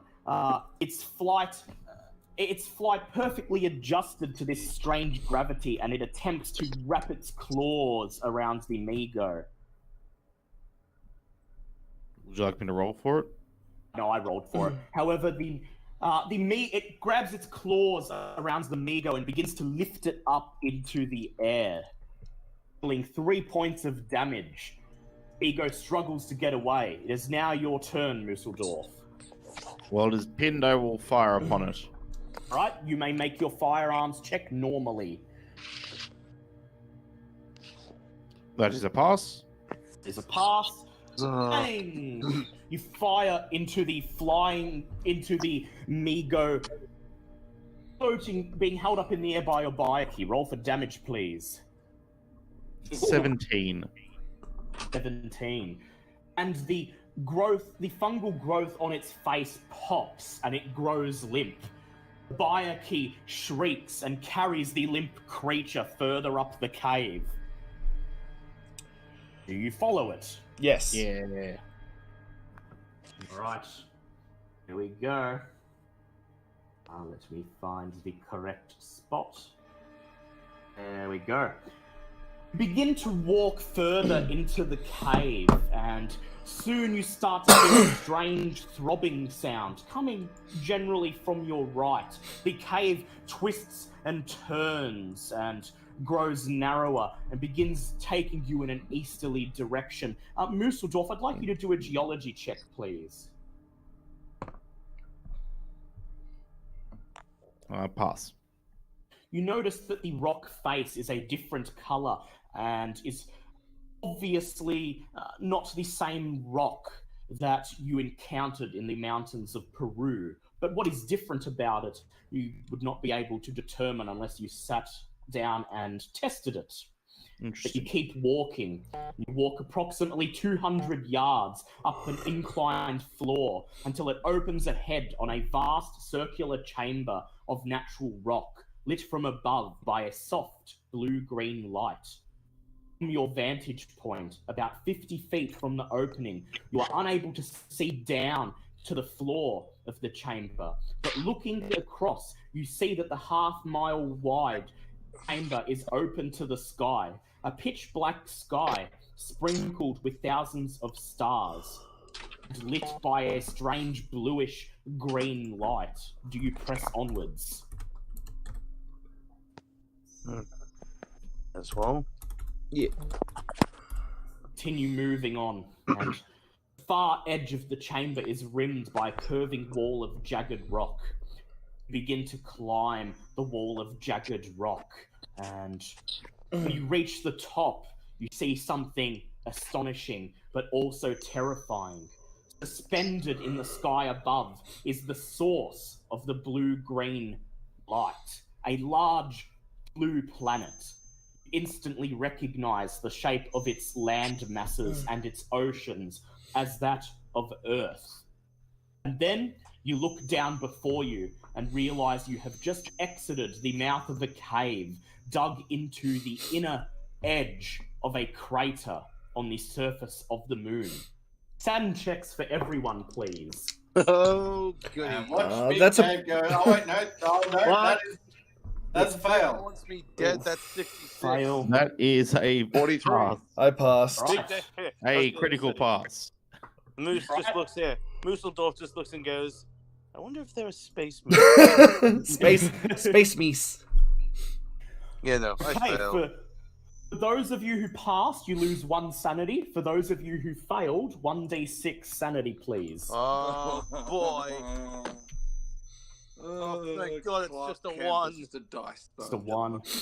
Oh, That's 4, four. that's fine. Guess That's how many fine. sanity I have left? 1. Dave, how you doing, big guy? 13. Fuck. 13.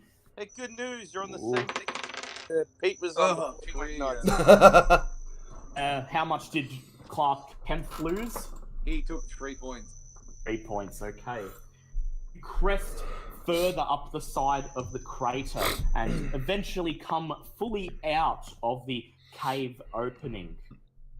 Then In the heart of the crater, as you look down, you see something utterly terrible.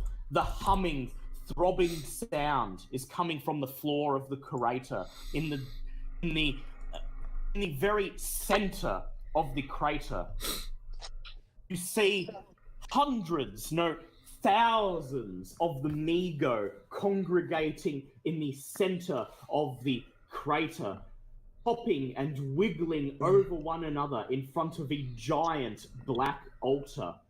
The altar opens into what appears to be a large chalice, and emerging from the chalice, you see black, ropey tentacles leaning out, touching each of the Migo in turn.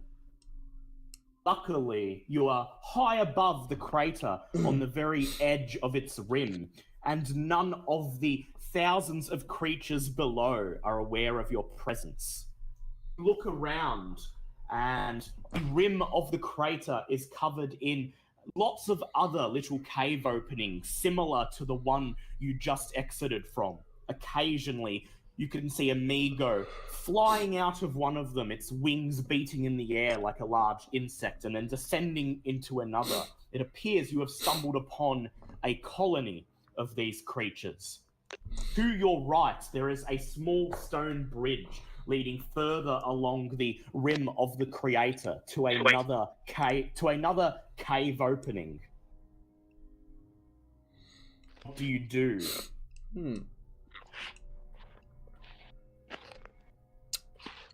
We sneak across, should we? Seems to be the only way you can go, unless you want to try to jump down into the crater or something. Yeah. Let's not jump into the crater. No. Alright, so you're just gonna slowly make your way across the stone bridge to the other opening. I'd like you all to make dex checks, please. Oh, thank you. That is a pass. That's a 6. Oh shit. That's a hard pass. Oh no! Oh no! Would you like to push it, Big Dave? Yeah, I think I would. Is this? Please, Big Dave. That's a pass. It's a Jump, pass. Big Dave. Jump with all your might. Ew, what a mess! Actually, that is not a pass. Oh no! Pass. Oh no! Is this the end Yeah, of Big yeah. Dave? Oh, Yep, Mooseldorf and Clark Kemp, you still need to make your checks. 56. Would you like to push that, Clark Kemp? Clark Kemp, your dex is 80. You're fine. I'd like to spend 3 luck. 3 luck. Yep. Begin making your. Big Dave. Everyone, begin this might be making the your end of Big way Dave. No, he spent 8 luck. He's fine.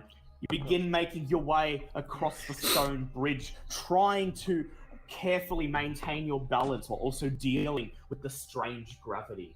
It's a terrifying, slow walk, but then you finally arrive at the other cave opening, just inside of which are a set of stone double doors.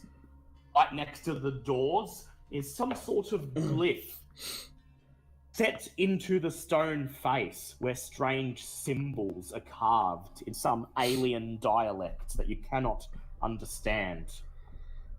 Seems to be the. Would anyone like to do Cthulhu Mythos checks to try to read I this? would.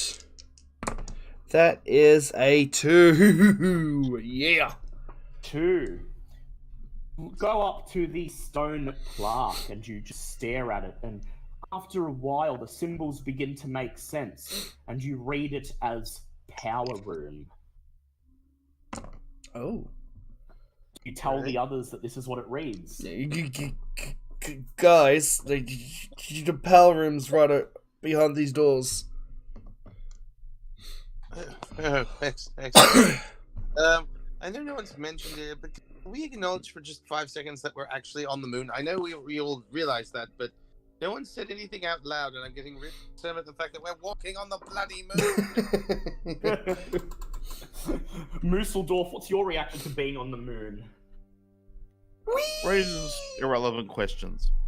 There's no moose on the moon. Alright. So who's going to be the first through these stone doors? I will, of course, with the child of Yig right next to me. Yep. Child of Yig next to you, you push open the doors. Inside, you find a moderately sized circular room carved out of the rock. The room is almost empty, save for the very middle, where there is a large stone altar, sort of resembling a bed or hospital stretcher. Lying upon the bed is a human being wearing the New World Industries mining uniform. His skull has been carved open and his brain is missing. Working on him are 3 Migo, chittering amongst themselves as they do unspeakable things to his corpse. Behind them, at the very back of the room, is some sort of strange piece of technology, glowing a bright blue light, pulsing. Evidently some kind of power source. Next to it, a number of small receptacles are dug into the wall. A number of them appear to have metal canisters inserted. What do you do? Alright. We can either send the Child of Yigs after the Migo and attack with them, or sneak around the Migo while the Child of Yigs attack. Yep. Do you guys... What sounds good to you guys? Well, pretty sure most of us aren't good at sneaking. No, sneak I'm not good at. Damn it, man! I'm an archaeologist, not a sneak thief. Oh, sorry, I'm just scrolling through the thing.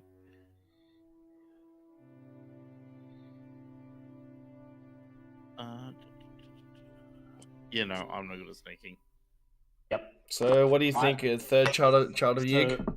Yep, so send in your Child of Yig and Harkin. You motion to Harkin and he points Just wait, towards the door as his Child of Yig. Wait, before we do that, Muzadorf, what are you thinking? It's time yet, or are you still saving it? Have I still got access to my... Your Byakhee appears to have flown off with its prey, presumably to eat. Can I try and call it back? You may do a power check to try to call it back.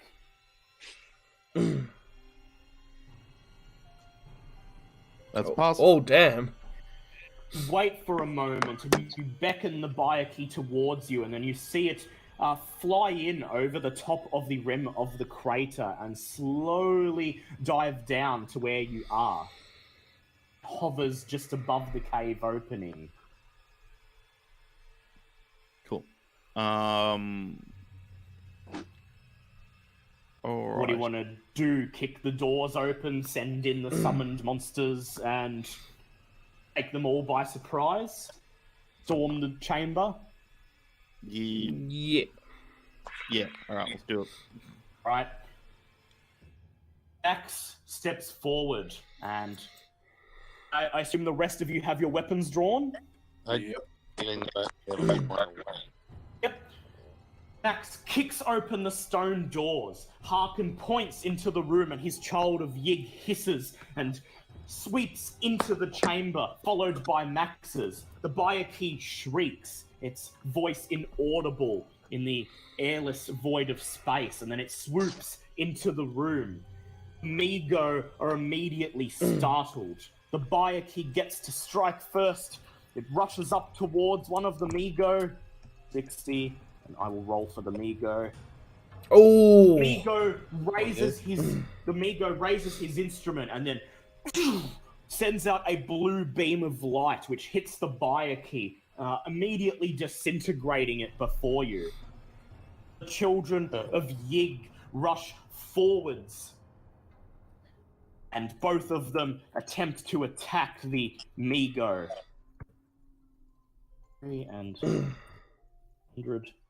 Okay, the Harkin's Child of Yig goes first. It rears up, sinks its teeth into the Migo, and deals...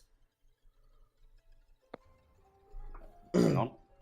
Deals 14 points of damage. Crunch, you hear the Migo's carapace crunch under the fangs, and it goes limp. Then the other Migo raises its instrument and fires a beam. Choo! Disintegrating Harkin's Child of Yig, leaving only Max's left, which hisses silently and then leaps forwards. 30 Well, and... Mess that rapscallion up. And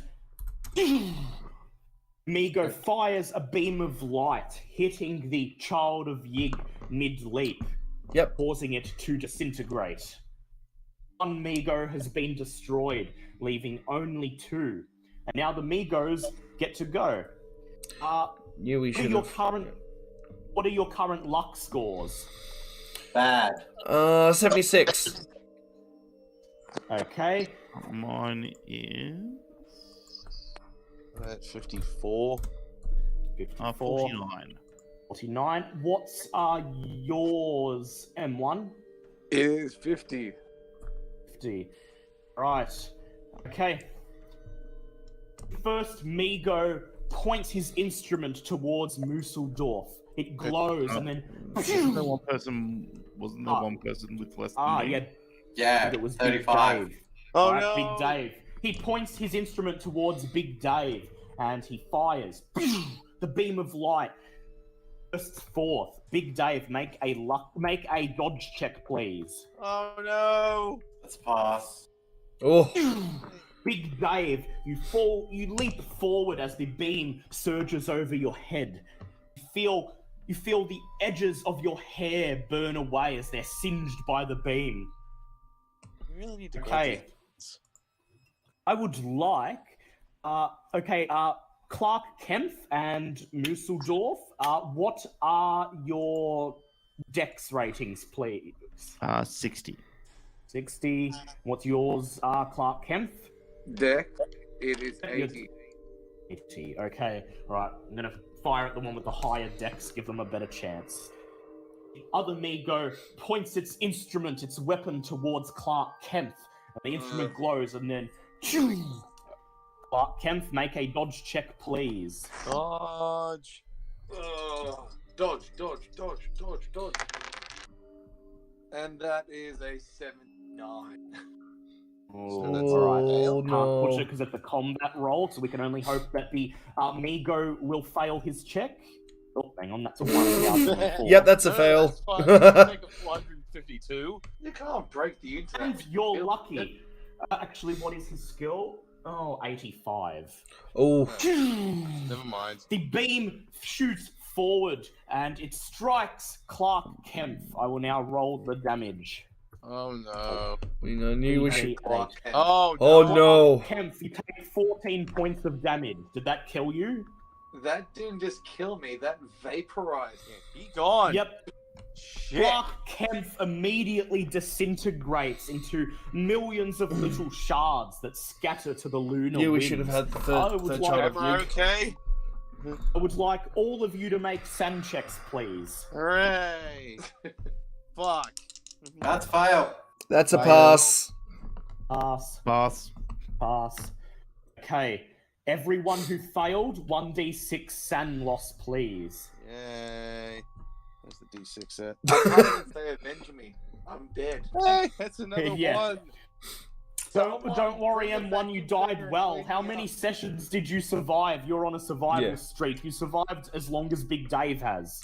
Pretty Ivy. sure I just went temporarily insane. Ivy says, Yep. "Rip Clark, you will be missed." Thank Yep. Alright, Big Dave, intelligence check, please. Oh no. Fail. Oh. Shit. Big Dave, you shriek a silent scream, yet another friend killed, and you grab Harold and run towards the nearest Migo. No. Make a fighting brawl check, please. That's pass. Pass, and I will roll. The Migo have quite low dodge, so this is probably good. And yes, you strike him. Roll your damage, please. Mess him up, Dave. Go out swinging. Oh, we don't want him to go out. We love Dave. 11. It's the only original guy we have left now. You bury your hatchet right in what passes for the Migo's head. It gives a death rattle on the edge of your blade and then goes limp. It is dead, leaving one more Migo. Okay. Oswaldo, you are up. What would you like to do? I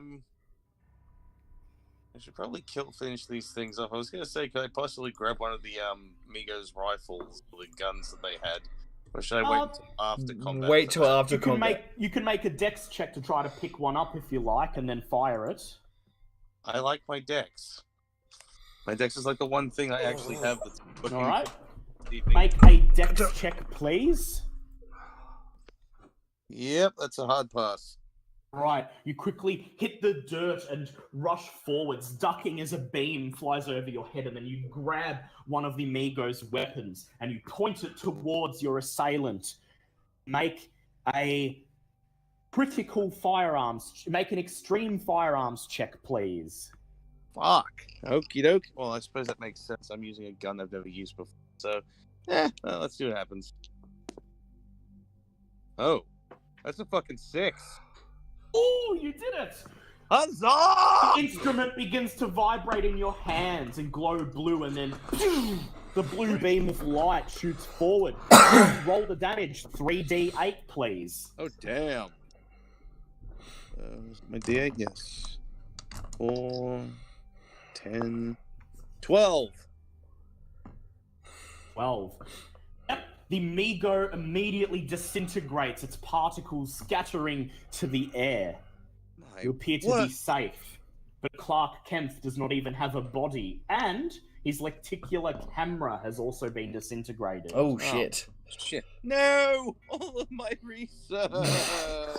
But don't worry, I've been secretly corresponding. I put my hand on his shoulder in an understanding way.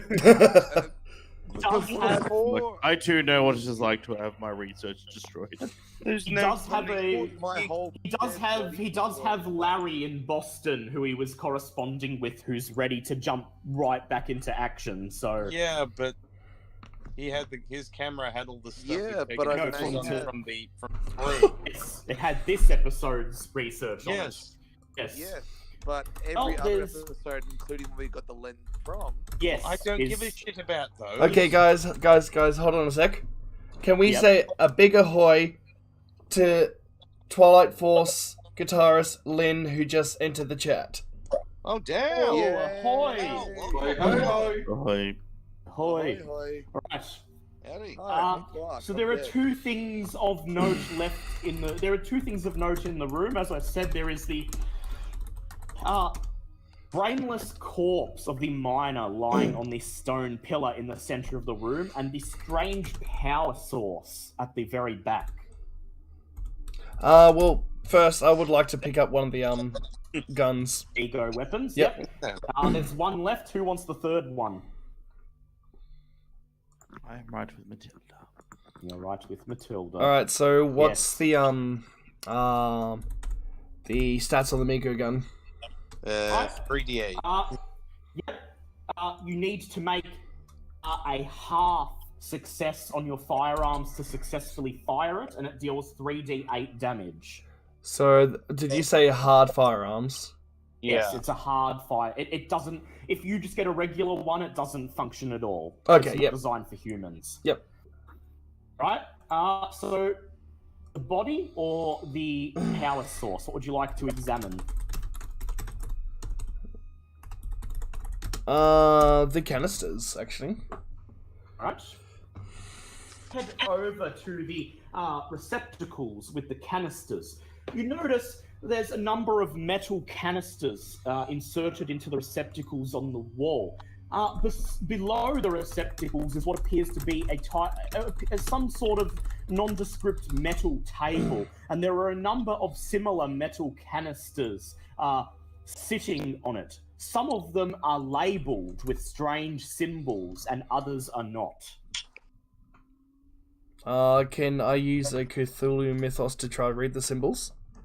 Yes, go ahead. In fact, you may all attempt this if you wish, except for Clark, who's dead. Oh, That's, oh my God! that's a 7. I rolled a 7.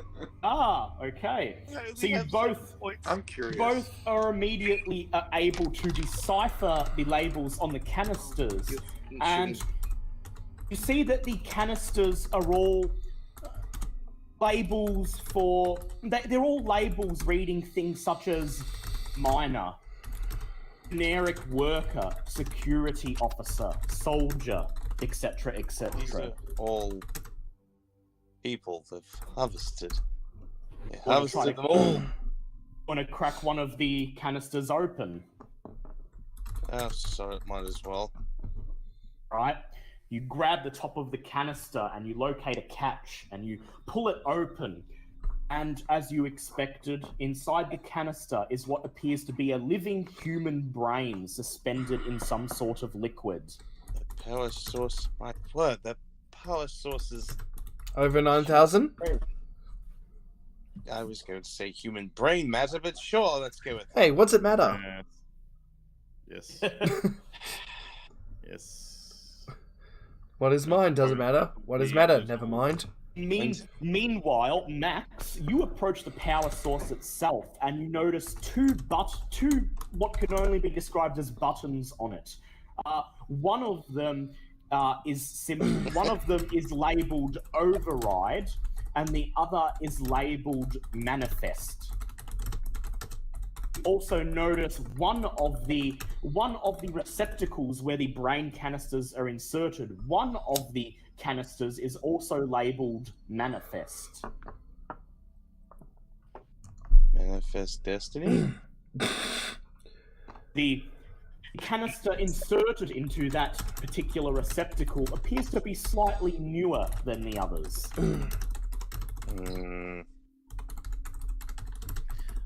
The hard thing is I know exactly what these are. Yeah, I know. I've got to shut the fuck up. anything. Yeah, because Tom's watched the movie. Which movie? He knows what these are. Whisperer in Darkness. Oh, I should have watched it then.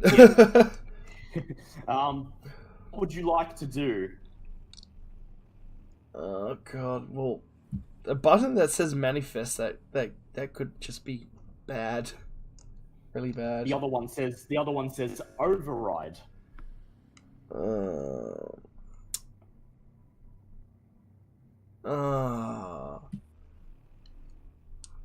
Mr. Muserdorf, do you think we might need that other child of Yig? No, I think we should be fine. We lost The room it. appears to be safe. What do you think? We go for override?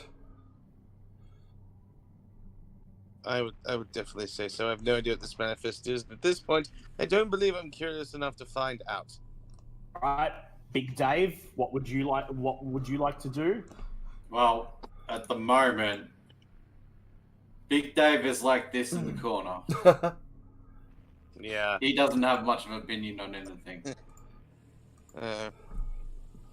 For a psychology check to help you out, but I'm guessing You slam your hand down on the button labeled override. The power source begins to hum, and then it glows bright green for a moment, and then the hum dies down, and it goes back to normal.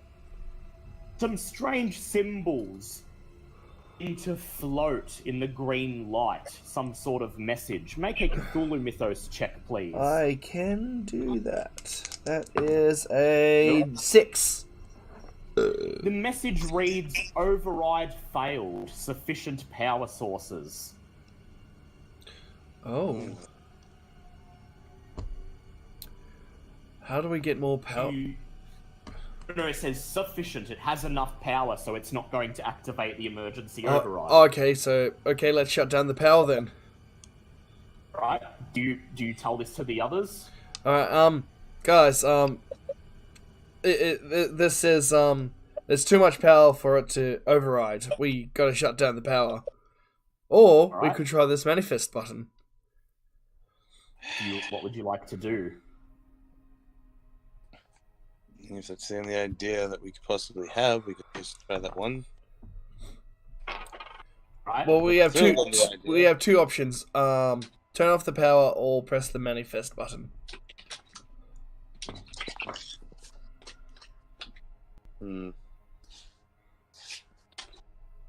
What would you like to do? Actually, yeah, I'm going with the turn off the power.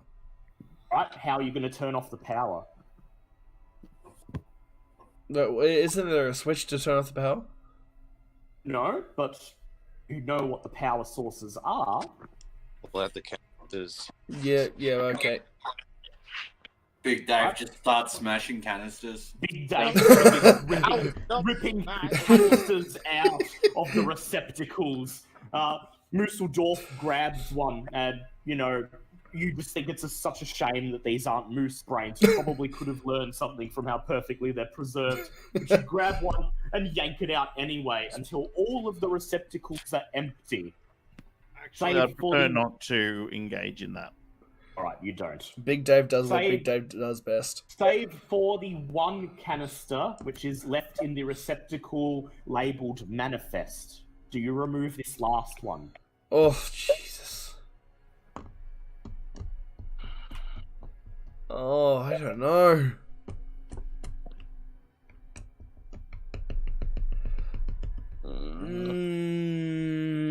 Leave it.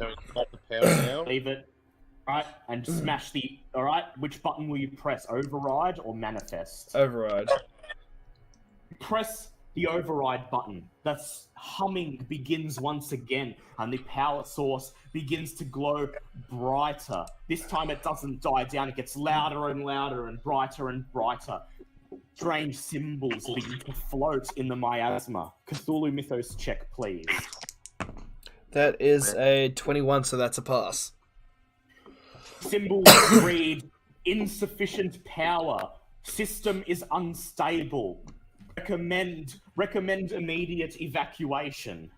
As if to punctuate this, there is suddenly a terrible tremor that surges through the room as the entire crater begins to shake. So, alright, everyone, out of here. This place is going to self-destruct. Go, run. Right. I have to grab the escape music for the last couple of checks. Alright. Here we go. We always end the scenario with these. One, first one. Right, first of all, I would like all of you to make dex checks, please. Okay, oh, that's a 31, that's a pass. Oh, I'm going to spend 2 luck to make that a pass. Yeah, just normal pass. Just normal pass. Right. No, that's a natural one. Got a natural one, so he's going to automatically succeed on the next check as a result. How did you do, Mulberry? Did you pass? Yes. Right. You shout, "Yep, getting out of here!" And then Harkin runs forward and he kicks the doors open. He says, "Let's get out of here!" Run away! Run away! You run down the cave, come out the cave opening, and you're moving towards the stone bridge when there's another tremor. Elsewhere in the crater, you notice bits of rock breaking off the rims and going flying, scattered in the low gravity. On the other side of the crater, several cave mouths are suddenly jammed shut.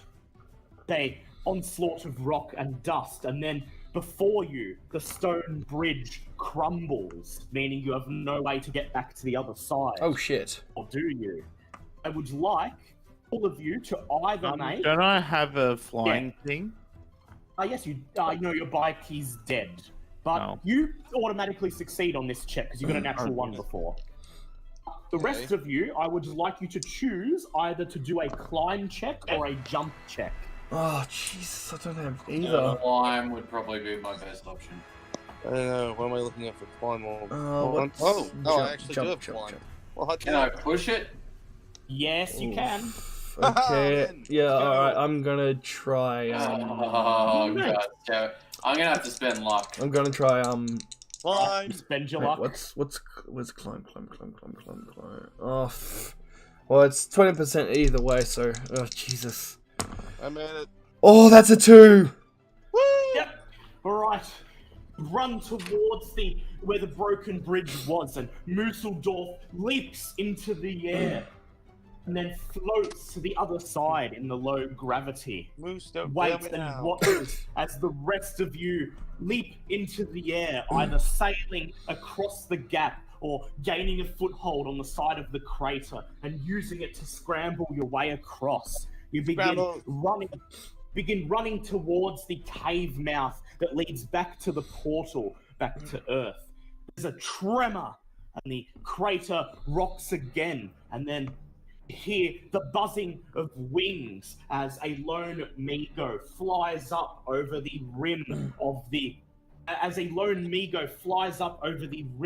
the creator, brandishing its weapon, is joined by 4 other Migo. Their weapons begin to glow, and then pew, pew, pew.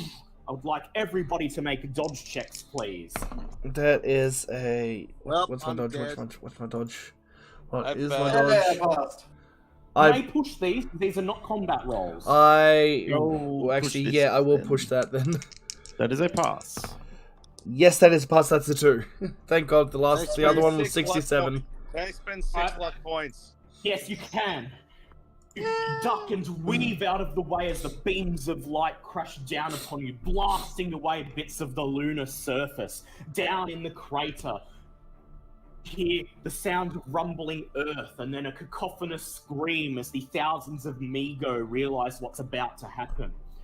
Run towards the cave mouth, and you see another rumble. The top of the cave mouth breaks and rocks begin to pour down towards it, falling in slow motion. Dex checks to scramble into that cave, guys. Alright, so what? Pass. Oh, dex checks. Okay, that is I'm 14. so happy That's Hard pass. I have 80, pass. 80 dex. Dude, that was a 78. Oh, All jeez. make it. You run, and just as the rocks begin to nearly at the ground, you leap forward, sliding underneath them, and then crash, crash, crash. The way is blocked. You run up the incline, and then you see it, the shimmering wall. The cacophonous screaming follows you, and the rumbling of the collapsing moon colony grows louder and louder and louder. You dive through the gate, and then clear out of the cave opening on the other side, and above you in the night sky, you watch as there is an explosion of blue energy on the surface of the moon. Have destroyed the moon colony. Huzzah! Right, outro music. Oh. And even though the foreman and his 8 Migo are out there somewhere, you've disrupted the mining operation successfully. No more Blue John will be extracted from the earth, and Yig is satisfied. Hooray! You have survived, Well, except Clark. except for Clark, unfortunately. Another day, another reporter. Big Dave is the only Managed- one who's left. Big Dave has Of the 8 original sanity group. left. Am I? Managed 8. Jeez. 8. Wow. You camp in the jungles nearby, making sure to stay out of the way of the remaining Migo patrol. And then as soon as the sun rises, begin to make your way back to civilization and back to relative normalcy. You have destroyed the New World Industries mining operation, although New World Industries itself remains intact. And although you have put an end to the mining, a significant amount of Blue John has already been shipped from this site to an address in San Francisco, which will be your next line of inquiry. So you're not sure how much you managed to disrupt the plans of the Brotherhood, but you feel that destroying the Migo moon colony and preventing them from mining any more Blue John can only be a good thing. All right. I would like, here come the San rewards. So first of all, for destroying an entire Migo moon colony, you each gain 1d20 San. Oh, wow. Alright, come Watch me get a on. one. Damn it, that was a 4. 17. Oh, That's good. 18. Actually, do you want all of us to do it in the chat? Wrong one. I trust you. Okay. No, I'm yeah, not gonna you do it again. I only rolled a 4. Three. Damn. Well, it's okay. There will be more. For allying, for managing to uncover the secret of Yig, pledge yourselves to him and gain his assistance. Each of you, except for Mulberry, Yay. gains 1d10 san. Bother. Oh, D10. Oh, yep, that one. 3. 9. Ooh, 10. 9. Right. For exposing the connection between New World Industries and the Brotherhood, you each gain 1d10 san. Fab. 2. That's, 6 back so far, doing great. I'm at max sanity. Yeah, you're fine. You've walked out of this going, I actually feel better about it all of this. And finally, for uncovering the clue that will lead you to San Francisco on your own, without me having to get a plot device to lead you there, you each gain 1d6 san. Alright, well, I'm at full. Full, yep. Yeah, that's, I've got an 11 back, so I'm back in high 30s. How about you, Big Dave? 34. Nice. Hey, we're about Better the than same. nothing. Alright, and our luck? Yes, you may now each do luck checks, and if they fail, you add 1d10 luck. Ooh, I failed. No. Yay! Damn. I passed. Well, and 6. Fail, and it's a 10. Alright.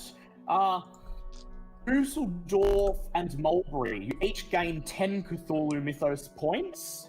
17, my favorite number. Max, you gain 1 Cthulhu Mythos point. Yeah, that's fair enough. And You don't need more. Dave, you also gain 1. Okay. Rest of you gain 15 skill points to disperse among your skills as you wish. Alright, question about that. The Migo Yep. gun, is that count as rifle, shotgun, or just normal firearms? Normal, just handguns it is. It's a handgun. Oh, fantastic. Shit. Actually, it relies on whatever firearm skill you have that's the highest. Oh, thank God. Okay. Yeah. Oh, It's thank God. really I see neither. that. Yeah. I mean, technically, back when I rolled, I still rolled a 6 either way. But Yeah, it's nice so you that were going fine, forward, but- I still only need to get like half of what I've got from firearms. Yay, rifle. Oh, When Jesus. you return to civilization, bid your farewells. Harkin tells you that.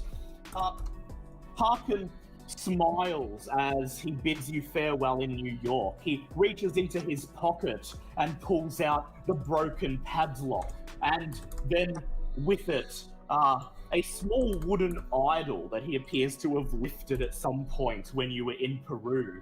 And he says, I got something here with the foreman's fingerprints on it, and here I've got a piece of artwork illegally obtained. My case is closed. Can I quickly look at the idol? It appears to have no significance. It's just like a tourist item. Okay. But his superiors likely won't be able to determine that. Yep. He bids you Yeah, well, farewell, I can't exactly report and anything else that happened. as he climbs into the taxi to take him away, he looks at you and he says, well, that was hell of a vacation. I hope to God I never see you ever fucking again. And then he shuts the door as the taxi disappears amongst the traffic of New York City. The feeling is mutual. You cheeky dickwaffle. Just the same, you are given the contact details of Agent Harkin at the Bureau of Investigation, and he promises that if you really, really need him, well, he can't just ignore a conspiracy that may determine the fate of the world, and he may find the time to come and help. Nothing. the Salem Supernatural Weekly, Clark Kent does not return. His young protege, Larry, understands all too well what has happened. He moves into Clark Kent's office, finds the cardboard box under the desk, cuts through the tape, and removes all of the backups of Clark's photos and investigation notes. And then he reaches down into the bottom of the box and pulls out Clark's original press cap. Then he puts it on and he says, "I'll finish what you started, friend." Mulberry, you return to Cairo, a long-deserved rest, and as the trip back on the steamship is relaxing and uneventful, you gain an additional 1d6 SAN. Oh wow, nice. Lovely.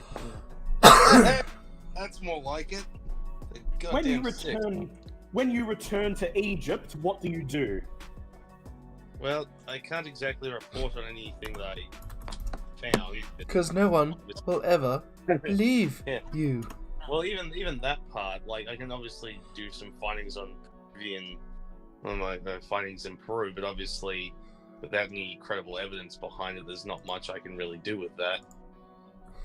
So probably no publishing papers for you this time. No, not this time, no.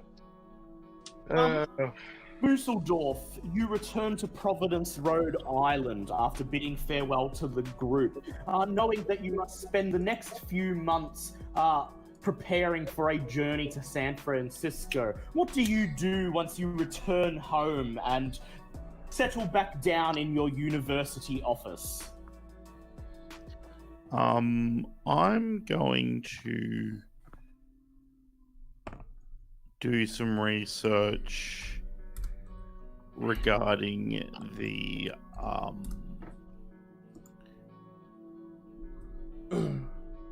possible connections between outer world objects and the Pangean moose, right? Because the connection that perhaps the moose came from somewhere else that I've seen evidence firsthand.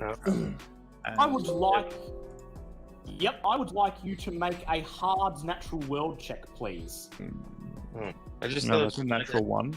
Jesus Christ. Natural one? Okay, I'm going to reward that. So you bury yourself in your university library. You've been to outer space and there is life there. What does this mean for the moose? And you come upon, finally, an old book in the library containing the notes of left behind by an astronomy professor at your university. And it's here that you read of the theory of panspermia, that life on Earth may have started elsewhere, that primitive life may have hitched a ride on a meteor or some other spaceborne object, arrived on Earth, and then evolution took its course.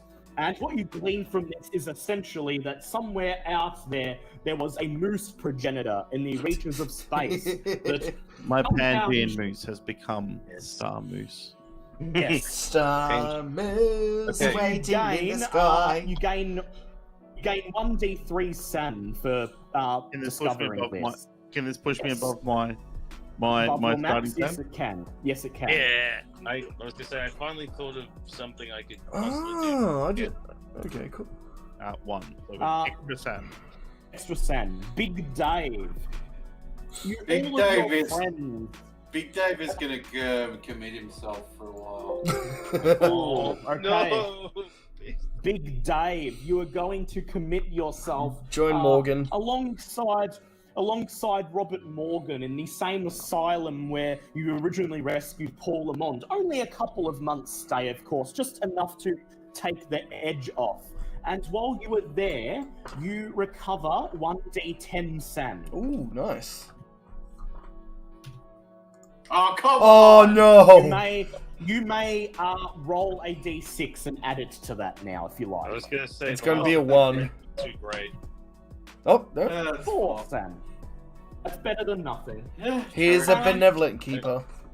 So once again, life returns to normalcy, at least as close to normalcy as it can.